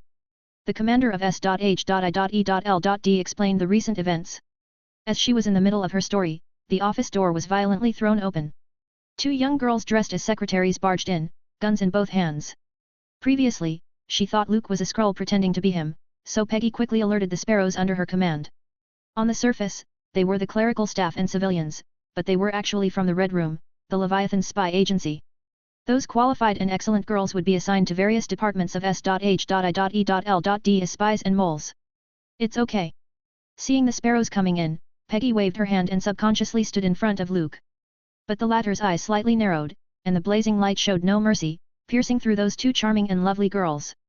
The high temperature penetrated their chests and evaporated their blood, leaving a hideous hole. You. Peggy was shocked and turned to look at Luke.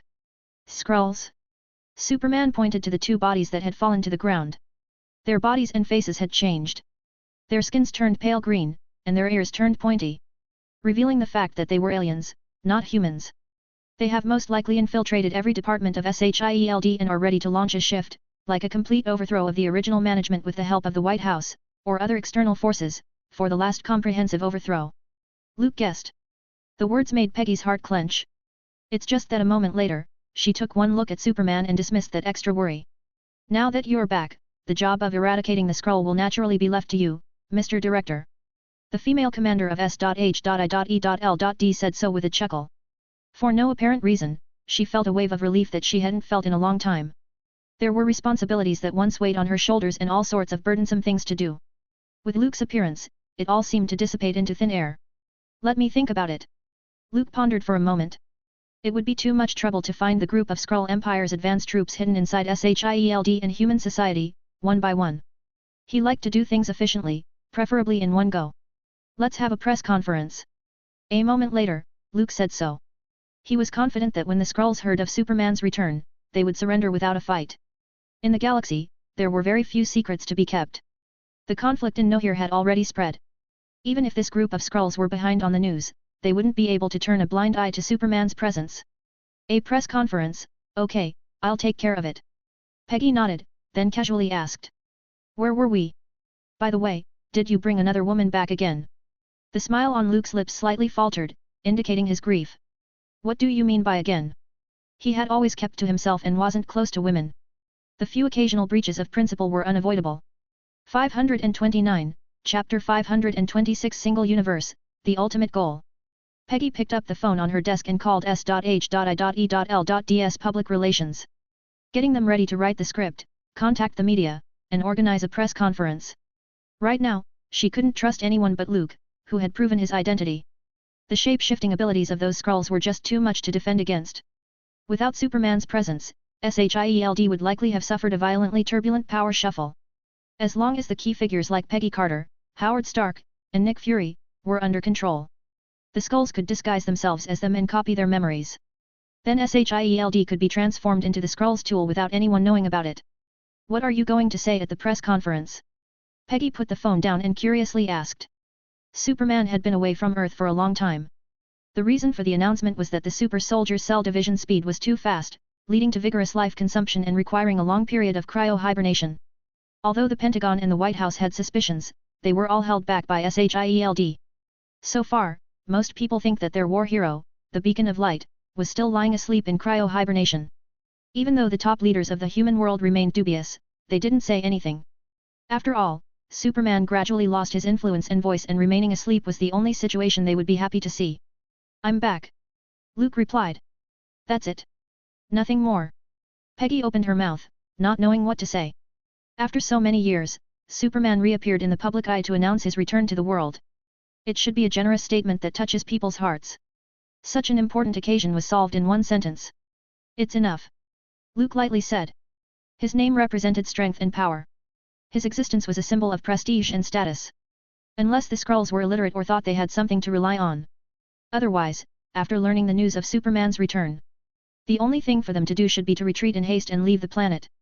Well, the incoming president will surely be feeling that he's got the worst luck since Truman's term. Peggy jokingly said. Superman left Earth during Truman's term. No one in power would like to have a big mountain weighing down on their heads. The slumbering hibernation of the world's third pole was a relief to both the Eastern and Western superpowers. One could only imagine the uproar Superman's return would cause. They're too short-sighted. They treat the little power they have in their hands like a treasure and think everyone wants to steal it. Luke grimaced. If he wanted to, he would have no problem forming a Superman-led powerhouse government to rule the world. But doing so was pointless, he was already at the pinnacle of this single universe. What he desired was to advance to the multiverse level. The 5 creator gods of the universe had given their promises as payment for Luke's illegal entry into the studio next door. Earth 1024, where Superman was located, Earth 91, where he became the Sorcerer Supreme, and even the cinematic universe were handed over to Luke for him to own. That was to say, the whole universe belonged to him. A single planet Earth had no meaning. Although, there were times when the 5 creator gods of the universes broke the rules of the universe and lost. For example, Galactus, who has been reduced to a universe-level battle unit, would always be defeated. Or when a powerful character kicks in and needs backstory extras. The 5 gods are always the first ones to pass the auditions. But comic representations aside, Luke had to admit that they were indeed diverse bigwigs with some of the admin privileges. Carving out 3 single universes for him wasn't a big deal for them. It looks like you have big plans again. Peggy replied. Although they had an intimate relationship of sharing a bed and in-depth communication. But sometimes, she still didn't know what Luke was thinking. Every step taken by this man, known as the most powerful man on the planet, were all thought out, with something planned. However, outsiders wouldn't understand. Yes, it's a grand plan to jump out of the pond and into the infinite ocean. Luke was happy to share the joy with Peggy. By getting 3 single universes, he was able to try to build a huge multiverse system. At that time, he wouldn't have to be disturbed by the cosmic entity, Living Tribunal. Those guys who have been acting as backstory extras all year round were trying to turn him into their hired muscle and do their work for them. But all Luke wanted was to get startup money and then start his own business. Even if he didn't know what the 5 gods of creation and the higher administrator behind them were trying to do. But the chaos was a ladder. If the 2 sides fought, it would undoubtedly be a good thing for Superman. How long will it take for the press conference to start? Luke asked casually as he leaned back into the sofa. About 40 minutes or so. Peggy made several consecutive calls afterwards, inviting numerous influential TV stations. She didn't reveal the heavy news of Superman's return, only that something extremely amazing had happened, and a live announcement had to be made for North America. Luke raised an eyebrow and hooked his finger for Peggy to come over. He wrapped his arm around the woman's waist. He buried his head on her soft chest, took a deep breath and said, "It's been hard on you all these years." Before leaving, Luke injected Malena with the Infinity Formula strengthening solution before entrusting her to the Sorcerer Supreme. The reason for this arrangement was, on the one hand, the Ancient One once inadvertently mentioned that girls from Sicily had good magical qualifications. On the other hand, among all of Luke's women, only Malena was so soft that he needed to worry about her. If the Ancient One were looking after her, then Superman would be much more at ease. Therefore, Marlena went with the Sorcerer Supreme and became a female master of the mystic arts. But Peggy needed to take over S.H.I.E.L.D, and she couldn't just walk away or live her life with peace of mind. It wasn't easy for anyone to shoulder such heavy work and persist for so many years. "I almost forgot, apart from the small flaw of being extremely irresponsible, you're a perfect lover, Director." Peggy's eyes softened, but her words didn't relax. "Back then, I was just too young and fell for your affectionate words." Luke raised his face and acted surprised. "What? Sweet words? I always thought that you appreciated my skills and were overwhelmed by my..." A fist hit him in the chest. Peggy was slightly annoyed. The director put away his exaggerated smile. He released his arms and pulled her to the sofa. "It's daytime, and there are 2 dead Skrulls on the floor. Are you really in the mood? Besides, there's still 32 minutes left, is that enough?" Peggy wasn't surprised, and she wasn't shy or resistant. She knew Luke's personality all too well. In some ways, this war hero to outsiders, the beacon of light on the earth, was unquestionably insatiable and demanding. Frankly, the daytime and the office, plus the uniform play, were just pedantic. In the most ridiculous instance, Superman even took Peggy and Malena together.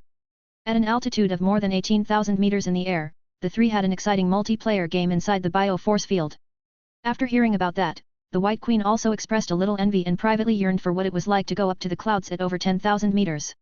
"Where do you want to go?" With a black blazer, white shirt and an air of professionalism around Peggy, Luke was all serious when he said, "I just want to lie down for a while and rest." "If it's just resting, then your hand can let go, right?" Glancing down at the naughty hand that habitually climbed to her chest, Peggy also asked with a serious face. At New York Harbor, Warehouse 1.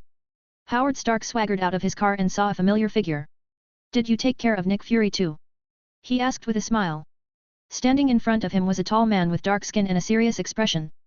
Nick Fury, the field leader of S.H.I.E.L.D, and Superman's former driver. With the White House, and the Pentagon under control, and 60% of SHIELD infiltrated. No matter how powerful Peggy Carter is, she won't be able to stop our plan. The Skrull, who looked like Nick Fury, was smiling. "That's good. Find a way to get the secret location of Superman's cryo chamber, in case someone forcibly wakes Luke Cavill up, and all hell breaks loose," Howard Stark lightly said. He still didn't know what happened in No Here. "I'll increase my infiltration efforts and then pry the information out of Peggy Carter's mouth." The Skrull nodded. He was the communications officer in the advance team, responsible for stringing together the various compatriots who had secretly invaded Earth. "By the way, there's a new message from the Empire, asking us to keep an eye on Earth's movements." The Skrull leader, disguised as Howard Stark, smiled. Apart from Superman, who was noteworthy, there were no other threats on this blue planet. "After we find Luke Cavill, we can brainwash him into a soldier loyal to the Empire," he said. 530, Chapter 527 Strategic Retreat, the most dangerous place. In New York, at the Daily Bugle. "Don't you have anything new to publish?" The newspaper owner named J. Jonah Jameson slammed a pile of prepared news material on his desk in anger. The young man with the mean and venomous tongue had just recently inherited the small newspaper, which had been in operation since World War II, from his father.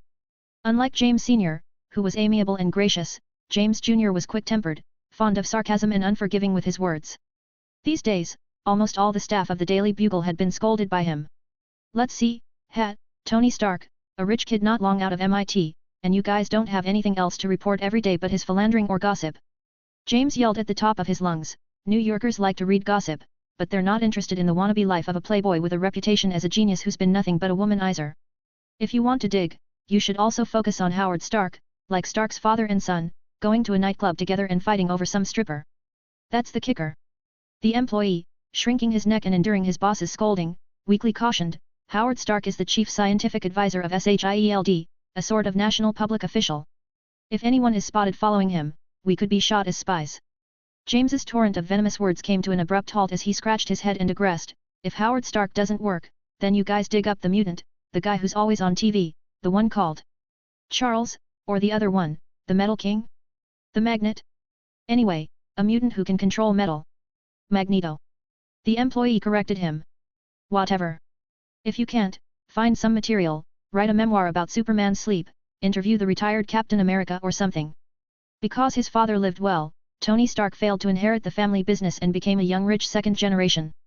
Without the status of being at the helm of Stark Industries, the reputation of being a genius alone was far from enough to attract the attention of the public. Therefore, in the eyes of the Daily Bugle, he was less interesting.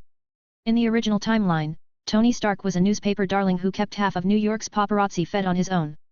Boss, I got a message. The female secretary, holding a mobile phone, came in. My best friend's boyfriend, whose ex-girlfriend's uncle, works in the press office at SHIELD, told me that SHIELD has big news.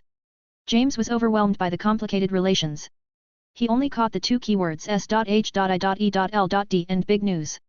Unlike the SHIELD, which was controlled by the hard-boiled egg director, Luke didn't deliberately hide its presence.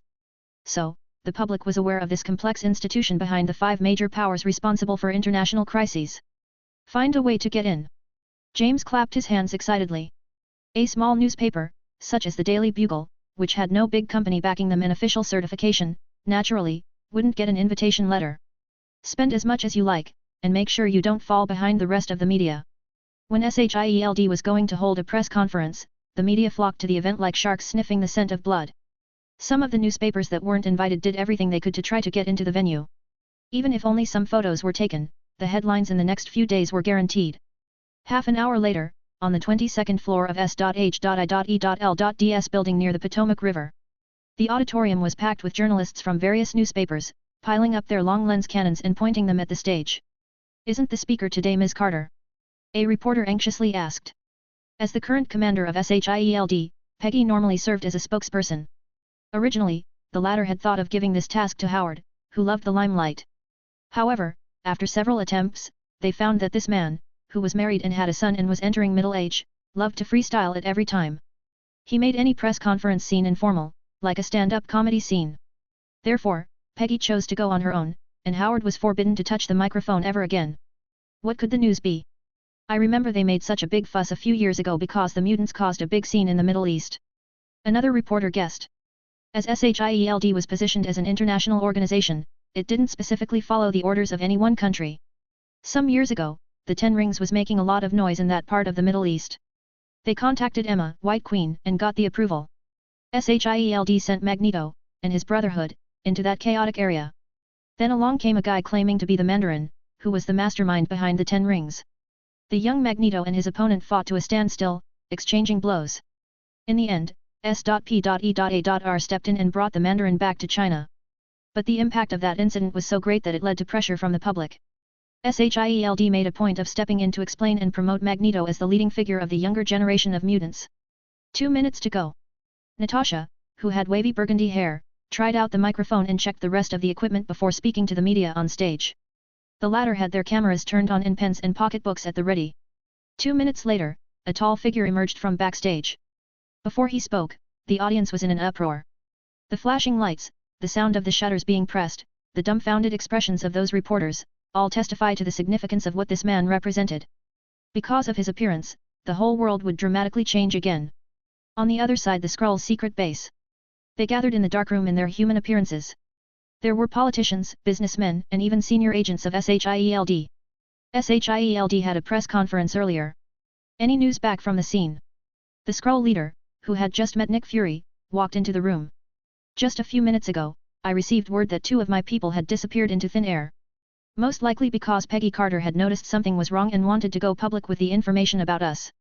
A Skrull, who was wearing the appearance of a senator, sneered and said, that would only make people think she was crazy.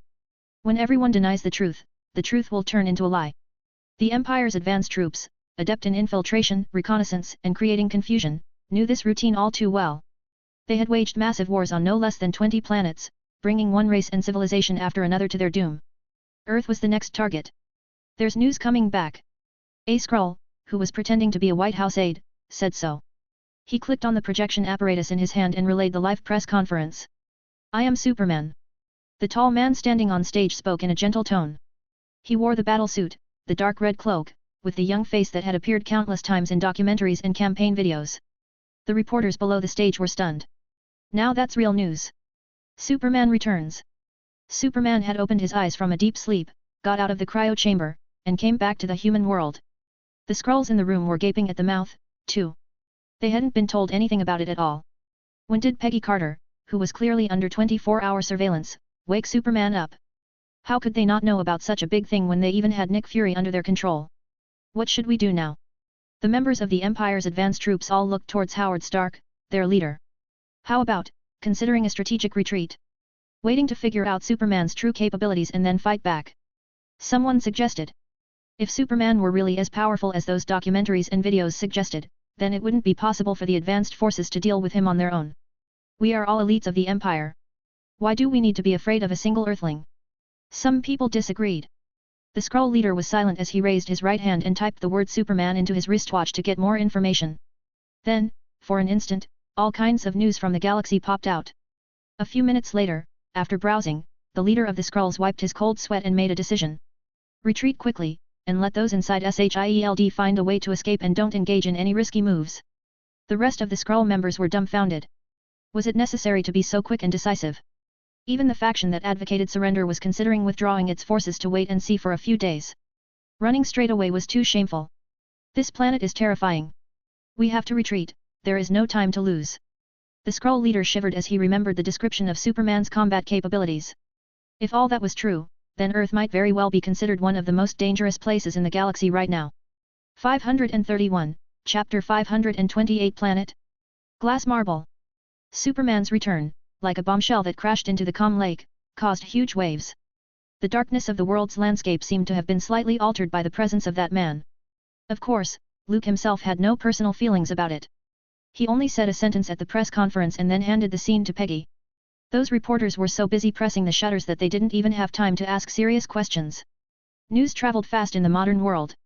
10 minutes later, the White House and the Pentagon were taking turns calling. Whether the president or the generals. Their words were polite, and their attitudes were sincere.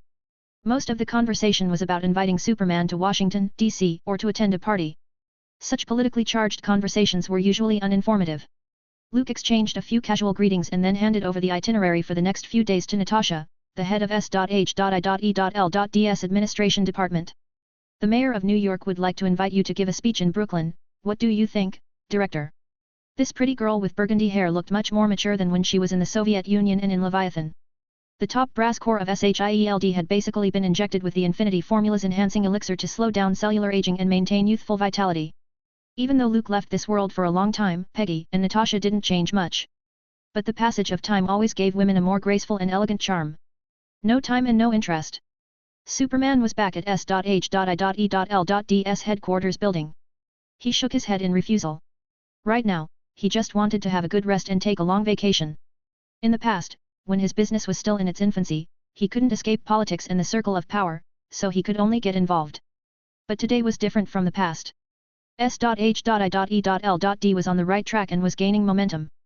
The image of power portrayed by Superman had become the common perception of those at the top of the pyramid in the human world. Luke didn't need to deal with any dignitaries, let alone keep his schedule full, juggling various high-end receptions and interpersonal relationships. He was perfectly capable of shifting from the forefront to behind the scenes, watching where the world, which he had changed beyond recognition, would go. From now on, you can just push back on these kinds of invitations without having to come and ask me again. Luke knocked on the table and lightly said so. Confirming that Natasha had nothing else, he simply closed his eyes and magnified his senses on his single multiverse. The Black Widow, sitting opposite, felt a powerful wave-like substance sweep over her like a radar wave. Because she was so close, she could see with her own eyes the distortion in the air, as if it was constantly vibrating, sending out light and strange colors. Witnessing this scene, Natasha subconsciously held her breath, not daring to make any movements. Relax, it won't hurt you. Luke spoke out in reassurance. He was gradually covering the planet under his feet with his senses. No matter what those Skrulls would choose to do, it was an indisputable fact that they secretly kidnapped Howard and Nick Fury with the intention of destroying SHIELD. For the purpose of setting an example to scare others, Luke definitely had to show a stern attitude. As for the consequences of offending the Skrull Empire, sorry. That was out of his consideration. Superman's senses expanded rapidly. His whole being seemed to ascend to great heights, opening up a godlike perspective. Earth was like an azure glass marble placed in the palm of his hand. Westchester County, Mutant Academy. The now young man Charles stood at the podium, giving a history lesson to the 5th graders in a kind and gentle tone. Unlike his friend Eric's choice, he didn't enter SHIELD. Instead, he stayed at the Academy, a school that held great meaning for mutants, as a teacher. This was because the White Queen, Emma, and Superman had worked together long before they made it to the stage. The Mutant Registration Act was introduced and dramatically reversed the general perception of mutants. The climate of public opinion at this time was much better than before. Even William Stryker, the mutant butcher in the original plot, sent his son to the Academy. As someone said, the plot of the world was messed up, he couldn't see the original appearance anymore. Thus, Professor Charles and Magneto, the best of friends, were supposed to be deadly rivals. Not only did they not go their separate ways, but they became youth leaders for their fellow compatriots. The original mutants date back to. Charles propped his hands on the table, and his voice suddenly paused. He looked up with eyes full of shock. Through the window, he looked towards faraway Washington, D.C. As an Alpha-class mutant, Charles had the most powerful psychic ability in the world. If he was willing, he could even enter the consciousness of every human being, all over the world, with the help of the Cerebro, developed by Hank, the Beast. As Luke sat in his headquarters building at the Potomac River, he let go of his sense of awareness and searched for every Skrull on the planet. Charles, who was in Westchester County, north of New York, was naturally aware of it. Habitually, he tried to catch the mental traces of it, trying to find out who the person was. But the mind wave, which was truly powerful, repelled Charles without mercy. In the next second, he screamed. He covered his eyes with his hands as if his retinas had been burned when he directly looked at the sun. It was far beyond his imagination. More powerful than the legendary Omega-class mutants. Class dismissed. Charles hastily spoke, turned, and rushed out the door to find the Madam Principal to explain the situation. The Skrull contact officer disguised as Nick Fury sent a message to his fellow infiltrators in SHIELD. He had already been informed of Superman's horrifying presence from the leader's mouth. All the news that seemed exaggerated was all true. Then, not to mention an advanced unit, even if the Empire threw all its forces at him, it probably wouldn't be able to do much damage to him. After all, that was the man who easily defeated the Gladiator whom the Elders of the Universe had to treat with respect. Superman's fame within the galaxy had surpassed Odin, the former master of the Nine Realms, and was vaguely on track to catch up with the Mad Titan. Using stealth technology, the ship docked in outer space is ready to make the jump at any time. After contact, this Skrull had returned to his original appearance. He didn't like to dress up as the dark-skinned hard-boiled egg. What should we do with those humans we have under our control? The officer asked. Only he and the leader of the Skrull's advance unit were left in the darkroom. Throw them in the warehouse. They'll come to their senses sooner or later anyway, and they'll just figure it out for themselves. The leader didn't kill those people, nor did he extort information by torture. There was a simple reason. Not out of some cosmic humanitarianism or something else. It was because the Skrulls didn't need to do that. When they captured their targets, they could control and copy their appearance and memory. Is Superman already aware of our presence? The contact officer was a little nervous. The laws of survival in the vast galaxy had always been close to the laws of the jungle, where the strong eat the weak. The civilization was a facade, take off that cover, and the interior was nothing but naked savagery. The Mad Titan and the Black Order under his command had become a major problem for the three empires. And now the equally powerful Superman was about to take the blue planet to the top. Once the other party knew that the Skrull Empire had struck Earth, would it lead to an outbreak of war? What could he do if he knows? The leader seemed to regain his composure. The Skrull's ability to shape-shift didn't stop at the surface but mimics on a genetic level. Unless Superman could see the distribution and movement of each atom, penetrate into the microscopic world and see the variations in it, how could he tell who was human and who was Skrull? Therefore, in the leader's view, the best situation was for everyone to take a step back. They were forced by Superman's power to withdraw from the planet. And the other party could only turn a blind eye to it as if nothing had happened. The idea of the Skrull leader was beautiful, but the reality was cruel. Boom. The darkroom seemed to be lifted by an invisible hand. Light came in. This was an air defense base buried deep underground. The leader of the Skrulls borrowed Howard Stark's power and funds to build a private base. But that invisible force, like the palm of God's hand pressing down. The thick soil and hard reinforced concrete were all crushed. Found you. A magnificent, spirit-shaking sound blasted directly into the Skrull leader's consciousness. His expression of panic suddenly solidified. As if his soul had been drained, he fell to his knees, trembling. Meanwhile, the Skrulls, scattered all over the area, were struck by lightning. They clutched their heads, stubbornly resisting the invisible psychic wave. But no one could persist for more than a second, and then they all lost consciousness. Director.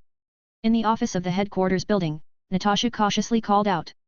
Luke leaned into his chair, with his eyes closed, as if he was resting. She had been motionless and sat stiffly for 5 minutes. It was a little too much to bear, and that's when her voice came out. Okay, get security to throw those Skrulls under the building in jail for a proper interrogation when Peggy gets back. Luke opened his eyes and gently snapped his fingers. Outside the headquarters building, magical sparks flicker incessantly, pulling open numerous teleportation portals. The Skrulls, who lost their resistance and passed out, fell to the green lawn like heavy sandbags. Skrulls? Natasha, alarmed, went to the floor-to-ceiling window and looked over. Director, how did you find them? The female secretary, who graduated from Leviathan and won the title of Black Widow, covered her mouth. She had just heard from Peggy that the Skrulls were quite cunning and hard to distinguish. But Luke was just sitting in his office, and these guys were delivered to his doorstep. It was unbelievable. When you can put a planet in the palm of your hand and play with it as you please, doing anything you want to do or finding anyone would be easy. Luke smiled and slightly leaned back. With the secret invasion of the Skrulls out of the way, it was time for a vacation. 532, Chapter 529 New Age, A Bolt of Lightning. On another Halloween. The streets of New York were full of people dressed in strange clothes. Some were wearing Spider-Man tights, and some were carrying plastic props hammers, pretending to be Thor. Some used LED lights and made their own DIY Iron Man battlesuits. Some dyed their hair green, presumably, a guest appearance by the Hulk. But most of them were still wearing dark red cloaks. Whether it was a child or an adult. From a distance, it surprisingly converged into a sea of people shimmering with dots of red. In near-Earth orbit, S.H.I.E.L.D's headquarters was hovering in outer space, like the Eye of Horus looking down on Earth. Today, Iron Man Tony Stark was on duty. He made some mistakes that almost led to the destruction of the Avengers group. Finally, his father stood up and wiped his ass and took care of the strong artificial intelligence, Ultron, that his son and Hank Pym had come up with. Humph, that was just a mistake. Tony had his legs up on the table at the satellite headquarters called Skynet. As early as 5 years ago, S.H.I.E.L.D moved from the Potomac River to outer space. It was his father, Howard Stark, who was in charge of this project. Mr. Stark, Ultron has caused over hundreds of billions of dollars in economic damage worldwide and brought about resentment and accusations from various countries against the Avengers. J.A.R.V.I.S said in its British accent. You should be considerate of your boss sometimes. Tony slammed his drained glass of Coke into the robotic arm that he was operating and helplessly said, It's Halloween, and I had already thought of a brilliant party theme. I would get those Victoria's Secret models and Playboy cover girls to dress up as Snow White and the Seven Dwarfs and the princess's stepmother. J.A.R.V.S, who was built into the computer system of the satellite headquarters, was silent for a moment, then said, Mr. Stark, I'll have to remind you that if you are going to play the role of king, then the story between you and Snow White is, to some extent, terrible. It would be despised by the world. Tony rolled his eyes. Jarvis was a bit too serious, as old-fashioned as Captain America. He just wanted to liven up the atmosphere and say some playful remarks. Although, there was only one person in the satellite headquarters tonight. With a +1, at most. The Avengers had gone home for the holidays. Barton had a wife and children. Scott, the second-generation Ant-Man, had a cute daughter. And Banner, the nerd, had a beautiful girlfriend. Even Thor, the muscle-filled god of thunder, had found a companion, a female astronomer named Jane Foster. After all this while, I'm the only one alone. Tony munched on a somewhat cold Big Mac burger, feeling angry. He was the one who spent money like water, had cool cars, and could date any girl he wanted. However, during the holidays, everyone else was partying and enjoying family time, while he was left alone at the satellite headquarters. D-d-d-d. The sound of an urgent alarm woke Tony up. He suddenly sat up straight and raised his hand to pull up a projected map. Let me see. It's California. What's happening? Tony rubbed his hands. On this lonely Halloween night, it wouldn't be a bad thing if a couple of unsuspecting guys helped him pass the time. SHIELD launched Project Insight a long time ago, which greatly reduced the number of crimes involving super-powered people around the world. Coupled with the popularity of superhero culture, all kinds of self-appointed heroes and mutants were springing up, competing to appear and become vigilantes. Of course, To carry out justice, they must come to SHIELD in person and register. Then, the individual's ability and the city they lived in would be considered to distribute their areas. His father, Howard, learned a new word from one of his friends that sums up the job quite graphically. Watchman. In short, to borrow a phrase from Time magazine, it's the era of the superhumans. Every day, new masked vigilantes appeared, and new supervillains were born. Locate the position. Jarvis, we've got work to do. Tony pressed the arc reactor on his chest, and the Mark 50 nano armor instantly covered his whole body. It was the most radical change and innovation he had ever made to the iron battlesuit his father had developed. And, of course, his most satisfying work to date. Standing up on the circular passage of the phase teleportation, Tony shouted out in a very Shinobi way. Avengers, roll out! In the next moment, Iron Man disappeared and was directly dropped somewhere in California. Like the Eye of Horus, Skynet's satellite headquarters silently overlooked the blue planet below. A new era had arrived. Older people, who were once active on stage, were gradually retreating to the background. I mean, isn't it weird to be a superhero and then go and dress up in odd costumes and play other characters? Luke, dressed in a handmade tailored suit and with his hair slicked back, chuckled lightly. He stood in the hall where friends from yesteryear had come for the costume party. Steve wrapped his entire arm in tinfoil and dressed up as the Winter Soldier. Bucky, on the other hand, was holding up the genuine vibranium shield and donning the Stars and Stripes uniform as Captain America. They live up to their reputation as a couple of besties, even cosplaying as each other. Emma was dressed as a Disney princess, and Peggy was wearing a red dress and cloak, which was obviously Little Red Riding Hood. Malena dyed her hair blonde and paired it with high heels and a white backless dress, a perfect Marilyn Monroe. On top of that, there was Natasha's version of Cleopatra, and not to mention Nick Fury getting creative with a bullet wound to the head, claiming to play a gangster from some Quentin Tarantino movie. These familiar faces aside, the hall was also filled with Namor, Black Queen Selene, Professor Charles and Magneto, the mutant youth leaders, Selene, the Vampire Queen, and so on. They were either the people who ruled the Seven Seas, the top brass of the Magic Congress, representatives of the mutant camp, or those in control of the underworld. They weren't just gathered together to participate in a party. Rather, it was because of someone who had been missing from the scene for decades. You're dressed so normally. What are you playing as? Howard Stark, who turned himself into a Star Wars Jedi, leaned in and asked. He and a few others were the only ones in the room who dared to speak to Superman in such a relaxed tone. James Bond, I'm one glass of martini short. Please get it for me. Luke slightly chuckled and ordered Howard. So, let me count, 1, 2, 3, 6, 7. Boy, how many Bond girls do you need? Howard smoothly took a glass of martini with olives from the waiter's tray. That's a difficult question for me to answer. The corners of Luke's mouth hooked up. Only Howard could talk about such topics with him. That guy Steve was too honest, and his eyes were only on Bucky. He would never talk about such things. I forgot, there are 3 universes now. Earth 1 has Peggy and the gang, who's on Earth 2? That hellish limbo queen called Magic? And what about Earth 3? It can't be that pajama-wearing Spider-Kid's aunt, can it? That would be so exciting. Despite being married, Howard still talked about women with a great deal of gusto. This was probably due to the fact that a leopard couldn't change its spots. You really have a perverted mind. I'm not a stallion in heat. Luke felt speechless and explained, and, how good are you yourself? Running off to Earth 3 to spoil your granddaughter every day. At this age, if you really want to be a grandfather, then tell Tony to hurry up and have one. Howard was depressed. He remained in a middle-aged state through the infinity formula. But mentally, he was already an old man. Don't even mention it. That little bastard only knows how to hook up with female stars and sleep with models everywhere. He's nothing like me. Howard was a bit exasperated. He would have liked his son to get married quickly and get a grandson or granddaughter for him to spoil them. Weren't you like that when you were young? The pursuit of beauty runs in the Stark family. Luke teased. After he returned to Earth, he slowly handed over the work in S.H.I.E.L.D. to Nick Fury, freeing Peggy too. The so-called long vacation was the reward paid by the 5 creation gods of the universe, along with the 3 singular universes becoming his personal multiverse.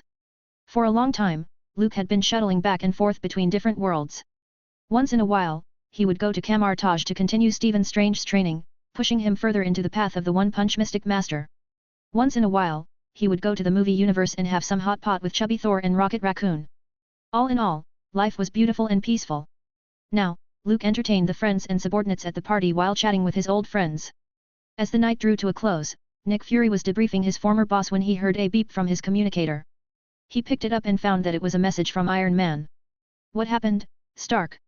With an apologetic face, Fury went to the balcony and contacted Tony with his communicator. According to Iron Man's cocky and brash character, he couldn't have contacted him for no reason. I found a strange guy in California. He's fast. Iron Man's voice sounded from the communicator, urgent and shocked. It's gone supersonic. God, he's going faster. I can't catch him. I've lost him. Fast? Then you should get Charles Xavier and tell him to send Quicksilver after him. Nick Fury was a little bemused by the fact that it wasn't like SHIELD didn't have any super-powered people with extreme speed. Well, I'm afraid it's not that easy. I'll pull Quicksilver in. The communicator's channel was soon joined by one more person. Mr. Stark, that guy's speed, it may be a bit frustrating to say so, but I really can't catch up with him. Quicksilver, whose real name was Pietro Maximoff, spoke in dismay. Get J.A.R.V.I.S to track him by satellite. What does the guy look like? Nick Fury's face sank. A speedster that even Quicksilver couldn't keep up with. Apparently, this was a new emerging superpower. I didn't see it clearly. He ran too fast, like a yellow bolt of lightning. Amidst the rustling murmur came Quicksilver's reply. Wait. He's slowing down like he's running out of steam. 533, Chapter 530 The Flash, I visited the studio to find someone. Name. Barry Allen. Age. 25. Gender. Hey? Isn't it obvious enough? Cut the crap. Be honest, and we might let you go. Lie to us, and you're done. The young agent in the interrogation room slapped the table and spoke in a stern voice, SHIELD will not wrong a good man or spare a bad man. Tell the truth. Well, male. Where are you from? What is your objective? We will conduct a psychiatric test on you later to confirm whether you have antisocial and anti-human tendencies. I don't, sir. A weak voice came from the darkness. I just run a little faster, but I'm not a bad person. The young agent sneered and whispered in a deep voice, every guy who walks in here says the same thing. Answer the question properly. I'm from Midtown. Came here to find someone. The low voice replied. Looking for someone? Looking for who? The young agent stopped taking notes. He looked up and asked. However, there was a long silence on the opposite side. In the dark room, only a table lamp was lit on the table. The agent shone a light on the other party, illuminating the face that was being interrogated. With his messy blonde hair and pretty blue eyes, he looked like the typical boy next door, giving him a friendly impression. The young agent wasn't fooled by looks, these days the villains all looked like good guys, and the good guys looked like villains. In the words of director Nick Fury, the current trend was refined scum, and the devil is a gentleman. You should all have heard of him, his name is Luke Cavill. Luke said he's famous here and is a super idol.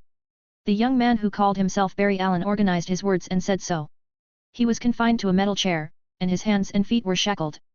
With difficulty, he moved his body and changed to a slightly more comfortable position. As a member of the Justice League and a superhero in Midtown, this was Barry's first time experiencing interrogation and being treated as a criminal. What did you say? The young agent sitting across the table suddenly paled when he heard the reply. You seem to be hard of hearing, sir. Barry repeated it very carefully and said. Luke is a good man, and we have fought side by side together to stop the havoc in Flashpoint. Caught off guard, the young agent didn't know what to do when he heard Superman's name. A few seconds later, he heard Director Fury's deep voice in his earpiece. Don't bother with the trial for now. Seal the papers and delete the digital data. The young agent nodded, packed his things and stood up. He went around Barry's back and cleanly injected a powerful anesthetic into his neck. While outside the interrogation room, the surveillance room on the 15th floor. Nick Fury's face didn't change, but his expression looked a bit gloomy. Luke Cavill. That's Superman's name. Those who are now qualified, or dare to call him that.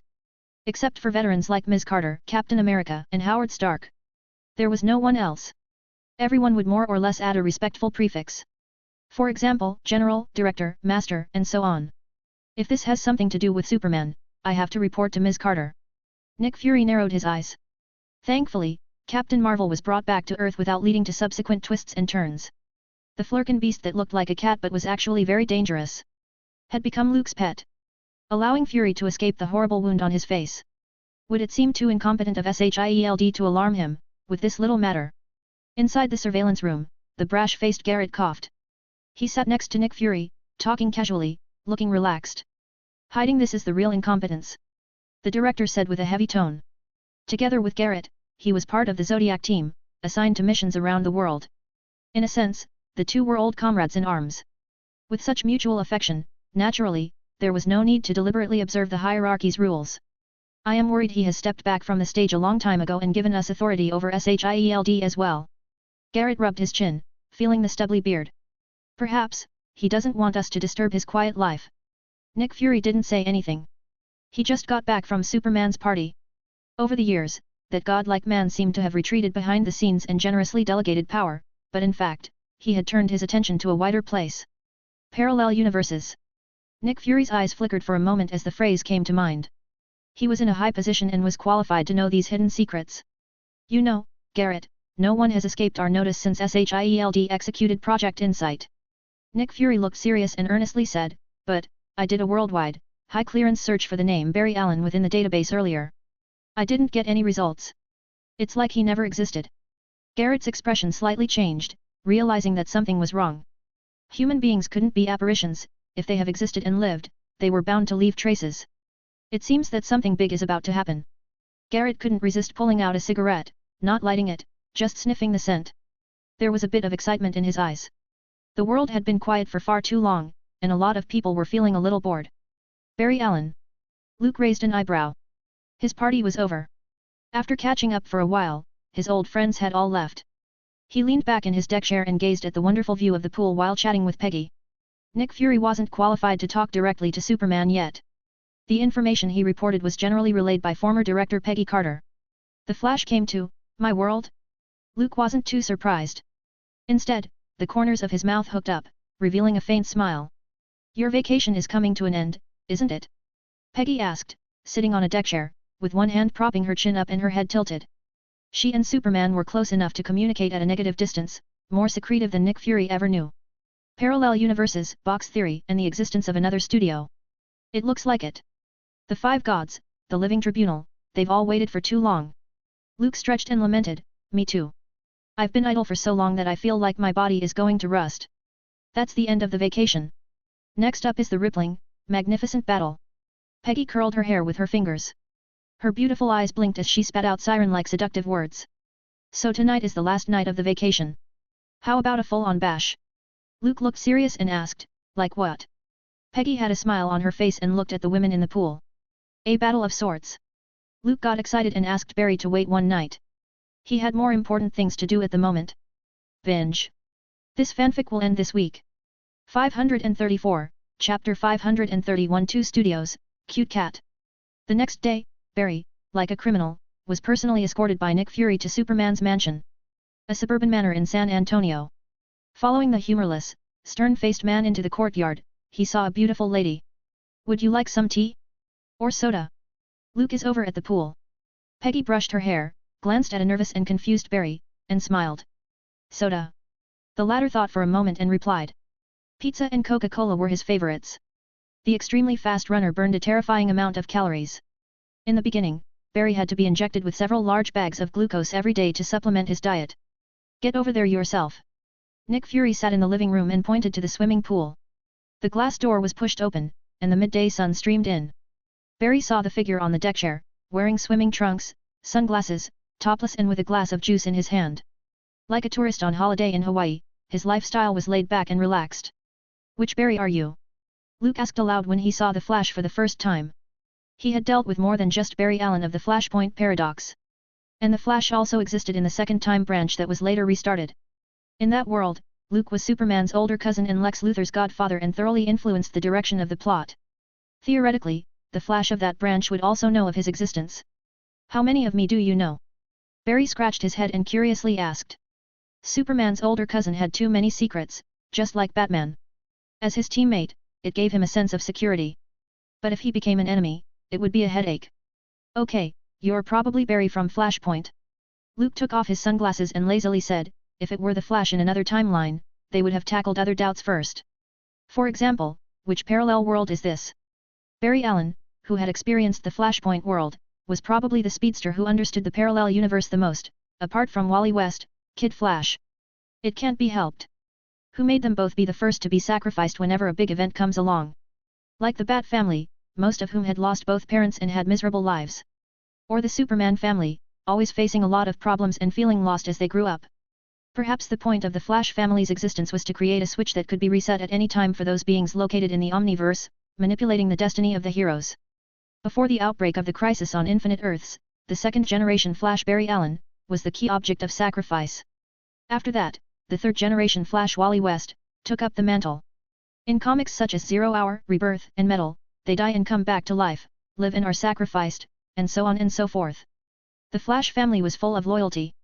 It's clear that this isn't even the multiverse I'm from. The Flash had a wry smile on his face. He looked at Luke and said, I've lost the Speed Force and can't sense its energy, its force range, its presence, in the slightest. Speed Force was a magical force that belonged to the DC Universe, with Barry acting as a generator. He was very strongly connected to the walls of Speed Force, generating Speed Force with every step he took in his runs. At the very beginning, there was no way that white-haired guy could catch me, but the longer I ran, the slower I got, and my Speed Force was depleted from my body and wasn't getting replenished. This is a problem I've never encountered before. Barry's sober analysis led to deductions. Speed Force does come from outside the source wall, but regardless, it's tightly connected to me. There have been times when I've lost my lightning-like speed, but those were just tests. I've always been able to find it if I feel it with my heart. But now, the Speed Force has disappeared. Luke nodded his head. It seems that all members of the Justice League, as long as they were separated from Batman, would be able to regain their true IQ. He had already understood what had happened. Purely in terms of speed, Quicksilver was certainly no match for the Flash. But this was Marvel's studio. With Barry Allen away from home, without a constant stream of Speed Force, he would soon be drained and turned into a normal human being. In any case, that race across two studios yesterday. In the end, it was won by Quicksilver. You can understand this world as being similar to each other and yet very different, mirror universes. Luke stood up, stretched his muscles, hooked Barry's shoulders and chuckled, or, you can think of them as two comic book companies running the same business. Borrowing from each other for the sake of serialization, for sales, for buzz, is normal. So, there are superheroes like you, like Superman, like Batman. See that guy? He looks serious like someone owed him money and didn't pay. He's the head agent of SHIELD, specializing in dealing with superhero groups, and has about as much status and usefulness as Amanda Waller of ARGUS. On top of that, the world has rich superheroes who are worth billions and can build high-tech battle armor, and some Norse god whose dad is Odin, and Luke, like a family accountant, pointed out the identity and backgrounds of the Avengers one by one. Did you find anything, Barry? The Flash was a little confused and almost got sidetracked by the various character connections spewing out of Luke's mouth. Quickly sorting through the complicated information, he finally realized something was wrong. I see what you mean. Barry's smile was bitter, it was too similar. This time, he broke out of the source wall and arrived in a strange time and space that wasn't a parallel universe. Okay, the introduction of the world's background is done. Luke snapped his fingers and brought the topic back. Now it's my turn to ask the questions. How did you find me? To be more precise, how did you get here? The Flash was known to be able to reverse time and restart the universe by running on all cylinders. But when did he get the ability to pierce through the picture? Barry blinked. His eyes looked through the floor-to-ceiling window at Peggy, who was wearing an apron and had a family-like vibe. There was also Malena, who had just walked down the stairs.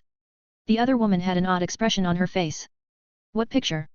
Luke subconsciously asked. Barry pulled out an old yellowed photograph with a slightly blurred picture. It was Luke and Wonder Woman. It was a picture of them together, in the Flashpoint world. I won't tell Diana, assuming she doesn't pursue it. Barry gave his assurance with great integrity. Needless to say, he didn't expect Luke to be a playboy like Bruce. This was completely unlike Superman. For the most part, Clark's real girlfriend would only be Lois Lane. Oh, you don't need to worry about that. Luke didn't believe a single punctuation mark in the Flash's promise. He and Hal Jordan, the Green Lantern, were the famous gossip kings of the Justice League. It seems that you've found out about the guy who stole a decade of your universe and changed the origins of superheroes. Luke didn't care about that little problem. He took the picture and spoke with soft eyes. Logically, this should have been in Diana's possession. The Flash got it from somewhere and borrowed its special nature as an anchor point to run to the Marvel Universe. Barry Allen went to a lot of trouble to take a trip and make a cameo appearance. That's right, Wally told me all about it. There's a terrible being trying to manipulate the Justice League and manipulate everything secretly. Barry's face was stony, not as relaxed as before. His name is Dr. Manhattan. Luke was blunt, remembering that the Blue Man owed him a debt that he had yet to settle. We can talk about the specifics on the way. Right now, I need you to run, Barry. Run. The Flash closed his eyes and still didn't sense the Speed Force. Without that energy, how could he travel between studios? Just run, and you're done. Luke lightly said. He raised his hand and snapped his fingers. A pure white light enveloped them. Sitting in the living room, Nick Fury, holding his tea, watched wide-eyed as the two figures disappeared. If I hadn't been prepared, I would have thought I'd had too much to drink. The director lamented. His task was done, and it was time for him to go back to SHIELD. He placed the cup down and saw a cute cat on the sofa. Hey, come here, little one, let me pet you. Nick Fury was usually serious, but like most humans on Earth, he couldn't resist the charms of a fluffy cat. He also couldn't resist the urge to go over and tease Superman's cat a bit. 535, Chapter 532 Living Tribunal, on Mars. Luke didn't know that Fury, who had dodged a bullet, was still trying to reach out to the cute-looking beast. He snapped his fingers, and the pure white light came down. Almost in a split second, the two broke through one universe's box after another and came to the end of the multiverse. The experience was amazing, and Barry kept his eyes wide open as he peered down at the glistening bubbles from top to bottom. One by one, the worlds presented a splendid landscape that enchanted him. It was a very different feeling from breaking through the speed of light, creating a wormhole in space-time and traveling through. Just before the Flash came to his senses, the magnificent light beam with infinite power threw him somewhere else. Hello, Barry Allen. The bald master, who looked very neutral, smilingly spoke to him. Barry looked around and found himself in a temple-like building. He scratched his head and asked, "Where's Luke? He has one more conversation that must take place before he travels to your world." The bald master of the mystic arts greeted the Flash and sat down, handing him a cup of hot tea with great enthusiasm. This was Kamar-Taj from some unknown parallel world and the Ancient One from Earth 1024, looking out of the window. Silently, a great game spanning two multiverses was finally about to begin. "I can't believe it's you. To be honest, I preferred Ms. Death, or Mr. Eternity, or Uncle Galactus." Luke stood in the void, with the swirling galaxy at his feet. "They're easier to deal with and more interesting to talk to." Appearing before Superman was a golden figure as large as a celestial body. As if spanning the multiverse, he was extremely large. Compared with those planets, they were like tiny grains of sand. A thunderous, majestic voice rumbled down. "You are the one who started this game and should understand what to do." The golden silhouette that stood on top of the sky, as if it were a giant, had three faces, representing equity, necessity, and vengeance. He had a very impressive name, the Living Tribunal. He was the administrator of the multiverse beyond the five gods. Like other background beings, the Living Tribunal had high authority but very few appearances. "You're going to teach me how to do things." Luke's eyes flickered as he said, "Neither the five creator gods nor you are adjudicators. At best, they are higher-level participants. So, don't even think about pushing people around." During the long days of his relaxing vacation, he indulged in physical activities. Occasionally engage in multiplayer sports, theme parties. Incidentally, finish the pile of side quests and boost Superman's reputation points. Like reeling in Hydra and getting a Kryptonian ship. Toss around Howard Stark and S.H.I.E.L.D, in reverse engineering some new technology. Find Hyperion and Blue Marvel, the two Marvel Superman who he hadn't fought with. Had a friendly sparring session and got 2 chances to draw after beating them down. Silver Superman and Superboy Prime. The two powerful cards enabled Luke to break through from a single universe to the multiverse. That was why he was so calm and faced the five great beings and the Living Tribunal with the same calmness. Although most of the time, these multiversal bigwigs had always moved in the background and had their own share of dark histories. One of the worst was Galactus, which had been reduced to a cosmic-level battle machine. But as administrators under the Omniverse, they actually possessed quite a high level of authority and were the embodiment of the rules. A little more problematic to deal with than the Sentry, or the Gladiator, which could be solved with his fists. "I'm just reminding, not warning," the Living Tribunal said in a hushed voice. "What the collision of two multiverses will lead to is a future that none of us can foresee. It requires caution and deliberation." Luke curled his lips and didn't take the reminder of the Living Tribunal to heart. He had his own plans and ideas, and no one could force him to do anything. Maybe the Omniverse existence had sprouted a new idea, to have the superheroes of the two multiverses have the fight of the century, or maybe it's for some other reason. All in all, there would be an unprecedented link between the two studios. The five creator gods and Living Tribunal, the group of administrators of the multiverse. Hoped that Luke could win more chips for their side or even win the game straight away. "All the details have long been finalized, and I know what I should do."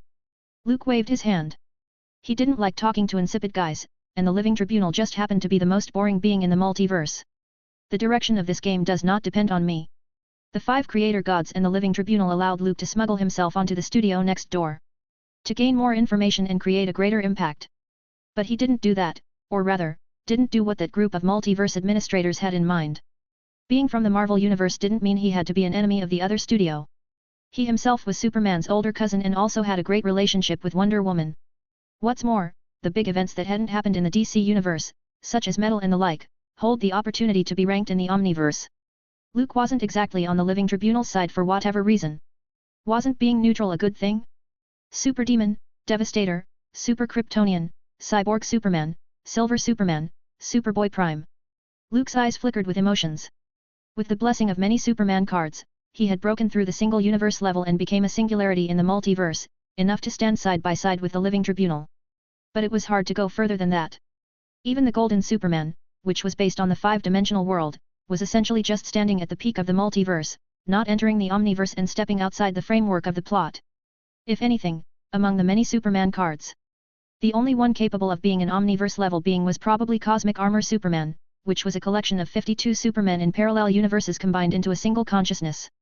Mandrak, the demon who devoured the parallel universes, called it second only to God. But Luke couldn't pin all his hopes on drawing the Cosmic Armor Superman's card. He saw this game as a great opportunity. If the two multiverses were to merge into one, would they be able to escape the fate of having their past and future written by the Omniverse and those beings? I'm in a hurry. Let's chat again next time. Luke pretended to look at his watch and disappeared from the Living Tribunal's sights. In the next moment, Barry, who was drinking tea. Let's go. Luke greeted the Ancient One with a snort. Sorcerer Supreme, let's have tea together again sometime. The Ancient One gently smiled, raised her cup and said, unfortunately, I can't go to another similar multiverse. When you come back, you have to tell me about things happening over there. Luke nodded, pulled Barry and disappeared from Kamar-Taj. They turned into swift streams of light that broke through the boundaries of the multiverse. The wall that was so huge that even the edges weren't visible to the naked eye still stood there. The 10th metal within erupted with radiant light, penetrating the barriers and interference of the power of the source. This is it. Barry opened his eyes and eased himself out of the unpleasant sensation, similar to motion sickness. Mars, the start of this journey. Luke replied. Binge. Don't forget to vote, smiley face, new book Infinite Earths resuming from Monday. 536, Chapter 533 Flashpoint Follow-up, Doomsday Clock. Mars. Barry subconsciously held his breath, but not only was he able to speak normally, but he also didn't feel suffocated by being in a vacuum environment. Don't stray too far from me. Luke opened the bioforce field and silently covered Mars in its entirety, creating an ecological environment suitable for human beings. Not to mention the cosmic vacuum, even if the star exploded, it wouldn't break his bioforce field. A multiverse-level existence can no longer be measured by common sense. Why here? Barry was confused. He thought that Luke would go to the Justice League first or to Superman to meet up with his cousin. After the Flashpoint crisis was resolved, the Justice League superheroes' origins and history were more or less altered. For example, Superman lost his parents and appeared in the public eye earlier. Wonder Woman didn't take part in the First World War and didn't leave Paradise Island until modern times. Even to the extent that some had been forgotten. The third-generation Flash, Wally West. Accurately speaking, he was the fastest person in the world.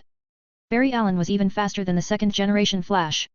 Wally West was one of the first to notice Dr. Manhattan, but his presence was rewritten by that blue man, causing all superheroes to forget about the existence of the third-generation Flash. Batman, Teen Titans, including Wally's wife, didn't even remember his name. Later on, only Barry remembered him. He remembered Wally and dragged the other party out of the Speed Force space. Then, the Flash, who learned that someone had tampered with the timeline in an attempt to manipulate the Justice League, naturally couldn't sit idly by. Barry went straight to Gotham, told Batman, and asked the other party to use that world's brightest brain to figure out what to do. After a few moments of deliberation, instead of making it public and calling a meeting of the members of the Justice League, they went back to the Flashpoint world that was about to collapse. Thomas Wayne and Bruce Wayne, the two generations of Batman from two worlds, had a father-son meeting and speculated on Dr. Manhattan's intentions. Aware of the seriousness of the problem, the Flash couldn't help but think of Superman's older cousin. If someone changed one heroic story after another through the occurrence of Flashpoint, was Luke's disappearance also caused by the other party? With that in mind, Barry quickly looked for Wonder Woman. Except for Batman, Wally, and himself, Diana was the one who was most likely to realize the problem. Because it was in that Flashpoint world, where they weren't supposed to be, that Wonder Woman and Superman's older cousin crossed paths too closely. Diana, who learned about it, told him a secret. She always felt that she had forgotten someone very important and crucial, who appeared in her dreams every so often, but she couldn't get close enough to see what he looked like. Finally, Wonder Woman handed Barry an old picture with a man on it. With the help of the remaining energy, the latter finally locked on Luke's position and traveled to the other studio. That was what happened after Flashpoint. The culprit that the Justice League is looking for is on Mars.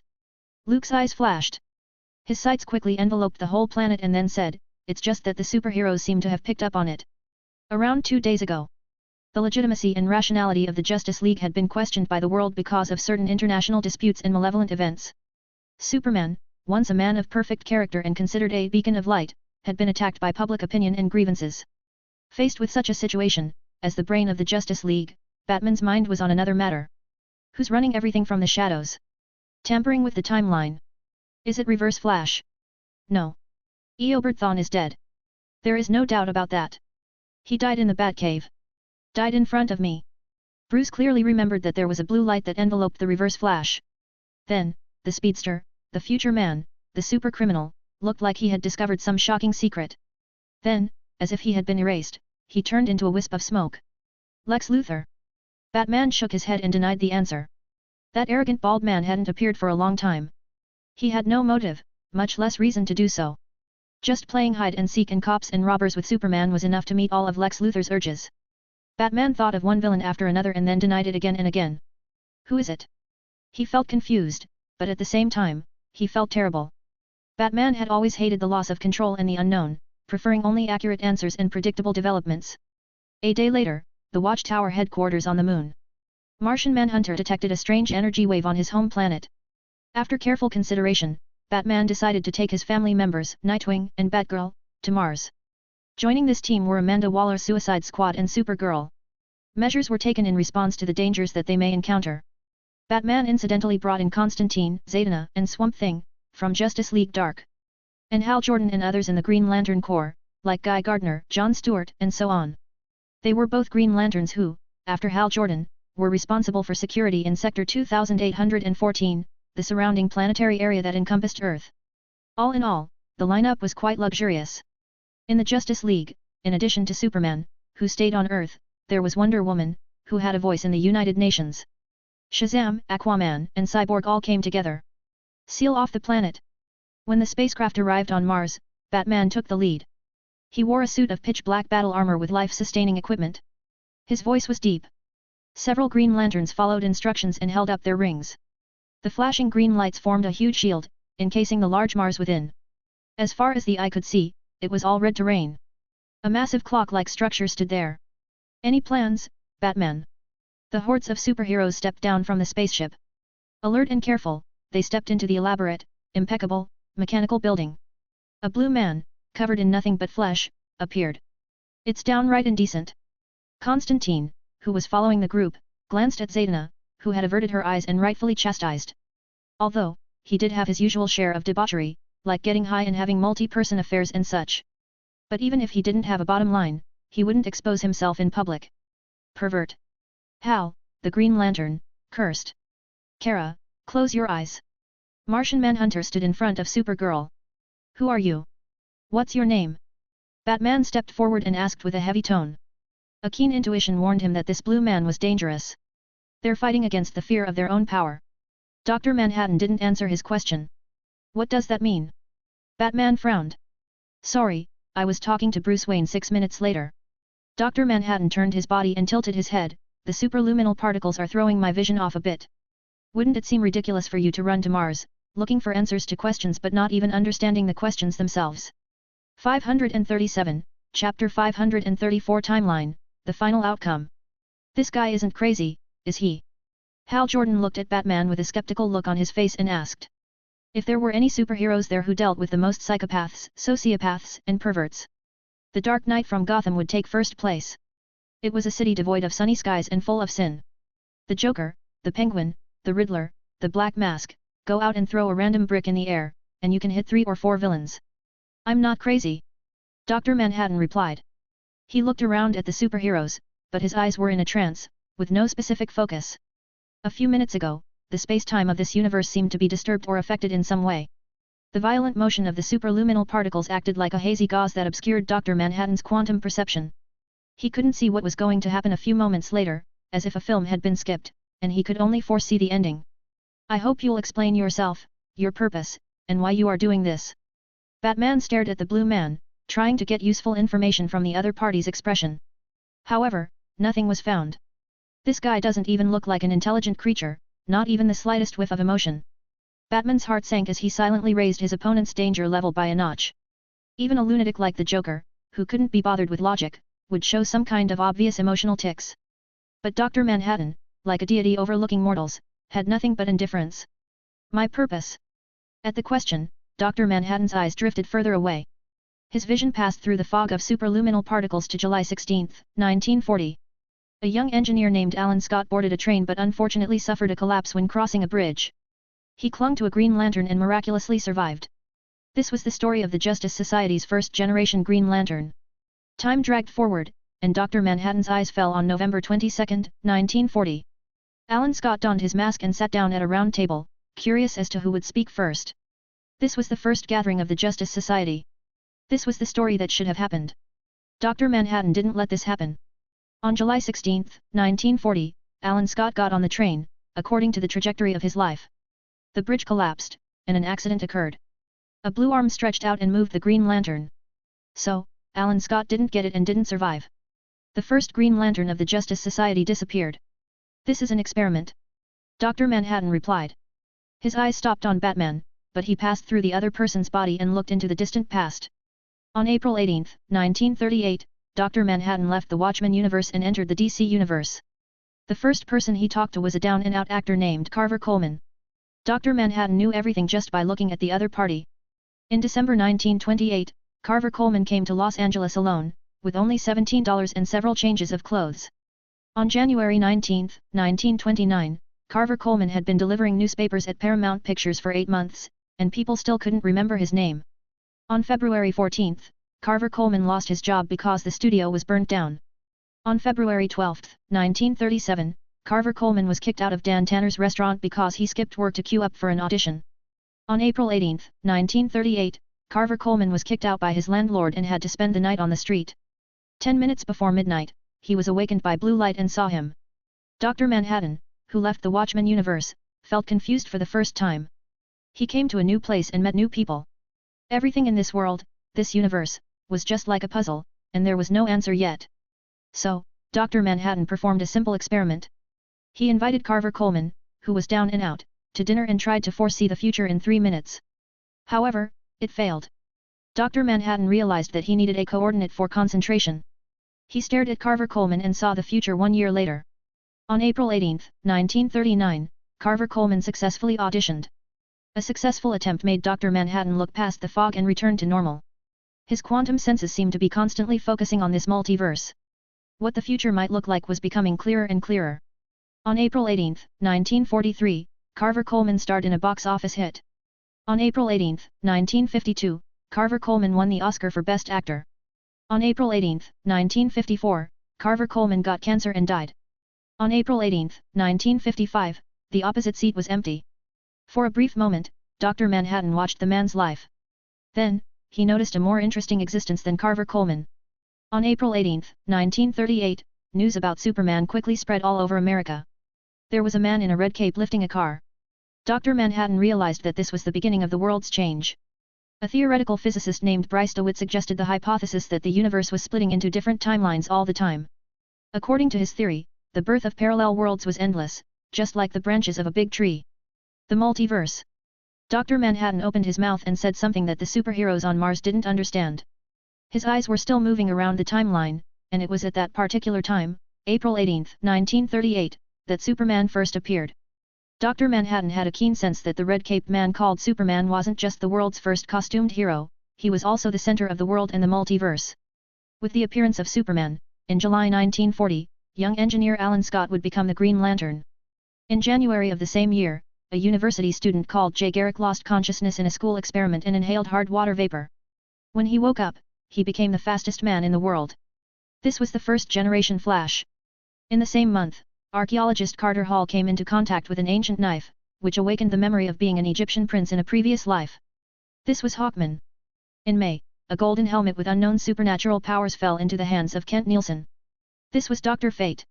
In October, Al Pratt, who was repeatedly defeated because of his size, found one of the world's greatest fighters and began training under him. This was the Atom. In April 1939, Wesley Dodds dreamed of a serial killer who took advantage of the World's Fair to cause trouble. He wore a gas mask and caught the killer. This was the first Sandman. In February 1940, Jim Corrigan's body lay still. After that, he came back from the dead and sought revenge. This was the first Spectre. In November 1940, everyone came together, and the Justice Society of America was formed. Dr. Manhattan watched over the past and watched over the story of the costumed superheroes. Then, something unexpected happened. When Dr. Manhattan went further back in time, he was surprised to find that Superman had disappeared. He seemed to have been deleted and was never heard of again. Until 1956, when the man with the red cape showed up in Metropolis. 25 years ago, a meteorite fell over Kent Farm in Kansas. Jonathan and Martha found the Kryptonian orphan, adopted him and named him Clark Kent. Superman disappeared because a mysterious force, undetectable even to Dr. Manhattan, altered his story. Such changes had affected every world in the multiverse at the same time. In October 1986, when Superman arrived on Earth, it changed again, and the story was different. Dr. Manhattan was confused. He couldn't understand this phenomenon. Why did established facts change time and time again? In May 1949, young Clark Kent sat in front of the bed, accompanying his parents, who were about to die. In 1956, Dr. Manhattan watched Clark visiting the graves. In October 1986, he saw the Kent couple, who should have died, still alive. A few years later, Jonathan Kent died in his son's arms again. Dr. Manhattan stood quietly in the palace on Mars while his consciousness traveled through the past and the future. Time was like an empty room to him. He could exist in the past and, at the same time, be present in the future. I misunderstood the nature of this universe. Dr. Manhattan spoke again, saying something that the other superheroes didn't understand. He no longer clung to the past but looked to the future. Following Superman's trajectory and seeing 1,000 years into the future. Clark Kent still existed, rather than disappearing, as Carver Coleman did. Thus, Dr. Manhattan's unquenchable curiosity developed. After becoming a quantum being, the world no longer held any secrets from him. Human beings were too ordinary, and life was too mediocre. Everything seemed the same but was beyond recognition. Until he came to the DC universe and discovered Superman, Dr. Manhattan found something he was interested in again. For example, reshaping the multiverse. If this world, and indeed other parallel universes, all existed and changed because of Superman. So, what would be the result if he directly changed Superman? Therefore, Dr. Manhattan eliminated the first Green Lantern, Alan Scott. On the eve of Clark Kent's senior high school prom, Jonathan and Martha were killed in a car accident. Clark, who had lost his parents, was increasingly estranged from humans. Since then, Dr. Manhattan made several changes. Like having Jonathan Kent die in a tornado. Or maybe let Superman die on Doomsday. The increasing changes caused the multiverse to fluctuate violently. The third-generation Flash Wally West noticed Dr. Manhattan. After that, Batman also got a glimpse. I want to know my end. Dr. Manhattan, for the last time, uttered words that the superheroes couldn't understand. When he made these changes, after observing the changes in Superman, the changes in the world, and the changes in the multiverse, this blue man saw the end of the future. Superman swung his fist at him in anger, and then there was darkness. 100 years, 1,000 years, had passed since then, and nothing had changed. So, did I destroy the world, or did Superman kill me? Dr. Manhattan's trance-like eyes seemed to find focus and looked toward the superheroes that surrounded him. 538, Chapter 535 The End, Punch Through the Multiverse. Batman, I don't think we need to keep talking to this guy. Shazam, with his jumpy personality, emerged from the crowd, kneading his casserole-sized fists with an eager expression. Give him a good, hard punch, and we'll know everything. The strong muscular man's real name was Billy Batson. Don't be fooled by his appearance, he was actually only a 15-year-old kid. By chance, Billy Batson was selected by the Wizard of the Rock of Eternity and got the magic power of 6 gods. As long as he shouted out the name of Shazam, a magic lightning bolt would fall from the sky, turning him into a strong and brave superhero. Billy Batson had the wisdom of Solomon, the power of Hercules, the endurance of Atlas, the divine power of Zeus, the courage of Achilles and the speed of Mercury. Of course, about wisdom of Solomon. It has also been jokingly referred to as the locked wisdom because it was rarely embodied. That's right. If he is a dangerous criminal, he should be put in prison. If he's crazy, let's just beat him up. Arthur Curry Aquaman, agreed and swung his trident at the blue man. Batman didn't get the gang together and travel to Mars just to admire the other party's naked body. Nowadays, the Justice League, and by extension, the superhuman types around the world, were being questioned and watched with vigilance. Superman was in a public opinion crisis, and Wonder Woman was forced to take to the stage of the United Nations, ready to make a public speech and salvage the situation. There were still heaps of problems on Earth waiting to be dealt with by the superheroes. They didn't want to waste time on a blue man who didn't like to wear clothes. No matter how powerful the other party was or what kind of conspiracy it was. The crowd wasn't the least bit intimidated.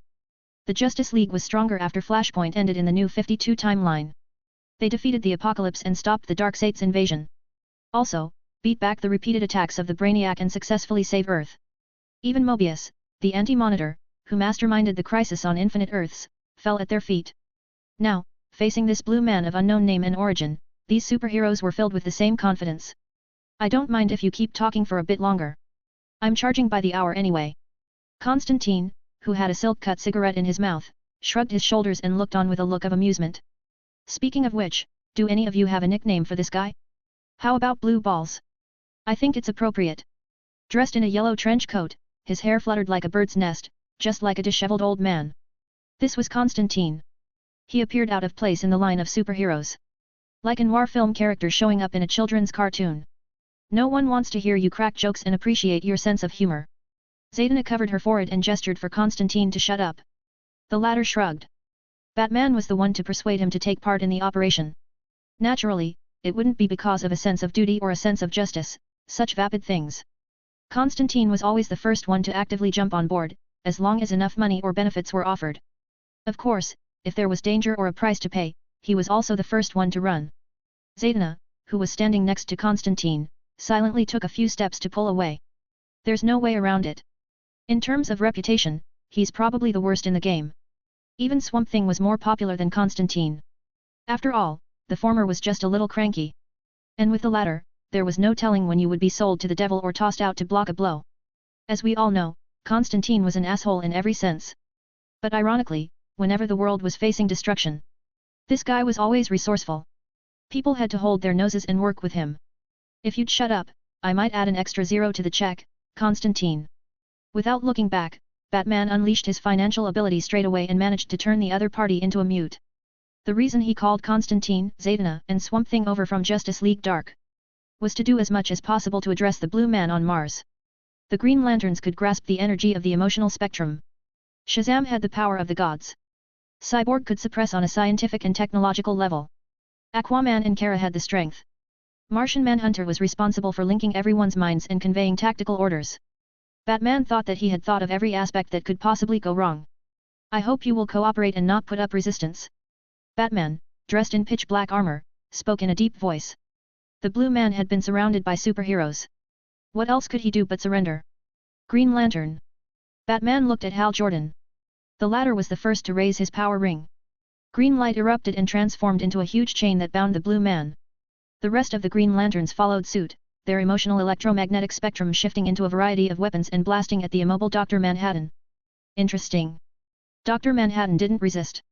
He just stared at Hal Jordan's ring. The naked body disintegrated into a stream of particles, evading the many Green Lantern attacks with ease.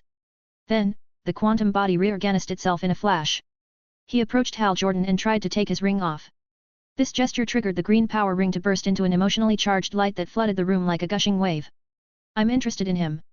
Dr. Manhattan seemed unaffected as a cloud of green light struck his torso without causing much damage. What's in it? Hal Jordan let out a roar of rage, his willpower highly focused as he tried to resist Dr. Manhattan.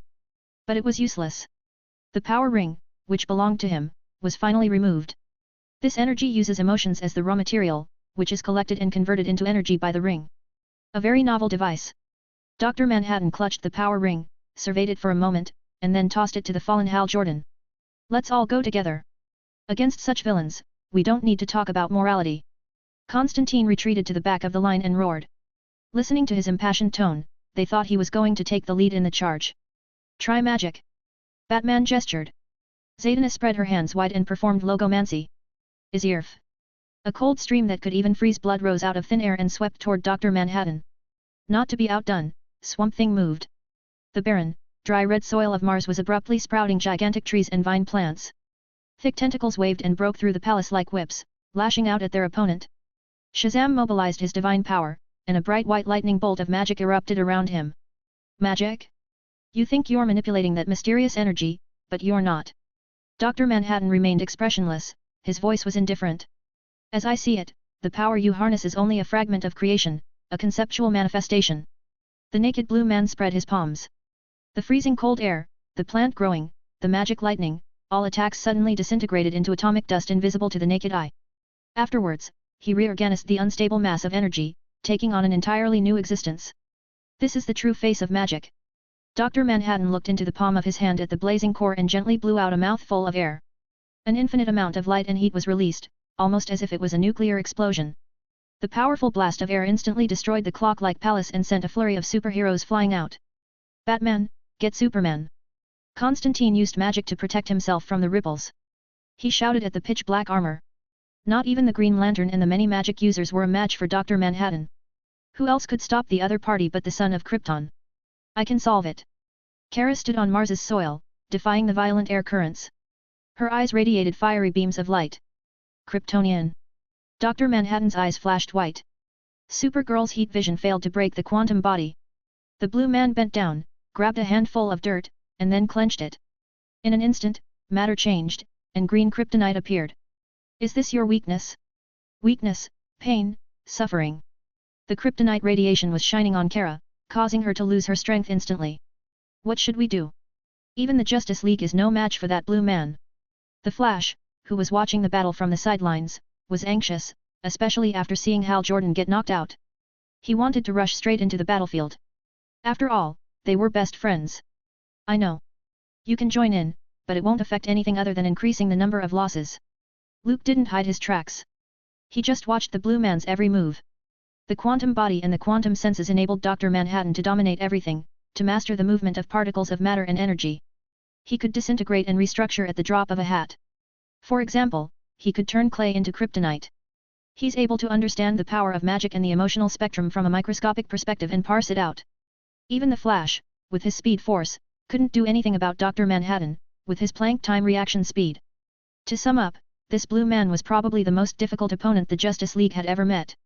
Even if Superman, which was on Earth right now, arrived in time, it would have very little impact on the battle. Are you going to fight? The Flash looked at Superman's older cousin, his eyes flashing with hope. In a few minutes, all the superheroes were on the ground. On the surface of Mars, only the blue man stood as before. Even Batman, with one of the most powerful brains, was helpless in the face of the crushing power gap. I have an old score to settle with him. Luke's mouth curved, and he glanced at Dr. Manhattan. The dark red cloak fluttered up, and a step was taken, pulling out a sonic boom-like explosion. No pleasantries, no greetings, just a straightforward punch. For the first time, surprise appeared in Dr. Manhattan's indifferent eyes. You actually came out of that world. Earlier, to prevent Luke from sabotaging his plans, he had specifically banished his opponent to the Watchmen universe. Adrian asked me to send you his regards. Luke clenched his fist, and the space around him shuddered. The next moment, like a shattered mirror, it broke open into a pitch-black void. The emotional energy shield that enveloped Mars' atmosphere took a hit. Like a fragile eggshell, it dissipated. The fallen superheroes looked up, and all they could see was a blur. The man stood tall and magnificent, his cloak raised high as if he occupied the center of the universe, radiating endless light and heat. Dr. Manhattan tried to see through the attack. Ordinary physical combat couldn't hurt his quantum body at all. But the fist that encompassed all the cards of Super Demon, Devastator, Super Kryptonian, Cyborg Superman, Silver Superman, Superboy Prime, wasn't that simple.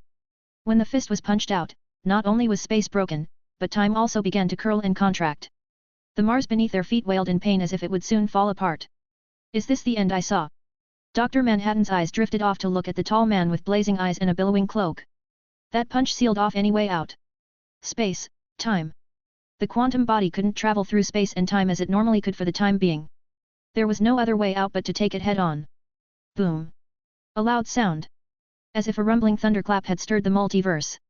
Mars, Earth, Darkseid's planet Apocalypse, the headquarters of the Green Lantern Corps OA, and even the inside of the Source Wall. Those multiverse-level existences felt that terrifying power with unparalleled clarity. No frills, no tricks, just pure power that nearly broke through the dimension of reality. The intense light rolled in like a wave, and all the superheroes on Mars were left blind.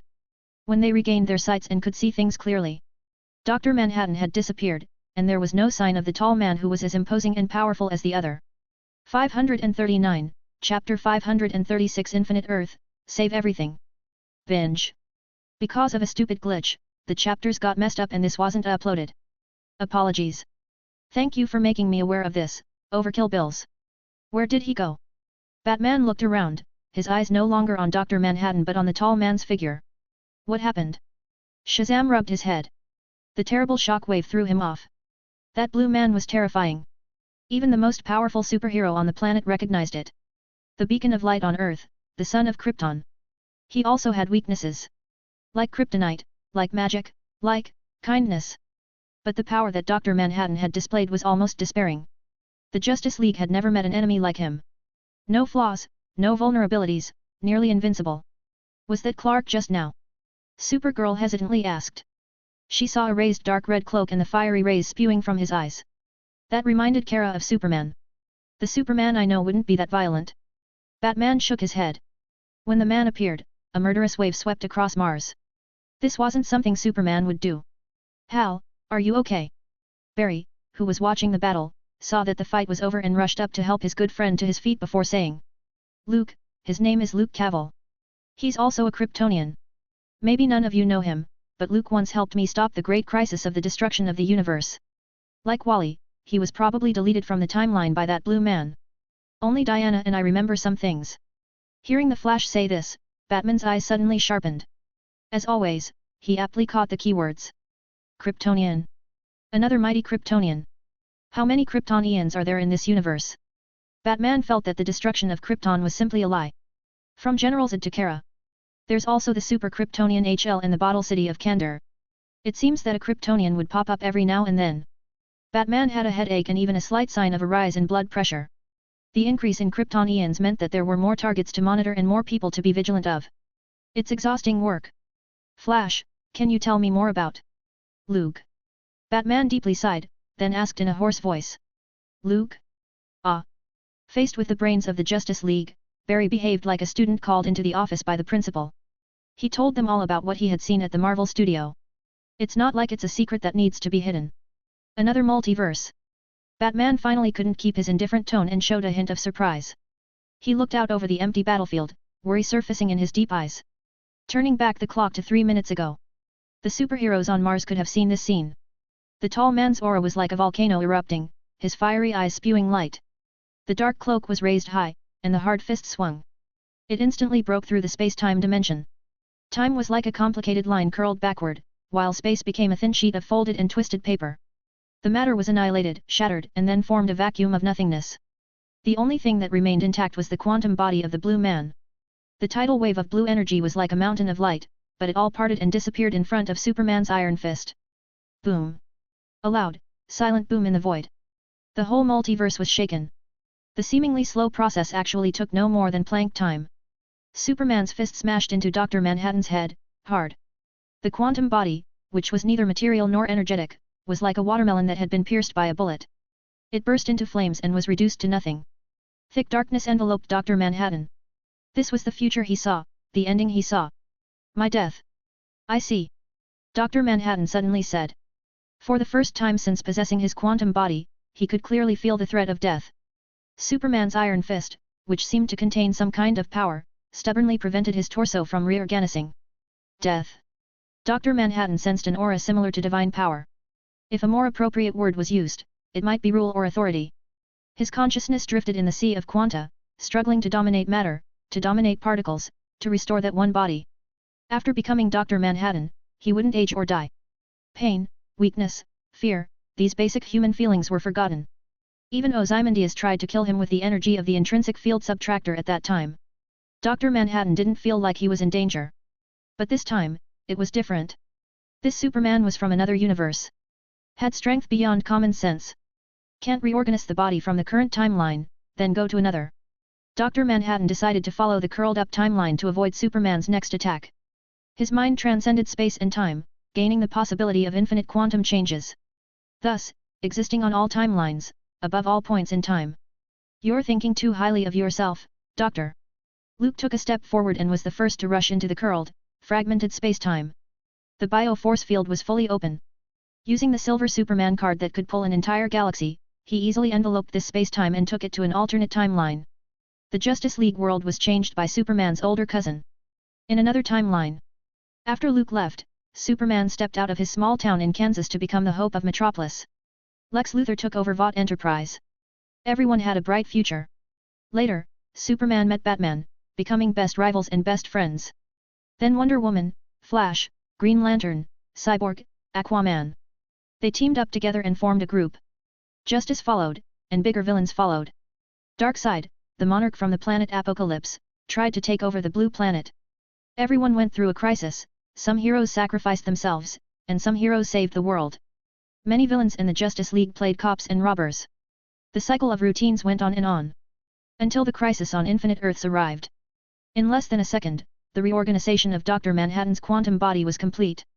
But when he opened his eyes, what he saw was darkness.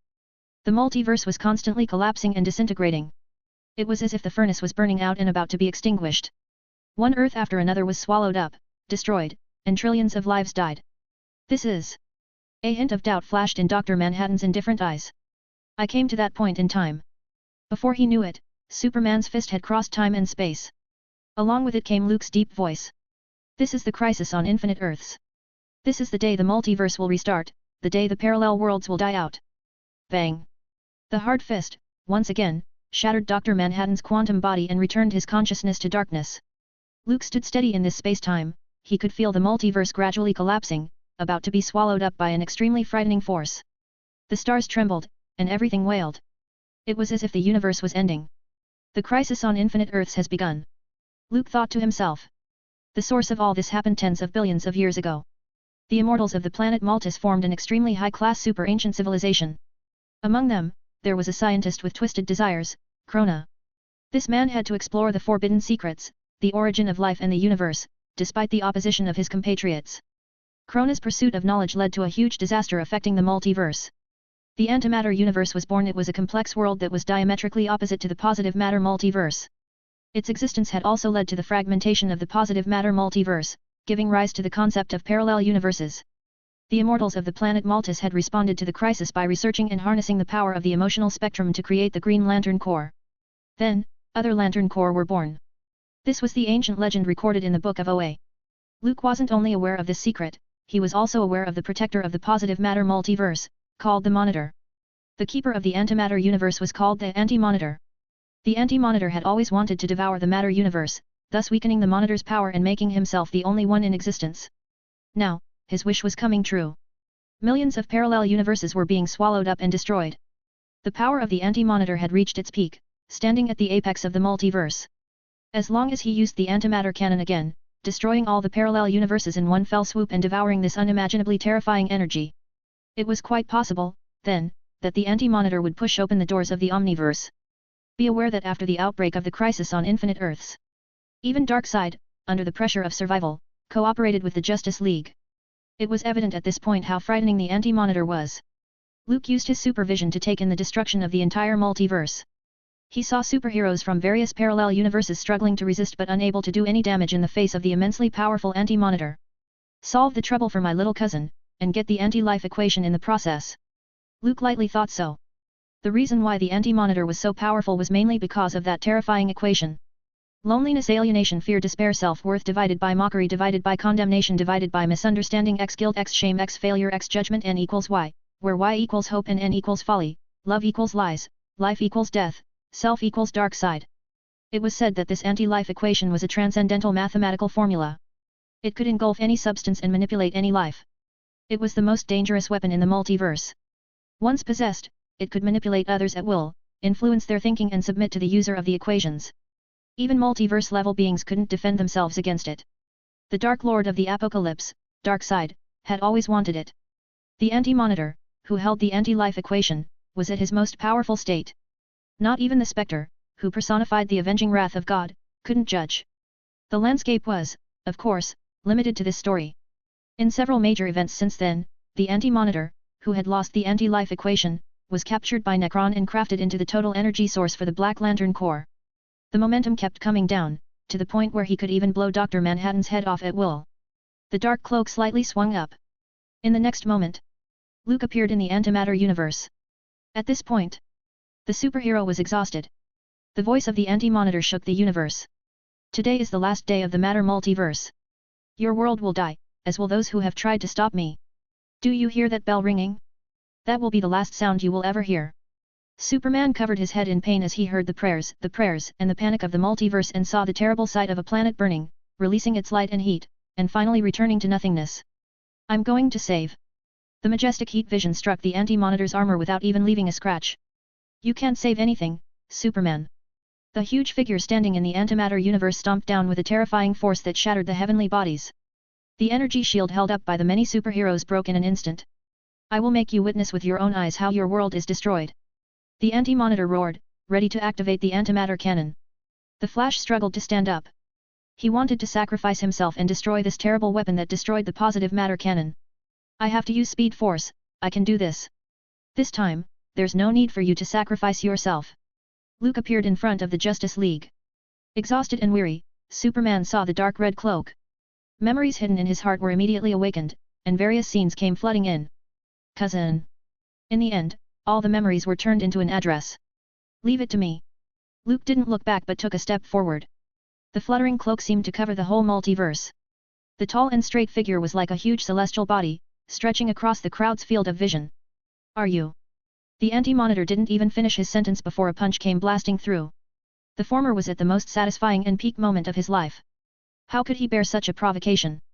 The power of the anti-life equation, transformed into a blinding light that illuminated the multiverse, enveloped Luke with the intention of corrupting and controlling him. But the 10th metal in the latter's body erupted with a brilliant silver glow, the power of the source, tenaciously resisting the violent erosion of the anti-life equation. With a grip of Luke's palm, a stellar celestial object shrunk into a round ball, which he squeezed and slammed hard into the Anti-Monitor's armor. The collision between the positive and antimatter universes seemed to have been crushed by a rumble of thunder. Every living being in the parallel universes could feel a terrifying aura sweeping over them. The Anti-Monitor fell. Devouring the anti-life energy of numerous parallel universes wasn't enough to give him security in the face of the tall, expressionless man. It's not just the end of the multiverse, but your end. Luke quietly said. He looked down at the fallen Anti-Monitor and severely stepped on him. The timeline of the past had actually been taken over by Superman. Dr. Manhattan's consciousness still existed. He witnessed how Luke killed the creature in the armor. The anti-life energy spilled out and was directly absorbed by Superman. The future. Superman won't find me in the future. Dr. Manhattan forcibly broke away from this point in time and traveled to a more distant future. When his body reorganized, he opened his eyes. This time, Superman's iron fist didn't attack. But Dr. Manhattan heard a chilling, frantic laugh. Ha ha ha ha ha ha. The laughter was as dark as Owlman's and as crazy as a madman's. The mere sound of it sent chills down one's spine. Which timeline is this? Dr. Manhattan walked on a desolate planet, his sight only able to see the results but not the process. However, the blue man soon knew the answer. A slender bat-like black shadow enveloped the multiverse. In front of him, there was a woman. That was the mother of the multiverse, Perpetua. She was an all-powerful god standing in the sixth dimension, and she was the being who created everything. The three sons of Perpetua were the World Forger, who created the Dark Multiverse, and the Monitor and Anti-Monitors, who Luke had killed. This all-powerful cosmic-level goddess of creation was originally sealed within the Source Wall by her son. Later, the Source Wall broke. However, Perpetua was successfully unsealed by the machinations of the Batman who laughs. The one who laughs was from Earth 22 in the Dark Multiverse, and he was one of many Batmen. One day, he contracted a virus after killing the Joker. So, Batman and the Joker, two sides of a coin, fused into one. After transforming into the Batman who laughs, he engineered the extermination of his Bat family by killing Nightwing, Red Hood, Red Robin, and Batgirl. And transformed his son, Damian, into the beastly, maniacal Dark Robin with the Joker virus. After committing all these heinous acts, Laughs turned on the Justice League. It was a bloody and brutal story. After finally killing all the targets he could inflict violence on, Laughs was recruited by Barbados to join the Dark Knights as one of the 7 Nightmare Batmen. Laughs had now become the most powerful being in the multiverse through countless plots and plans, and the everything is within expectation plug-in. As long as he defeated Perpetua, the goddess of creation, whose power hadn't been restored yet. Laughs could take over the multiverse and create and destroy the world as he pleased. Soon, the Batman who laughs will kill Perpetua. When she dies, he will create a nightmare universe, where there would be no place for us. The discussion of the Justice League reached Dr. Manhattan's ears across a great distance. Another multiverse about to fall into extinction, waiting to be restarted again. The future is surprisingly like this. Quantum Life had no emotions, but Dr. Manhattan still felt sad. Whether it was the past or the future. The fate of the multiverse was too dark. Perhaps Superman's numerous changes are part of the multiverse's reset. Dr. Manhattan suddenly looked up at the two ethereal projections standing in a higher dimension, filling the multiverse. The Batman Who Laughs, and Perpetua. Everything is like a story that was constantly being redacted. We are all characters in the book, and as such, we can't step outside the plot. Dr. Manhattan seemed to figure out where the mysterious force that made Superman's story different each time came from. That was the higher world of the goddess of creation. The greatest secret hidden in the depths of the Omniverse. You already knew that, didn't you? Dr. Manhattan turned back to the tall man who had crossed time and space to catch up again. Yes. Luke, who had the Superboy Prime card, was staring into the void. He was like the presenter facing the camera or an actor filming a scene. Every restart of the multiverse is the end of a story. Luke was explaining like he was reading some kind of narration. Popular superheroes and villains are preserved, adding more detail and setting to start a whole new life. Unwanted characters, gradually marginalized, become background boards, and no longer appeared. Doctor, this is the truth of the multiverse. Everyone is a puppet on a string and won't even remember each time they got erased or rebooted. Dr. Manhattan was silent. He fancied himself a quantum observer. Observing the changes in everything in the world from an elevated perspective.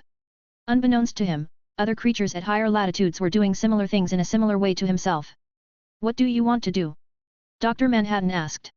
All the grudges seem so insignificant when placed in front of the great event of the multiverse's demise and reboot. Since fate ends in darkness, surely Superman would do something to stop this awful ending. Shut that guy up who keeps making that ugly laugh, take over this multiverse instead of Perpetua. Luke lightly said. Where do you get your confidence from? Dr. Manhattan was very confused. Luke was a multiverse level at best. He had no chance of winning against the equally powerful Batman Who Laughs and Perpetua, who was once an omniverse level being. The power of the 10th metal's origin, part of the power of death, the fourth wall power of Superboy Prime. Even if everything was combined, it would be impossible to overcome two strong opponents. It might be close on my own, but with you, it might be different. Luke said with a smile. Aren't we enemies? Dr. Manhattan was even more puzzled. He didn't seem to be able to use the logic of human behavior and analyze the other party. You banished me once, and I beat you to death twice, so we're even. Luke waved his hand graciously and spoke in a compelling tone. Do you want to see this multiverse die out? Then you'd have to go back to the Watchmen universe and face Ozymandias again. That quiet and boring life. Stay here, and you can witness all kinds of exciting stories. For the first time, a humane look emerged from Dr. Manhattan, and his eyes lit up with a glint. He was moved. What else can you give me besides that? Dr. Manhattan asked quite bluntly. A job. Luke snapped his fingers. He didn't pay attention to the Batman Who Laughs and Perpetua, who were engaged in a fierce battle. Even without Dr. Manhattan's help, through the influence of time traveling downstream, they could surely unite the superheroes to defeat the other party eventually. This was the destined end of the story. What Luke wanted was to adjust it a little and add his own part. The loss of beings such as the World Forger, the Monitor and Anti-Monitor, and the Goddess of Creation, Perpetua. This multiverse was tantamount to being without a manager, leaving many positions waiting to be filled. I have the means to ignite the World Forge. If I can defeat those two guys, then, I will need a forger, a watcher, and an order keeper. Looking at Dr. Manhattan, Luke offered his fee. Which one would you like to be? Or are you interested in all three jobs? Dr. Manhattan didn't speak, quietly considering. Above the higher dimensions, the battle between Laughs and Perpetua intensified. At present, the former seemed to have the upper hand. Ha ha ha ha. That scary, crazy laughter echoed in every corner of the multiverse. Which one are you going to let me deal with? A moment later, Dr. Manhattan asked. For a quantum being with no normal biological, or emotional needs, there was indeed nothing more tempting than an all-encompassing view of the multiverse. Besides, he was curious as to what was behind the Omniverse. How about Perpetua? Luke looked up at the slender black shadow. I hate that guy's laughter. It's too harsh and ugly. Dr. Manhattan nodded as a burst of blue light dissipated and moved to the sixth dimension. And Luke disappeared and appeared in front of the laughing bat. A new face? Kryptonian? Superman? Do you need me to tell you the story of how I slaughtered Metropolis? Laughs, who had already reached the apex of the multiverse, wasn't surprised to see Luke. After all, everything was within his expectations. He instantly learned everything about this new face from the timeline of the past. Superman's older cousin. Established Vought Enterprise. Lex Luthor's godfather. All kinds of information poured into Laugh's head. In a tone of someone who saw through everything, he mockingly laughed, no matter where you come from, no matter how strong you are, the Kryptonian can never defeat the Batman. That's the Iron Law. Ha ha ha ha ha ha ha. Killing another Superman would be so satisfying. Luke listened quietly and waited until the Batman Who Laughs was again, emitting that chilling and maddening laugh. He clenched his fist, strode forward, and swung it out. That was a full-powered swing. A multitude of Superman cards rolled into one, bursting with unparalleled force. Luke's fist pierced straight through the barrier of the sixth dimension. The multiverse, which was turning into nothingness and darkness, seemed to have been blasted by a strong light that illuminated everything. The slender figure of the laughing bat, like a melted candle, became distorted. He smashed against the source wall. Then, he heard an indifferent voice from above. Keep laughing. 540, Chapter 537 Epilogue, The Omniverse, One Final Story. Keep laughing. The indifferent voice, accompanied by a hard fist, slammed down together on the body of the Batman Who Laughs. The slender black shadow that filled the multiverse seemed to melt like wax oil, shrinking in size for no reason at all. The shrill, frightening, maddening laughter that reached every corner came to a screeching halt. The Batman Who Laughs lost his laugh, as if he was choked. How is this possible? The always anticipating everything, calculative Batman Who Laughs uttered the words of a third-rate villain. He himself managed to steal most of Perpetua's power through countless plots and foresight. With the help of countless dark multiverse Batmen destroying the Justice League's defenses and spreading nightmarish laughter everywhere. Nowadays, Superman, Batman, Wonder Woman, those superheroes were helpless against him. Even the goddess of creation was losing ground. Who else in this multiverse could stop him? Such thoughts, a second ago, occupied Batman Who Laughs' entire brain. Until Superman jumped out of nowhere and woke him up. That's the end of it. To be honest, I'm sick of you blathering on about, I saw this coming, all that clumsy plotting and scheming. I also hate your harsh, noisy, ugly, castrated rooster-like laugh. Your novice protection period has ended since Barbatos used Batman as a portal to gather the Dark Knights and had prepared to open the Dark Multiverse. Luke had no qualms about releasing the power within him. The reason why he could do harm to the Batman Who Laughs was because of the Superboy Prime card. The latter came from Earth Prime, where all superheroes were fictional characters from comics. Therefore, the Superboy Prime actually came from the reality dimension. Not only was there a comic about the Justice League there, but there was also an editorial department. Luke, who had obtained the Superboy Prime card, could not only break the fourth wall like Deadpool but also had the ability to break through the sixth dimension. No matter how powerful Laughs was, as long as he hadn't entered the Omniverse, he could intervene in the direction of the story and modify the ending of the story. Then, he was just a marionette puppet who couldn't step out of the comic frame and defy the comic settings. You can't kill me. This multiverse is about to restart. Those dead superheroes, destroyed parallel universes, they can all be reborn after the reboot. Laughs collapsed on the remains of the source wall and spoke in a shrill voice, if you kill me and stop another restart of the multiverse, then they would all really be dead. Luke gazed at the laughing bat that had fallen from the sixth dimension, a puzzled look flashed in his eyes as he rhetorically asked, what does that have to do with me? Laughs, who excelled at sophistry and deception, got stuck and seemed unsure of how to proceed. I don't care about the reboot of the multiverse, and I don't care about the lives and deaths of countless people, I simply want to beat you to death, that's all.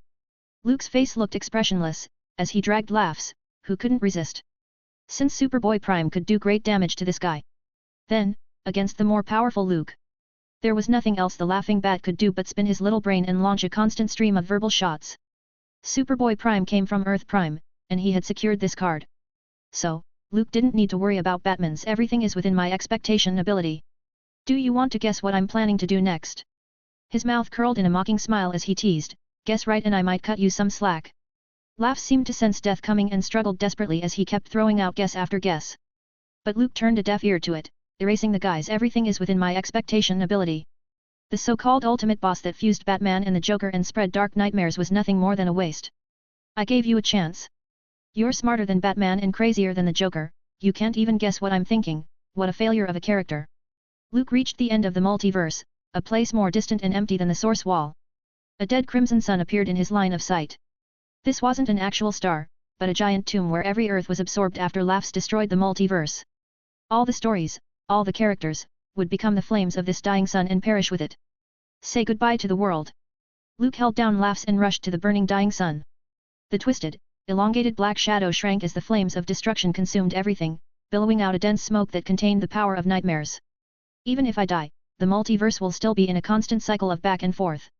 There would still be villains like me, playing out an insipid story with those superheroes. Very close to death, Laughs spoke in a sharp voice. No more, I can put an end to this, I can make everything more exciting. The dark red cloak melted with the flames of destruction as Luke broke into the core of the dying sun, and then watched the Batman who laughs turn to dust. Boom! With the complete death of the Batman who laughs, the dark multiverse collapsed. In the endless void, only a tall figure stood alone. Superman! The survivors shouted out the name. A brilliant golden glow filled the surface of his body, like a dazzling star that couldn't be looked at. Luke, who had finally unlocked the Golden Superman template, looked down at the upcoming reboot of the multiverse. With a faint smile on his face, he took a step and disappeared from everyone's sights. A few months later. Watchtower headquarters. Where exactly did you go? What did you see? This was the 42nd time that the Flash had asked the same question. Curiosity killed the cat, Barry. Luke shook his head and didn't answer. Everyone in the Justice League wanted to know whether they had finally entered the Omniverse and pushed open the ultimate door. But I really want to know. Barry blinked his eyes with a pitiful look on his face. Well then, it's my biggest secret and you mustn't pass it on. Luke lowered his voice and cautiously said. I promise. I will never tell anyone anything.